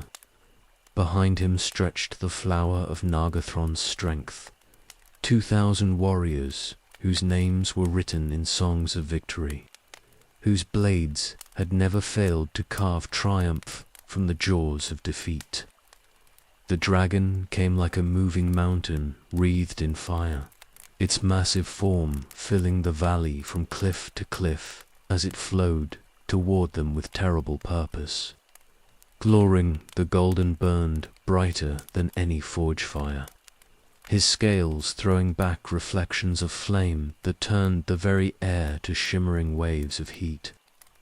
When the great worm spoke, his voice boomed across stone and water with weight that made the bridge stones crack beneath their feet. He named Turin son of Hurin, heir to the curse that would follow him unto the world's ending. The fool who thought mortal steel could stand against the might that Morgoth had shaped in Angban's deepest pits. The first flight of arrows rose from elven boughs like a storm of silver rain, their points crafted with skill that surpassed mortal understanding and fletched with feathers from eagles that had looked upon the light. They struck the dragon's hide with sounds like hammers on anvils, their keen edges finding gaps between scales that were each larger than a warrior's shield. But Glaurung's laughter shook dust from the bridge stones as the shafts snapped and fell like broken reeds into the rushing water below. What were such pinpricks to one whose hide had been forged in fires that burned before the sun was kindled, whose strength had been tempered in the malice of the world's first and greatest enemy?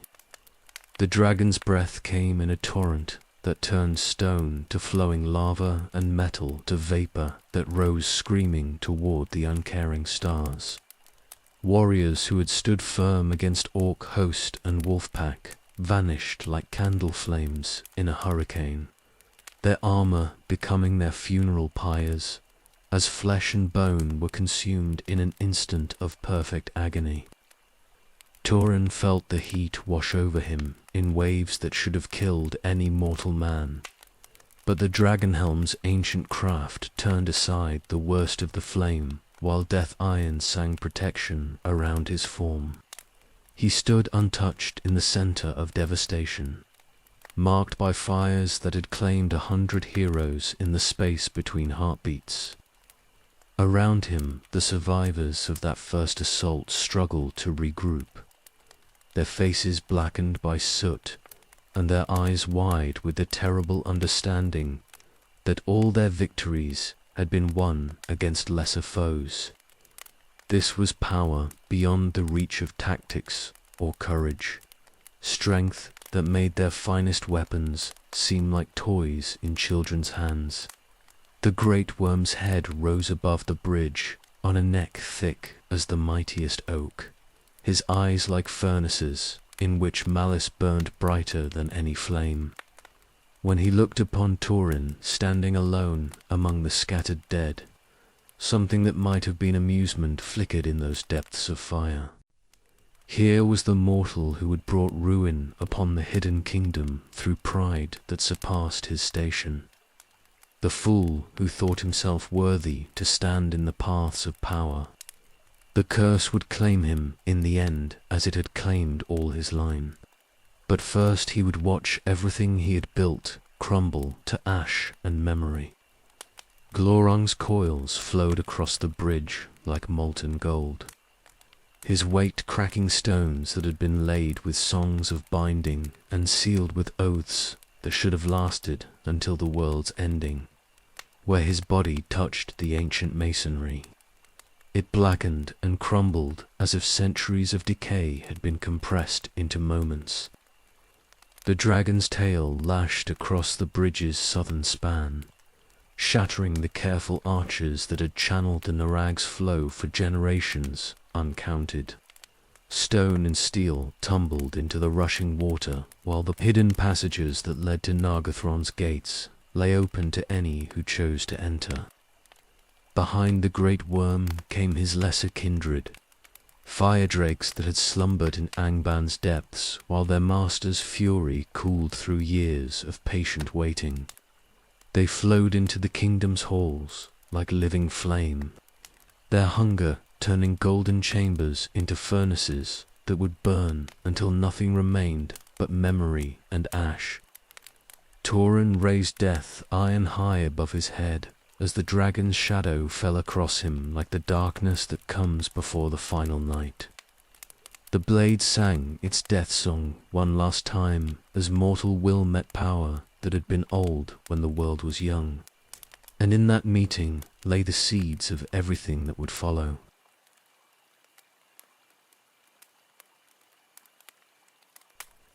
The great doors that had welcomed Turin from the wilderness 3 years past now hung twisted on their hinges, their carved images melted into abstract shapes that wept molten gold onto the floor.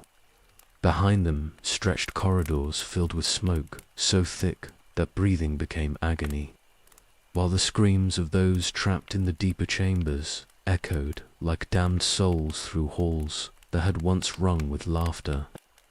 Turin stumbled through the ruin with death iron clutched in hands that shook like leaves in winter wind, his eyes streaming tears that had nothing to do with the choking fumes.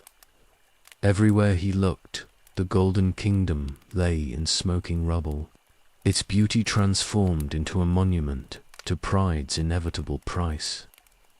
The great hall, where he had been hailed as champion, was now a furnace that glowed white-hot, its carved pillars, flowing like candles, left too close to flame. The tables where lords had raised their cups in victory toasts had become pools of molten metal, while tapestries that told the stories of elder glory crumbled into ash that the superheated air carried away like grey snow.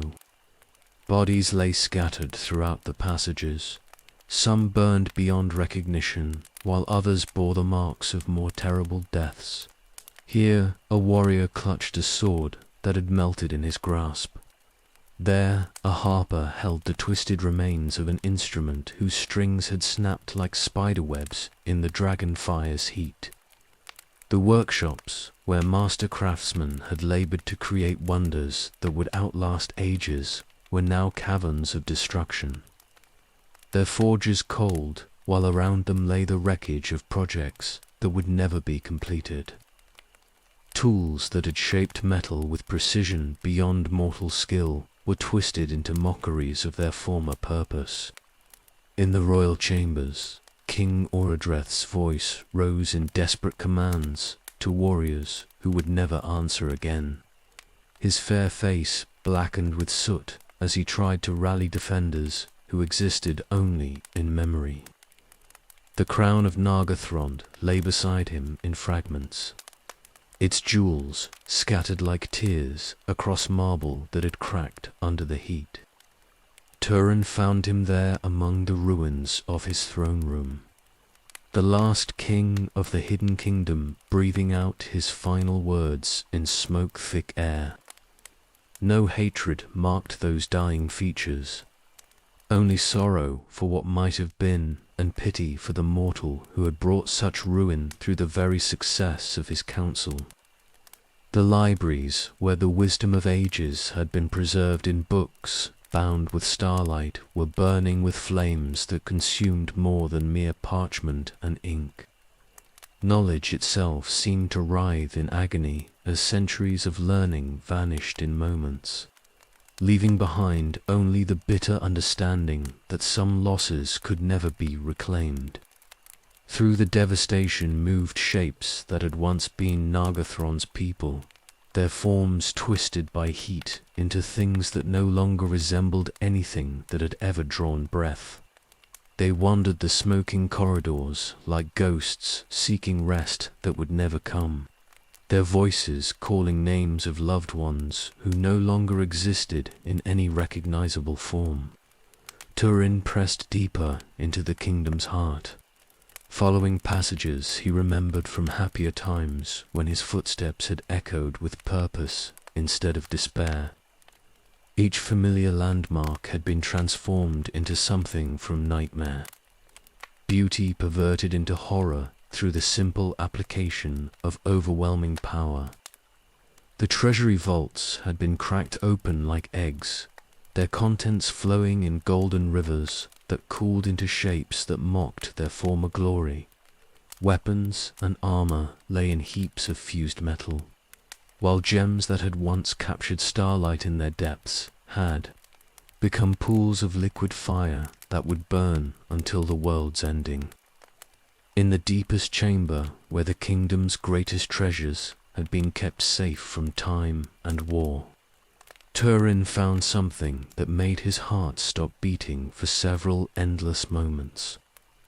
A harp lay intact among the ruins, its silver strings gleaming untouched by the destruction that had claimed everything else.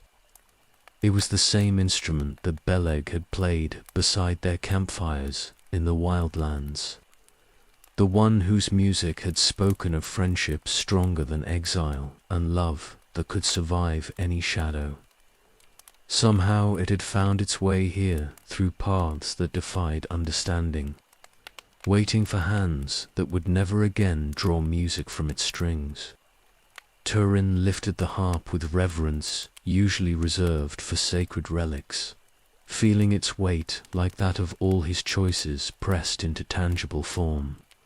The strings hummed softly under his touch, playing harmonies that spoke of everything that had been lost and could never be recovered. When he finally emerged from the burning halls into the grey dawn light, the harp was all he carried of Nargothrond's glory. Behind him, the hidden kingdom died in flames that would burn for 7 years, while ahead stretched roads that led only deeper into shadow and the fulfillment of every curse that had followed him since birth.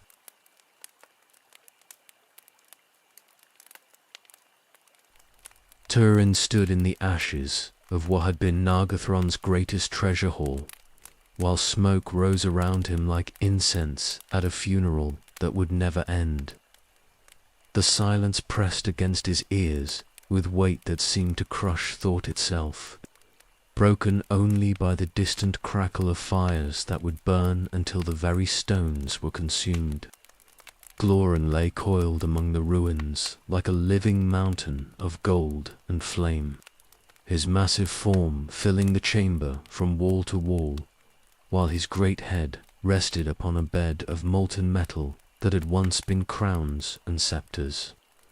The dragon's breathing made the air shimmer with heat waves, each exhalation turning what remained of the ceiling's carved ornaments into drops of liquid stone. The great worm's eye opened as Turin approached, revealing depths of fire that held malice older than the kingdoms of men. It was larger than a warrior's shield and burned with intelligence that surpassed mortal understanding, reading the approaching figure with the patience of one who had watched empires rise and fall like waves upon distant shores. When Glaurung spoke, his voice rumbled through the ruined halls with power that made the very foundations groan in response. But the words that emerged carried subtle poison, sliding into Turin's mind like serpents, seeking the dark places where doubt and guilt made their homes. The dragon named him Kinslayer, Friendslayer, the bearer of curses, who brought ruin to all who offered him shelter. Here lay the proof of what his presence brought to those who welcomed him, written in ash and blood across stones that would never again know peace. Turin felt the words sink into his consciousness like barbed arrows, each accusation finding its mark in memories that no amount of will could banish. Beleg's silver blood pooling beneath trembling hands, Saeros falling from the bridge with terror frozen on his face, the golden halls of Nargothrond burning while their defenders died for his pride. The dragon's gaze held him motionless as surely as iron chains, its hypnotic power reaching deep into his mind to stir up every moment of failure and loss. Each scene replayed itself with perfect clarity, showing him the price that others had paid for his choices, while he remained untouched by the consequences. Death iron hung useless at his side, its black blade silent as a grave, while its wielder stood paralyzed by truths that cut deeper than any steel. The weapon that had carved victory from every battlefield could offer no defense against accusations that came from his own heart. Around them, the treasure hall continued its slow collapse, ancient stones cracking under stresses that had built through centuries of careful construction. Gold ran in rivulets between broken tiles, while gems that had captured starlight in their depths burst like flowers blooming in reverse, their beauty consumed by heat that transformed everything into its base elements. The dragon's voice continued its relentless assault, speaking of Dor-lomin's halls, where his mother wept for children who would never return, of Doriath's borders, where his foster father's trust had been repaid with exile and shame. Every kindness offered had been answered with sorrow, every hand extended in friendship stained with blood.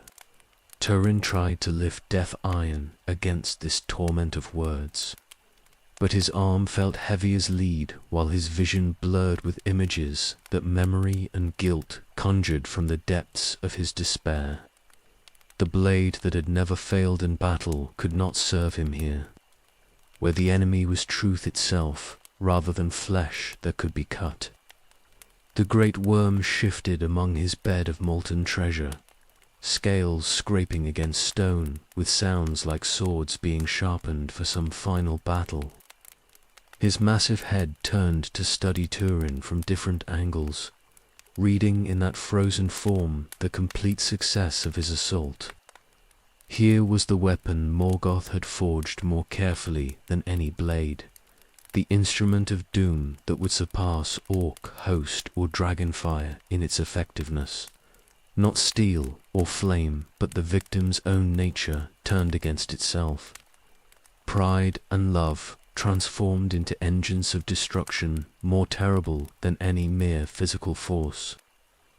Glaurung's laughter shook dust from what remained of the chamber's ceiling, a sound like mountains breaking that spoke of satisfaction beyond mortal understanding. The son of Hurin stood broken before him without a blow being struck, defeated by weapons drawn from his own heart rather than any armory. As the dragon's spell deepened around Turin's paralyzed form, the last prince of Nargothrond felt his very identity beginning to dissolve like salt in water, memories scattering like leaves before hurricane winds that would reshape them into patterns that served the enemy's will.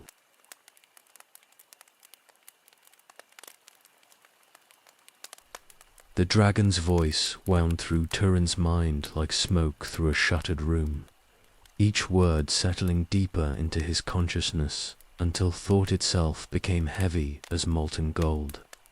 Glaurung's I held him motionless, while syllables that had no place in any mortal tongue reshaped the very foundations of memory and will.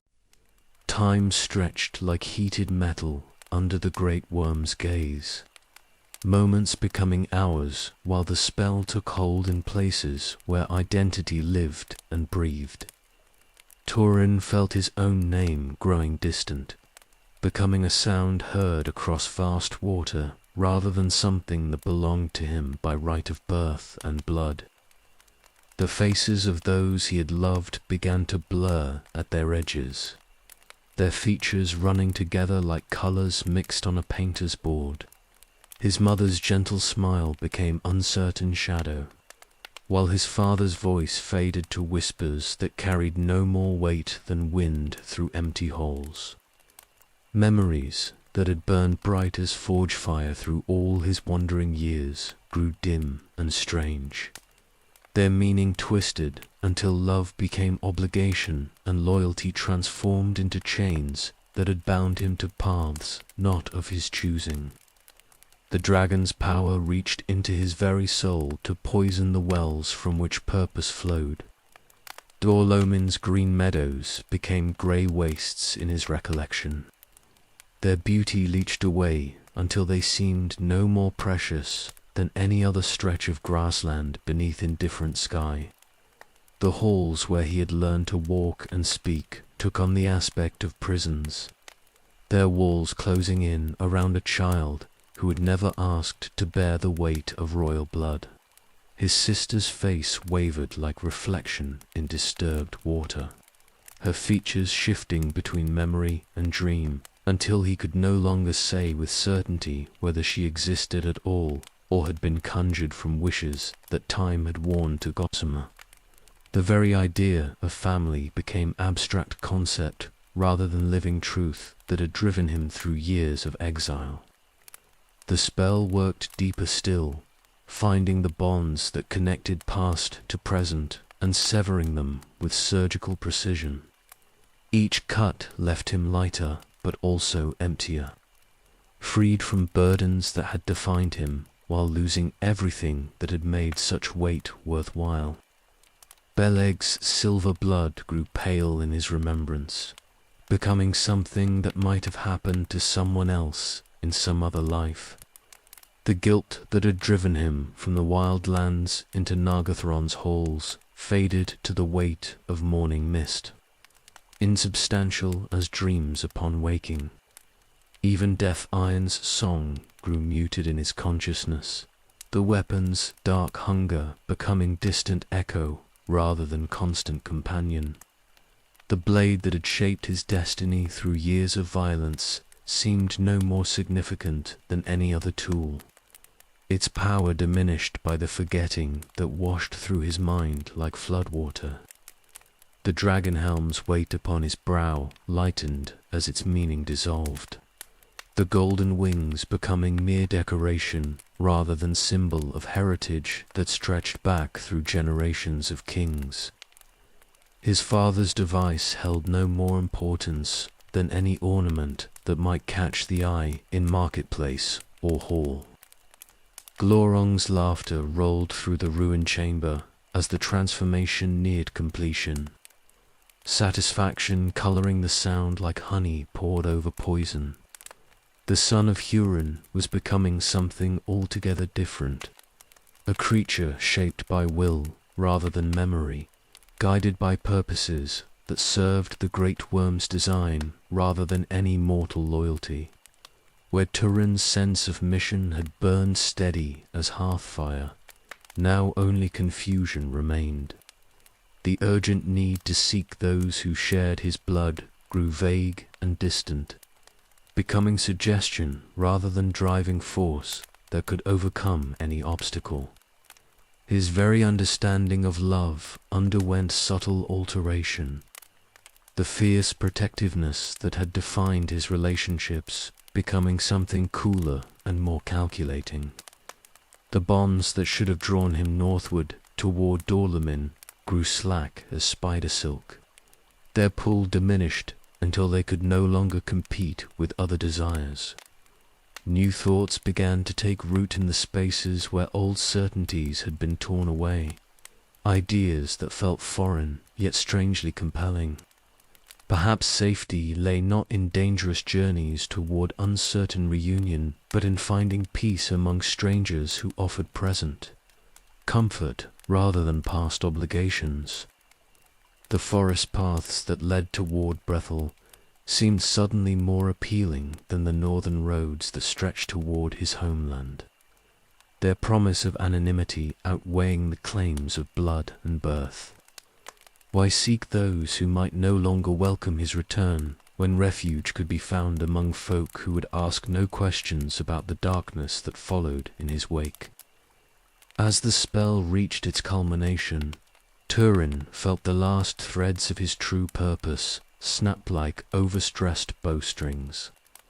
The curse that had driven him through years of wandering and loss became just another shadow among many, no more significant than any other misfortune that might befall a mortal man.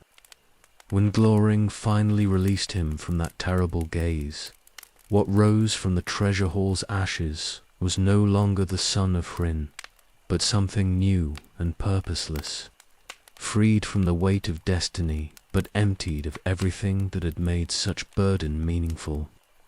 The great worm had achieved a victory more complete than any won with fire or fang, remaking his enemy from within until nothing remained but clay waiting to be shaped by other hands.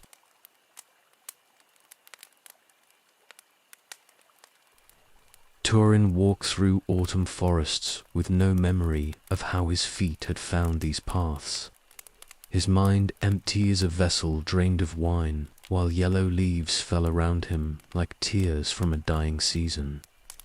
The spell that had clouded his thoughts in Nargothrond's ruins still clung to him like morning mist, leaving him adrift in present moments that held no connection to anything that had come before. The trees rose around him in pillars of gold and brown, their branches reaching toward grey sky with the patient grace of those who counted time in centuries rather than heartbeats. This was Brethel, the realm of the woodmen who lived between the great rivers. But such names meant nothing to one whose memory had been scattered like leaves before winter wind. He knew only that walking felt better than stillness, that movement through green shadows brought something approaching. peace to thoughts that turned painful whenever they tried to reach too far into the past. The forest welcomed him with silence that asked no questions about the darkness he had left behind. His reflection in stream water showed a stranger's face, gaunt with exhaustion and marked by experiences that felt like someone else's dreams. The dragon helm still crowned his brow, but its weight seemed meaningless now, while death iron hung at his hip like any common blade rather than the weapon that had carved his name in blood across half the known world. Sometimes fragments would surface from the depths of his clouded mind. Flashes of golden halls burning, the sound of silver blood dripping onto stone, a great eye that held malice older than mountains. But these images felt distant as childhood nightmares, holding no more substance than shadows cast by firelight on cave walls. The forest paths led him deeper into country that seemed untouched by the wars that raged across Middle-earth's face, where the sound of axes rang from clearing and glade, but spoke of honest work rather than weapons raised in anger. Here the trees were partners rather than obstacles, their timber taken with respect, and their groves tended with the care of gardeners who understood the value of what they shaped. Voices reached him through the afternoon air, speaking words in tongues that his damaged memory recognized without understanding why such knowledge should exist within his mind. The language carried the music of those who lived close to earth and growing things, whose concerns centered on harvest and hearth, rather than the grand games that princes played with common lives. A clearing opened before him where men worked with saw and adze, their movements efficient as they shaped trunk and branch into forms that would shelter families through the coming winter. These were not the pale lords of Nargothrond's halls, but sturdy folk whose hands bore the honest scars of daily labor, whose faces held the peace of those who had found their place in the world's pattern. They looked up from their work as he emerged from the tree line, their eyes taking in his travel-stained gear and the quality of weapons that spoke of battles fought in distant places. But no fear marked their weathered features, only the careful curiosity of people who had learned to judge strangers by deed rather than appearance. An older man stepped forward with the authority of one accustomed to leadership, his beard grey as winter storm clouds, but his eyes bright with intelligence that had been tempered by years of making decisions that meant life or death for those under his care. When he spoke, his voice carried the warmth of hearth fire and the strength of oak roots that reached deep into nourishing earth. The words washed over Turin like water over stone, their meaning clear despite the fog that still clouded his thoughts. Here was welcome offered without condition, shelter extended to one who clearly needed rest and healing. The simple generosity struck him with force that made his chest tighten, for kindness was a gift he had almost forgotten existed. They called him friend before learning his name, stranger before understanding his purpose. And in that casual acceptance lay peace that he had not known since childhood days, when the world seemed built from wonder rather than sorrow. These folk asked no questions about the past that lay heavy on his shoulders, like burial shroud, content to judge him by the man he chose to be, rather than the shadows that followed in his wake. As evening settled over the forest with the gentleness of a mother's hand smoothing troubled dreams, Turin found himself seated beside fires that burned without malice, surrounded by voices that spoke of simple hopes rather than grand ambitions. For the first time in years beyond counting, he felt the weight of destiny lift from his shoulders like snow melting in spring sunshine. The name they gave him came as naturally as breathing, Turambar, Master of Doom, though they meant it as compliment rather than curse. Here, among the woodmen, he could begin again, could build something clean from the ashes of all his failures, without the burden of memory to poison each small joy with knowledge of what such happiness had cost before.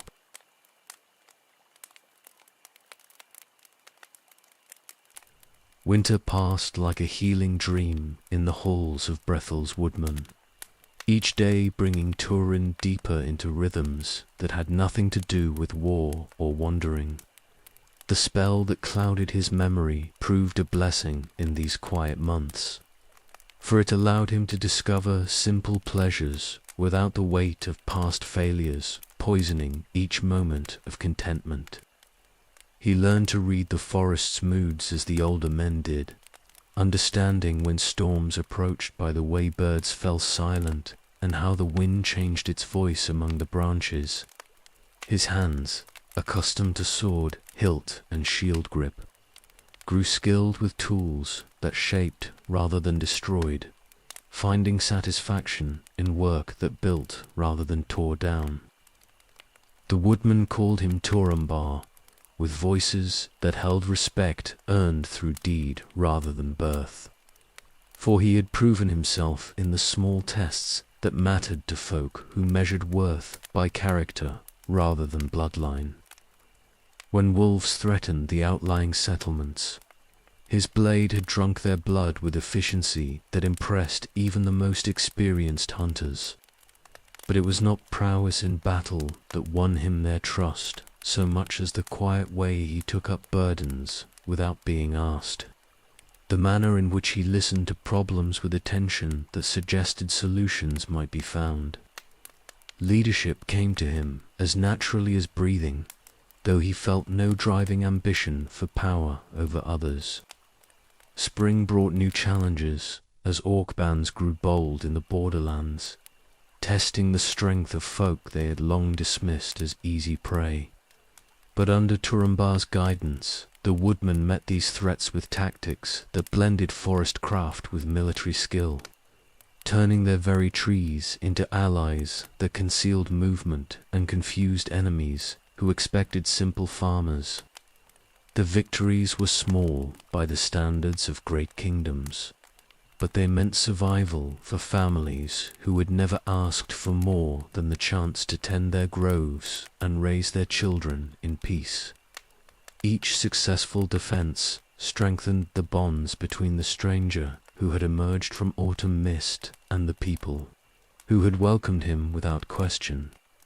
As summer deepened toward its blazing height, Turin felt something approaching genuine happiness take root in the corners of his heart where grief had dwelt so long. The forest's green embrace seemed to wash away shadows that had followed him through years of wandering, replacing them with certainty that he had found his proper place at last. He began to speak of building rather than merely defending, of expanding the settlements and strengthening trade with distant realms that might value what Brethel's craftsmen could offer. The woodmen listened with growing enthusiasm as their reluctant leader painted pictures of prosperity that seemed within reach for the first time in generations. The great trees themselves appeared to approve of these plans, their growth unusually vigorous, as if responding to human dreams that harmonized with nature's own designs. New saplings sprouted in cleared areas with abundance that suggested the forest itself had chosen to partner with those who tended it so carefully. But it was in the quiet moments that Turin found his deepest peace, walking familiar paths as dawn touched the canopy with fingers of gold and silver. The very air seemed cleaner here than in the world beyond, free from the taint of ambition and malice that had poisoned so many other places. Sometimes fragments would surface from the depths of his clouded memory, glimpses of golden halls and silver fountains, the echo of voices raised in songs whose words he could no longer recall. but these felt like dreams from someone else's sleep, holding no more reality than stories told to pass winter evenings. His reflection in forest pools showed a man at peace with himself, the gaunt desperation that had marked his features replaced by something approaching contentment.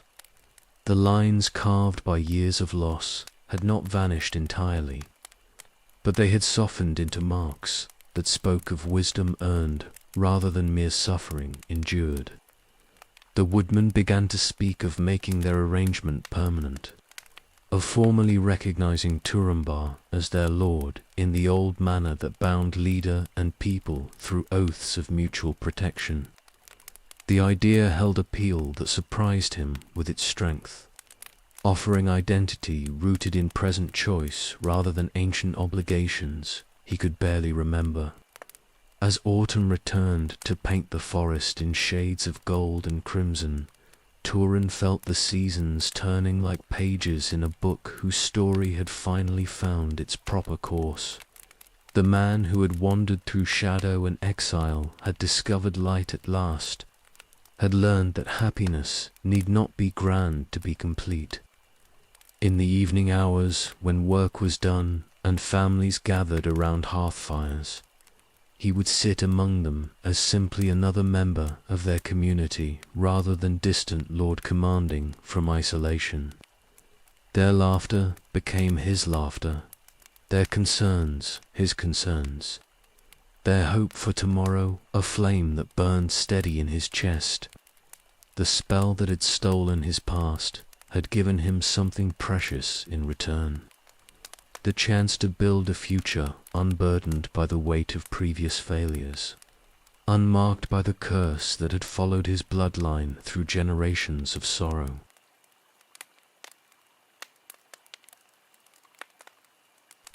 She came walking through the morning mist like something from the elder songs, her bare feet silent on the forest path while dew clung to her dark hair like scattered pearls.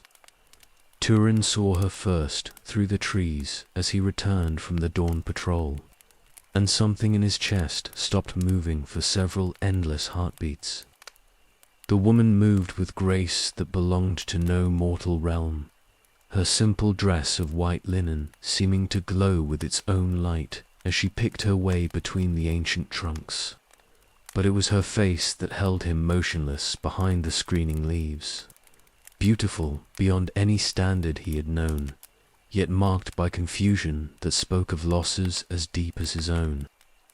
Her eyes held depths like mountain tarns, clear and grey as winter sky, but empty of the memories that should have filled them. When she paused beside a stream to drink from cupped palms, her movements carried the unconscious elegance of one born to halls greater than any woodland dwelling. Yet she wore no jewels or ornaments that might speak of noble birth. Nothing to mark her as different from any village maiden save the otherworldly beauty that made the very air around her seem to shimmer with possibility. She was lost, that much was certain, but from what realm or family, no, I could say. Turin stepped from concealment with careful movements that would not startle prey already skittish from whatever ordeal had brought her to these depths. His voice when he spoke carried only gentleness, the tone he might use with injured animals or frightened children. She turned at his approach with eyes that showed no fear, only a kind of weary hope that suggested she had been wandering longer than her appearance would indicate. When she tried to speak, the words came hesitant and strange, as if language itself had become unfamiliar territory that must be navigated with care. Her voice held music despite its uncertainty, notes that seemed to harmonize with wind through leaves and water over stone. But the meaning behind her words was fragmentary, broken pieces of thought that refused to connect into coherent patterns. She remembered nothing, not her name or birthplace, not the family that must surely mourn her absence. not even how she had come to be walking alone through forests that held dangers enough for armed warriors. The emptiness in her eyes spoke of losses that went deeper than mere forgetfulness, as if something precious had been torn from her soul. Turin felt recognition stir in the depths of his own clouded memory, not of her face, but of the condition that held her prisoner. He had known such emptiness himself, had felt the terrible lightness that came when the past was severed from the present, like a limb cut away by surgeon's blade. Without conscious thought, he found himself offering what comfort words could provide, speaking of safety and shelter among folk who would ask no questions about shadows that followed from brighter days. The woodmen had welcomed him without condition, and they would do the same for any who came in need. She listened with attention that seemed to drink in every syllable, her grey eyes never leaving his face, as if his words were water to one dying of thirst. Whatever spell held her memory bound, it had not touched her ability to understand that kindness was being offered without price or expectation. When she nodded acceptance of his invitation, Turin felt something shift in his chest, like ice breaking up in spring rivers. This was more than mere pity for another soul cast adrift by forces beyond mortal understanding. Something deeper stirred at the sight of her, a recognition that went beyond conscious thought. The walk back to the settlement passed in companionable silence, broken only by his gentle explanations of what she would find among the woodmen. He spoke of their customs and concerns, of the work that filled their days and the simple pleasures that made such labor worthwhile.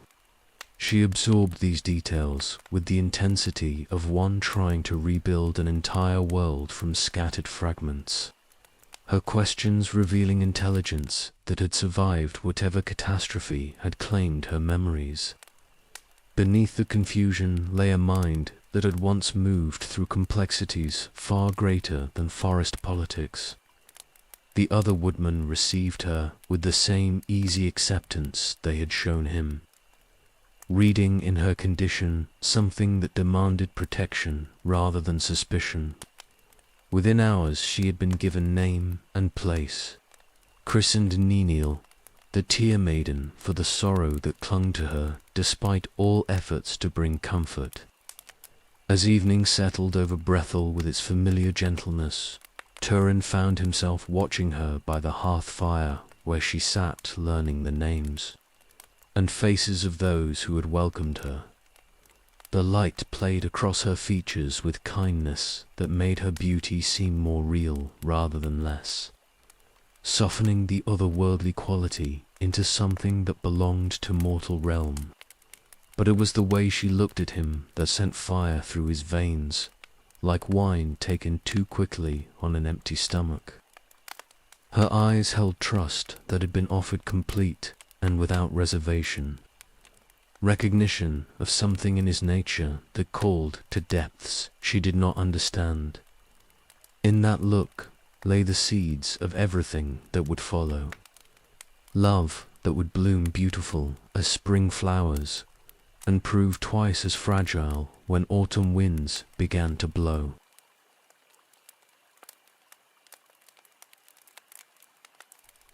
Spring returned to Brethel with unusual warmth that year, the forest bursting into flower as if nature herself blessed the union that would be celebrated beneath her green canopy.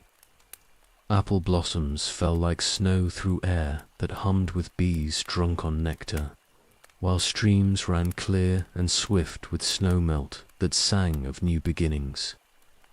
Turin stood beneath the great oak that marked the settlement's heart, its ancient trunk adorned with garlands woven from wild roses and honeysuckle that filled the evening air with sweetness. The dragon helm lay forgotten in his dwelling, replaced by a crown of spring flowers that the women had crafted with laughter and careful art. Around him gathered all the folk of Brethel, their faces bright with genuine joy as they witnessed their lord's happiness made manifest in ceremony. These were people who understood that celebration must be seized when it came. For the world held sorrow enough without rejecting the gifts that fortune occasionally offered. Niniel approached through the flower-strewn path like dawn breaking over distant mountains, her white dress flowing around her with grace that made the very air seem to dance in her wake. The simple linen had been transformed by women's craft into something worthy of the fairest bride, embroidered with silver thread that caught the dying light like captured stars. Her beauty struck him anew as she drew near, stealing breath from his lungs and making his heart hammer against his ribs like a caged bird desperate for freedom. 6 months they had dwelt in the same halls, and still her presence could reduce him to wonder that bordered on pain. The grey eyes that had once held only emptiness now blazed with love that had no shadows, unmarked by the weight of memories that might have complicated such pure feeling. Whatever spell had stolen her past had left her free to love without reservation, to give her heart complete and unguarded. When she placed her hand in his before the assembled witnesses, Turin felt the last chains of sorrow fall away like winter ice melting before spring warmth. Here was peace beyond any he had dreamed possible, love that asked nothing of the past and promised everything to the future. The ceremony followed ancient forms that predated kingdoms, words spoken in the old tongue that bound to hearts before earth and sky as witnesses. Their vows carried weight that went beyond mere custom, promises made with full understanding of what such commitments meant to those who had learned the value of happiness through its absence. When the final words were spoken and the cups of wine shared between them, the celebration began in earnest with music that seemed to rise from the forest itself. Harps and pipes wove melodies that spoke of joy unmarked by sorrow, of hope that dared to believe in tomorrow despite all the darkness that surrounded their small circle of light. They danced beneath stars that shone with unusual brightness, as if the very heavens approved of this union between souls that had found each other across the wreckage of whatever lives they had lived before. The steps came naturally to both, their bodies moving in harmony that suggested deeper connections than conscious memory could explain. The feast that followed stretched deep into the night, tables groaning beneath the weight of dishes that represented every delicacy the forest could provide. Wild honey flowed like liquid gold, while ale brewed from ancient recipes loosened tongues and filled the air with laughter that echoed from the surrounding trees. Turin felt himself swept along by currents of contentment that ran deeper than any river. His cup never empty as toasts were raised to health and happiness and the promise of children who would grow tall beneath Brethel's protective shade. For once the future seemed bright with possibility rather than shadowed by the weight of inevitable doom. Niniel's laughter rang pure as silver bells through the warm night air, her joy infectious in ways that brought smiles to the weathered faces of folk who had forgotten such sounds were possible.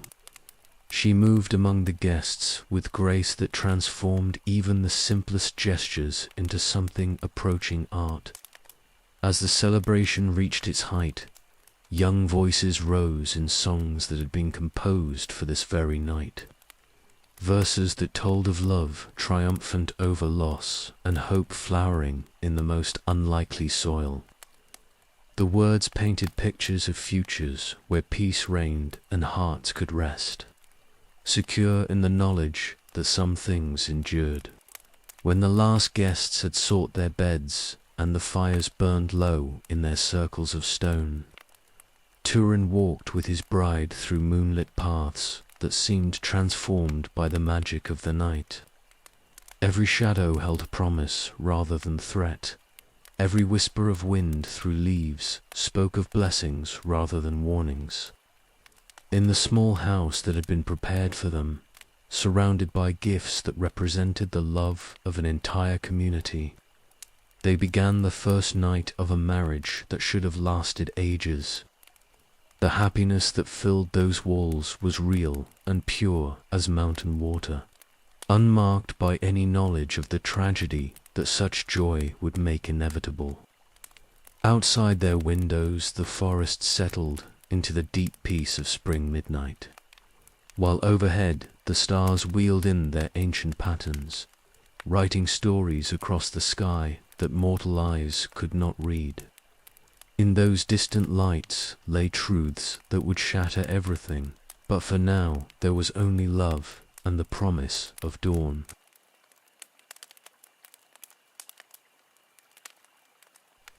The first warning came with the autumn wind that carried scents of burning from the northern reaches, where no hearth fire should have been lit in the empty lands beyond Brethel's borders. Turin breathed deeply of air that tasted of ash and heated metal, his body remembering dangers that his clouded mind could not quite name. The happiness of recent months seemed fragile as morning frost when he stood on the settlement's watchtower, studying smoke columns that rose like dark fingers against the grey sky. Something vast moved in those distant hills, leaving destruction in its wake with the methodical purpose of one who had done such work before. Messengers stumbled into the forest kingdom with tales that made even seasoned warriors pale, speaking of a great worm that flowed across the land like molten gold made flesh. Trees that had stood since the elder days crumbled to ash at its passing, while the very stones melted like candle wax beneath feet that had walked in Angban's fires. Glaurung had stirred from whatever lair had held him since Nargothrond's fall, drawn perhaps by the scent of happiness that had no right to exist in a world where his master's will held sway. The dragon's voice boomed across leagues of countryside, speaking words that burrowed into listeners' minds like poison seeking the heart. He called for Turambar by name, though that title should have meant nothing to one who had known him in different guise. The great worm spoke of debts unpaid and justice long delayed, of the son of Hurin who thought he could escape the doom that followed his bloodline through all the turnings of the world. Turin felt ice form in his veins as fragments of memory stirred behind the barriers that Dragonspell had raised. Images flashed through his consciousness like lightning in a midnight storm, golden halls burning, silver blood pooling on ancient stone, a great eye that held malice older than kingdoms. The pieces refused to connect into coherent patterns, but emotion came flooding back with force that nearly drove him to his knees. Guilt and grief crashed over him in waves that made breathing agony, while knowledge of what his presence brought to those who welcomed him settled on his shoulders like a gravestone. Niniel found him there as evening settled over the watchtower, her grey eyes bright with concern as she read the devastation written across his features. Her touch was gentle as spring rain when she placed her hand on his arm, but even that simple contact sent fire through his veins. Her voice carried all the love that 6 months of marriage had deepened into something that transcended mere desire, speaking words of comfort that should have brought peace but instead twisted like knives in his chest. She asked no questions about the darkness that had claimed him, offering only presence that was itself a kind of healing. But Turin knew with certainty that went beyond conscious thought that her very existence was the weapon the dragon would use against him. Glaurung had not come seeking treasure or territory, but something more precious. The chance to destroy happiness itself, to prove that love was just another tool that served the Shadow's purposes. The council that gathered in Brethel's great hall spoke of defense and evacuation, of hiding in the deep woods until the monster passed or could be driven away by forces greater than any they could muster. But Turin listened to their reasonable words with growing conviction that reason had no place in what was coming. This was not a problem that could be solved through strategy or numbers, not an enemy that would be turned aside by walls or clever tactics. The dragon had come for him specifically, drawn by threads of fate that stretched back through years of wandering and loss to the moment when Morgoth's curse was first spoken. As the arguments continued around the council table, Turin felt the weight of decision settling in his bones like winter cold. He had brought this doom upon the woodmen through the simple act of seeking peace among them, had made their happiness into a target that drew destruction like lightning to the highest tree. There was only one choice that might save them, one path that led away from the total devastation that would follow if he remained among those who had welcomed him. The dragon would follow wherever he went, but perhaps he could draw that pursuit away from innocent folk who had done nothing to earn such attention.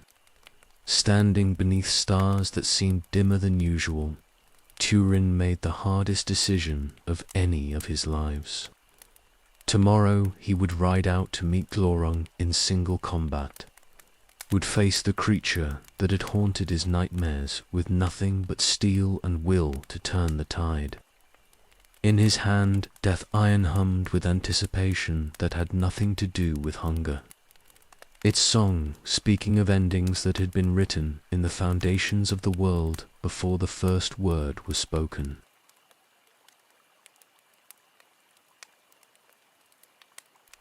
Turin rode from Brethel's halls in the grey hour before dawn, leaving behind sleeping streets where those he loved lay unknowing of the doom that approached on silent feet. Death iron hung at his side like a promise waiting to be kept, while his horse's hooves rang against stone with sounds that seemed to wake echoes from the world's youth. The forest path that led toward the dragon's lair wound through country that grew stranger with each league travelled, where trees stood blackened and leafless despite the season's warmth.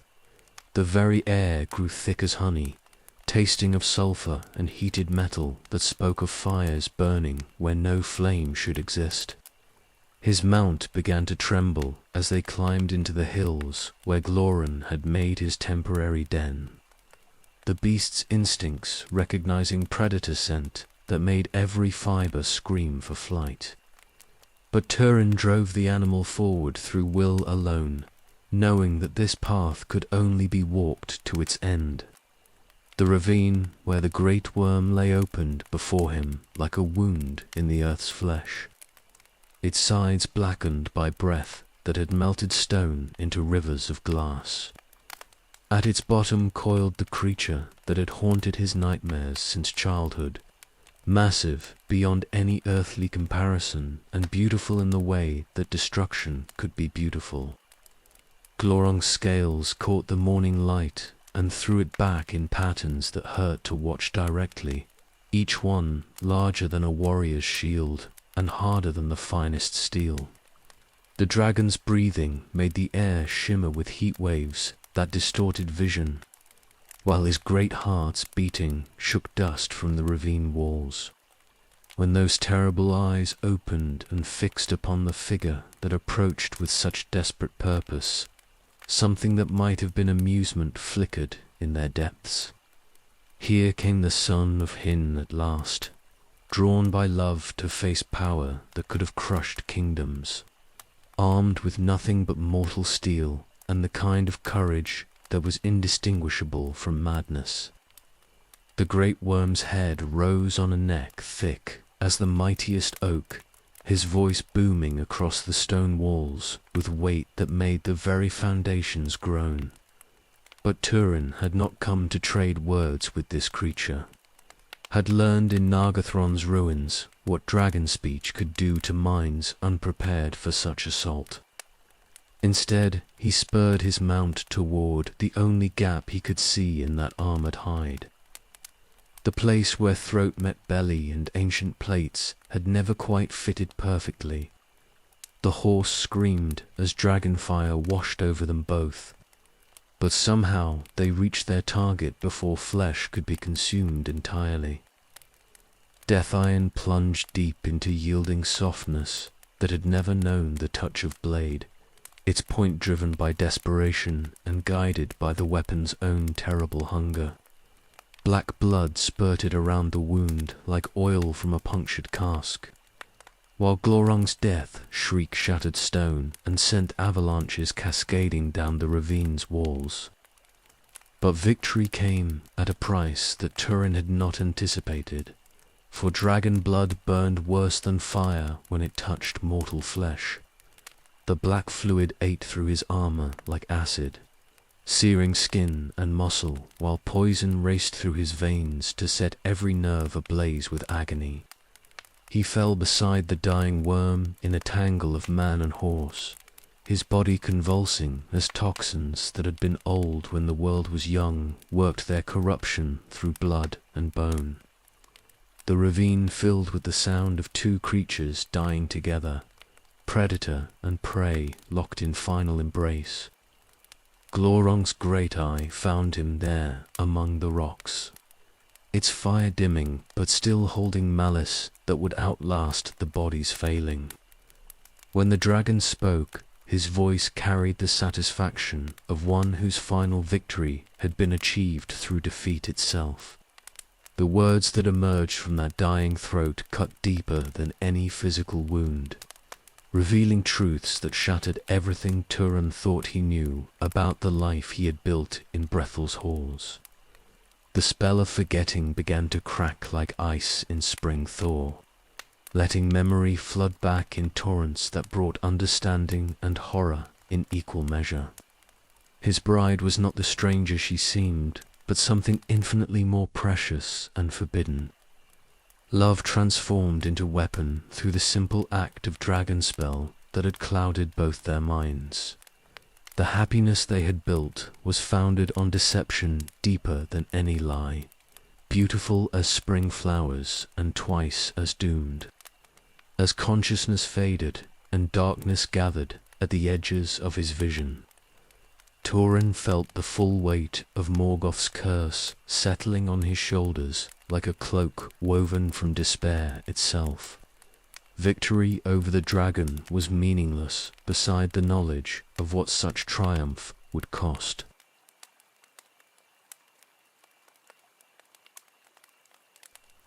Turin lay beside the dying dragon in a pool of black blood that ate through stone-like acid poured from Angban's furnaces. His body racked with convulsions as poison raced through veins that burned like molten metal. The great worm's eye fixed upon him with satisfaction that transcended mere physical pain, reading in that twisted form the completion of work begun when the world was younger. Death approached on wings that beat slower with each labored breath, but Glaurung's voice still carried power enough to shatter walls that spell had built around forbidden memory. The words that emerged from that dying throat were calculated with precision that had been perfected through ages of malice, each syllable placed to inflict maximum devastation upon a soul already broken by loss.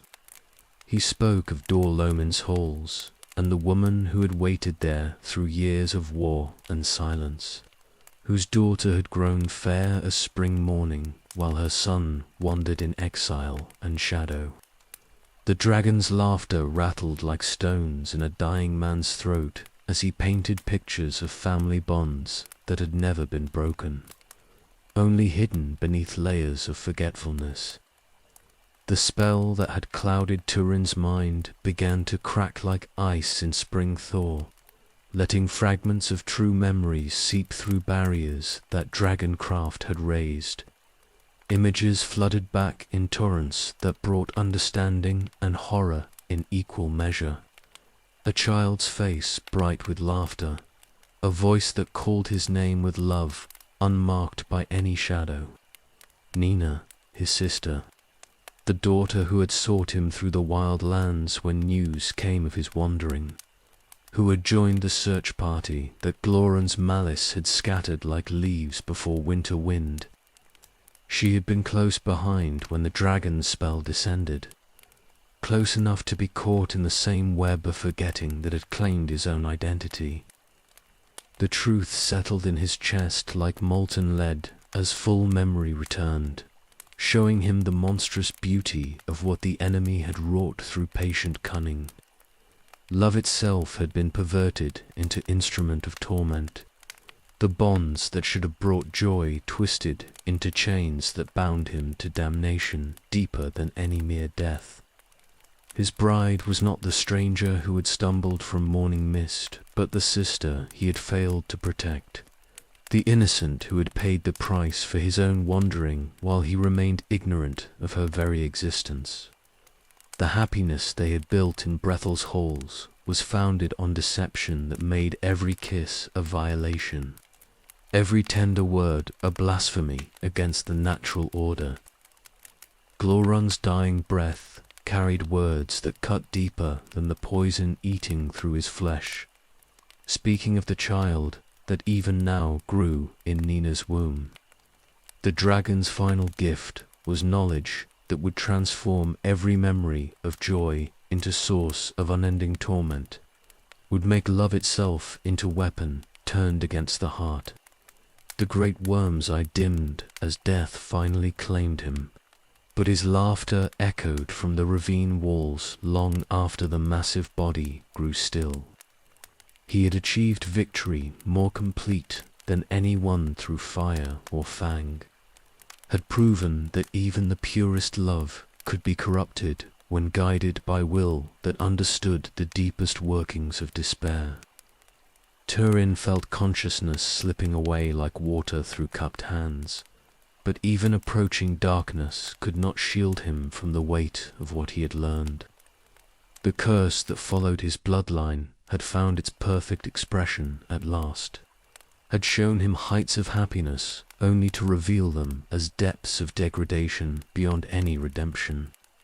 Every moment of the past 6 months replayed itself behind his eyes with new and terrible meaning. Each kiss transformed into violation, and every gentle word into lie that cut deeper than steel. The marriage that had seemed like haven from all sorrow was revealed, as the very pinnacle of the doom that had haunted him since birth. Through the haze of poison and approaching death, he tried to form some plan that might spare Nenna the knowledge of what they had done, some way to end his own torment without destroying the innocence that spell still protected. But Glaurung's malice had been too perfect in its design, too complete in its understanding of how love could be made into instrument of devastation. As darkness gathered at the edges of his vision and dragon poison completed its work through blood and bone, Turin felt the full weight of Morgoth's curse settling on his shoulders like gravestone carved from despair itself. The victory over Glaurung was meaningless beside the knowledge of what such triumph had cost, what terrible price had been paid for the brief happiness that now stood revealed as the cruelest joke of all.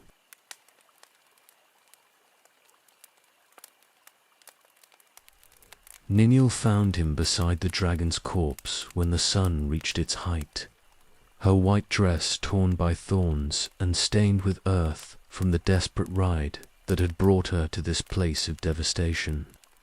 She had felt the moment of Glaurung's death like thunder in her bones, had known with certainty that could not be explained that her husband faced mortal peril in the northern waste. Turin lay motionless in the pool of black blood that still steamed against the ravine's floor, his face grey as winter ash, while dragon poison completed its work through flesh that had been seared by acidic fire. But his eyes opened at her approach, and in their depths she read agony that went far deeper than any physical wound. His voice came as a whisper that barely stirred the air between them. Words shaped by lips that could no longer form clear sounds, but driven by desperate need to spare her what knowledge might bring. He tried to speak of love that had been pure despite its poisoned foundation, of happiness that had been real even though built on lies deeper than any ocean. But Glaurung's malice had not ended with his death, for the great worm's final breath had shattered every spell that held memory bound. The truth came flooding back to Niniel in torrents that brought understanding and horror in equal measure, washing away the barriers the dragoncraft had built around forbidden knowledge. She saw herself as she truly was, not the mysterious woman who had emerged from morning mist, but Nina, daughter of Hurin, sister to the man who lay dying before her eyes. Every moment of their courtship replayed itself with new and terrible meaning. Love transformed into violation and joy into source of unending shame. The child that grew beneath her heart suddenly became burden too heavy for any soul to bear, innocent life that would forever carry the mark of what its parents had unknowingly done. She pressed both hands to her belly as if she could somehow shield the unborn from knowledge that would poison every breath it drew. Turin's hand reached toward her with movement that cost him agony beyond description, his fingers seeking contact that might somehow bridge the gulf that truth had opened between them. But she shrank back from his touch as if it carried fire, reading in his eyes the same recognition that tore at her own soul. The words that passed between them in those final moments were few and broken, fragments of language inadequate to express the magnitude of what they had learned. There was no comfort to be offered and no forgiveness that could heal wounds cut so deep. Only the terrible understanding that some knowledge destroyed everything it touched. When Turin's breathing finally stopped and his eyes grew still as winter ponds, Niniel felt something break inside her chest, like ice cracking under unbearable weight. The man she had loved with heart unmarked by any shadow was revealed as brother whose blood she shared, whose child she carried in womb that had become chamber of horrors. She rose from beside his body with movements that belonged to sleepwalker navigating landscape of nightmare, her white dress floating around her like funeral shroud. The ravine walls stretched upward toward sky that seemed impossibly distant, while far below the river, Tieglin rushed between stones worn smooth by countless years of patient flow. There was only one path that led away from knowledge too terrible to bear, one choice that offered escape from shame deeper than any grave. The edge called to her with voice sweeter than any lover's whisper, promising peace that would wash away all memory of what love had become when twisted by malice beyond mortal understanding. As she stepped into empty air above the rushing water, Niniel felt time slow like honey poured from jar, each moment stretching to contain lifetimes of regret and sorrow. The wind that rose to meet her carried scents of forest and growing things, reminders of happiness that had been real even though founded on deception. Her last thought before darkness claimed her was not of the horror that had driven her to this choice, but of spring mornings, when love had seemed pure as mountain water, untainted by knowledge of what such joy would cost.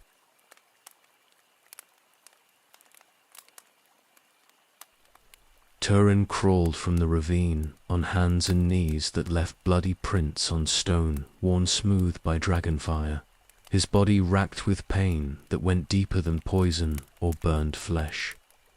The black blood that had seared through his armor continued its work even as Glaurung's corpse cooled behind him, eating through muscle and bone with hunger that would not be satisfied until death claimed him entirely. But it was not physical agony that drove him forward through the morning heat toward the river where birds had fallen silent in the trees. Something called to him from the direction of running water. A certainty that sat in his chest like ice formed around his heart. He found her floating face down in the Teaglan's swift current. Her white dress spread around her like wings that would never lift towards sky again. The water had washed the earth stains from the fabric, leaving it pure as the snow that crowned distant mountains.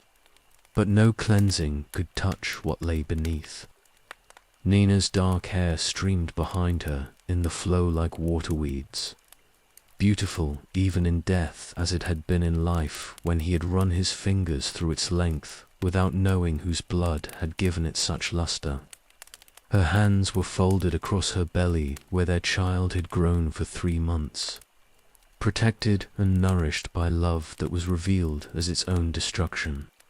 Turin dragged himself into the shallows where her body had caught against a fallen tree, his movements clumsy as those of a beast wounded beyond hope of healing. The water that touched his burns sent fresh fire through his veins. But he pressed forward until his arms could close around the sister bride who had chosen darkness rather than face what their ignorance had wrought. Her skin was cold as river stones when he lifted her from the current, her grey eyes closed against sights too terrible for any mortal gaze to bear. Even death had not erased the beauty that had drawn him like moth to flame, had not diminished the grace that had made her seem like creature stepped from elder songs. But knowledge poisoned everything now, transforming every memory of their courtship into source of torment that would last until the world's ending. The kisses they had shared beneath Brethel's trees became violations that burned worse than dragon fire, while the vows spoken before witnesses turned to blasphemies that no tongue should ever have shaped. He carried her to the riverbank and laid her down among flowers that bloomed oblivious to the tragedy that had unfolded beneath their petals. The spring growth that surrounded them spoke of renewal and hope. But such concepts belonged to worlds where love was not weapon, and family bonds did not become chains that dragged souls into damnation. Death iron lay where he had dropped it beside Glaurung's corpse, the black blade gleaming with dragon blood that had not dimmed its edge or stained its perfect surface. When he reached for the weapon, it came to his hand as if eager for the work that remained, its song rising to match the despair that filled his heart like poison. The sword's voice had changed since drinking the great worm's life, had gained new harmonies that spoke of endings rather than mere destruction. This was no longer the hungry blade that had carved victory from countless battlefields, but something altogether more final. A key that could unlock the door between life and whatever lay beyond. Turin's hands shook as he raised Death Iron above the sister who had paid the ultimate price for his wandering, whose innocence had been destroyed by malice that reached across years to claim victims who had never known they were hunted. The blade's point touched the earth beside her still form, its weight almost too heavy for arms weakened by poison and grief. But it was not revenge he sought against the weapon that had served him so faithfully through years of violence and loss. Girthing had been tool rather than master, instrument of will rather than source of corruption. The fault lay not in steel, but in the blood that commanded it, in the curse that had followed his lineage since the world was younger. His voice when he spoke carried all the weight of choices that had seemed wise at the time, but were revealed as stepping stones toward damnation beyond any redemption. He asked the blade if it would take the life of its master as readily as it had claimed so many others. If steel forged in starfire could end what love had made unbearable. Death Iron's answer came not in words but in the cold certainty that flowed up from metal that had never known failure in any task set before it. The blade would serve as faithfully in this final duty as it had in all the battles that had brought them to this moment. Beside the rushing water, when Turin drove the sword through his own heart, he felt peace settle over him like snow falling on troubled water, bringing silence that no storm could disturb.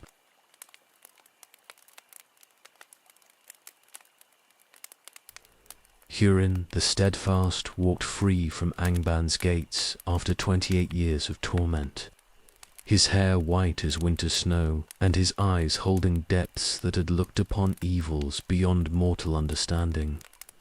Morgoth's laughter followed him into the grey dawn like thunder rolling across distant mountains, the Dark Lord's voice promising that the greatest sufferings were yet to come. The iron bonds that had held him to the throne of malice fell away like shed skin, but heavier chains remained locked around his heart. The knowledge of what his children had endured while he sat helpless in the furnace light of Thango-Rodrim. Every moment of their anguish had been shown to him in visions clearer than crystal, each choice and sorrow displayed for his torment.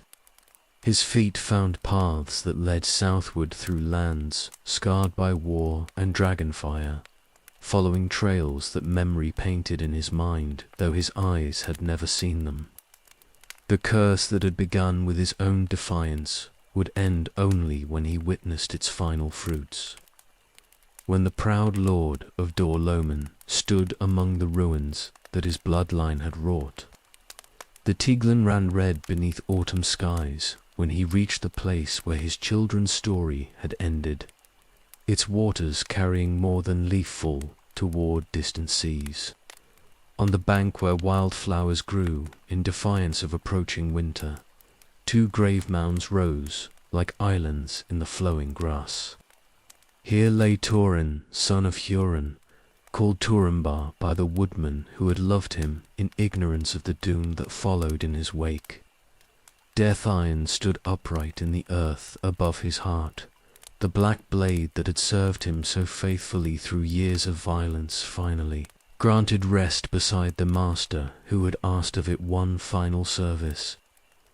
Beside him rested Nina, who had been called Nenial, the sister bride whose love had been pure even when founded on foundations that would crumble at truth's touch. Flowers had been woven into her hair by hands that understood grief, their petals bright as hopes that had bloomed and died in the space between sunrise and sunset. Hurin knelt between the mounds while tears ran down cheeks that had not known such release through all his years of captivity, his weathered hands touching earth that held everything precious that remained in the world. The curse had run its course at last, had claimed every life that his pride had marked for destruction when he chose defiance over submission in the iron halls. The woodman found him there as evening settled over the forest, with gentleness that seemed to mock the harshness of what fate had written across their peaceful realm. They spoke in hushed voices of the stranger who had brought such joy and sorrow in equal measure, whose love had blazed bright as stars before consuming everything it touched. In their telling, Hurin heard echoes of the man his son might have been if different choices had been made in the beginning. If pride had bent before wisdom and the bonds of kinship had been honored above the call of war.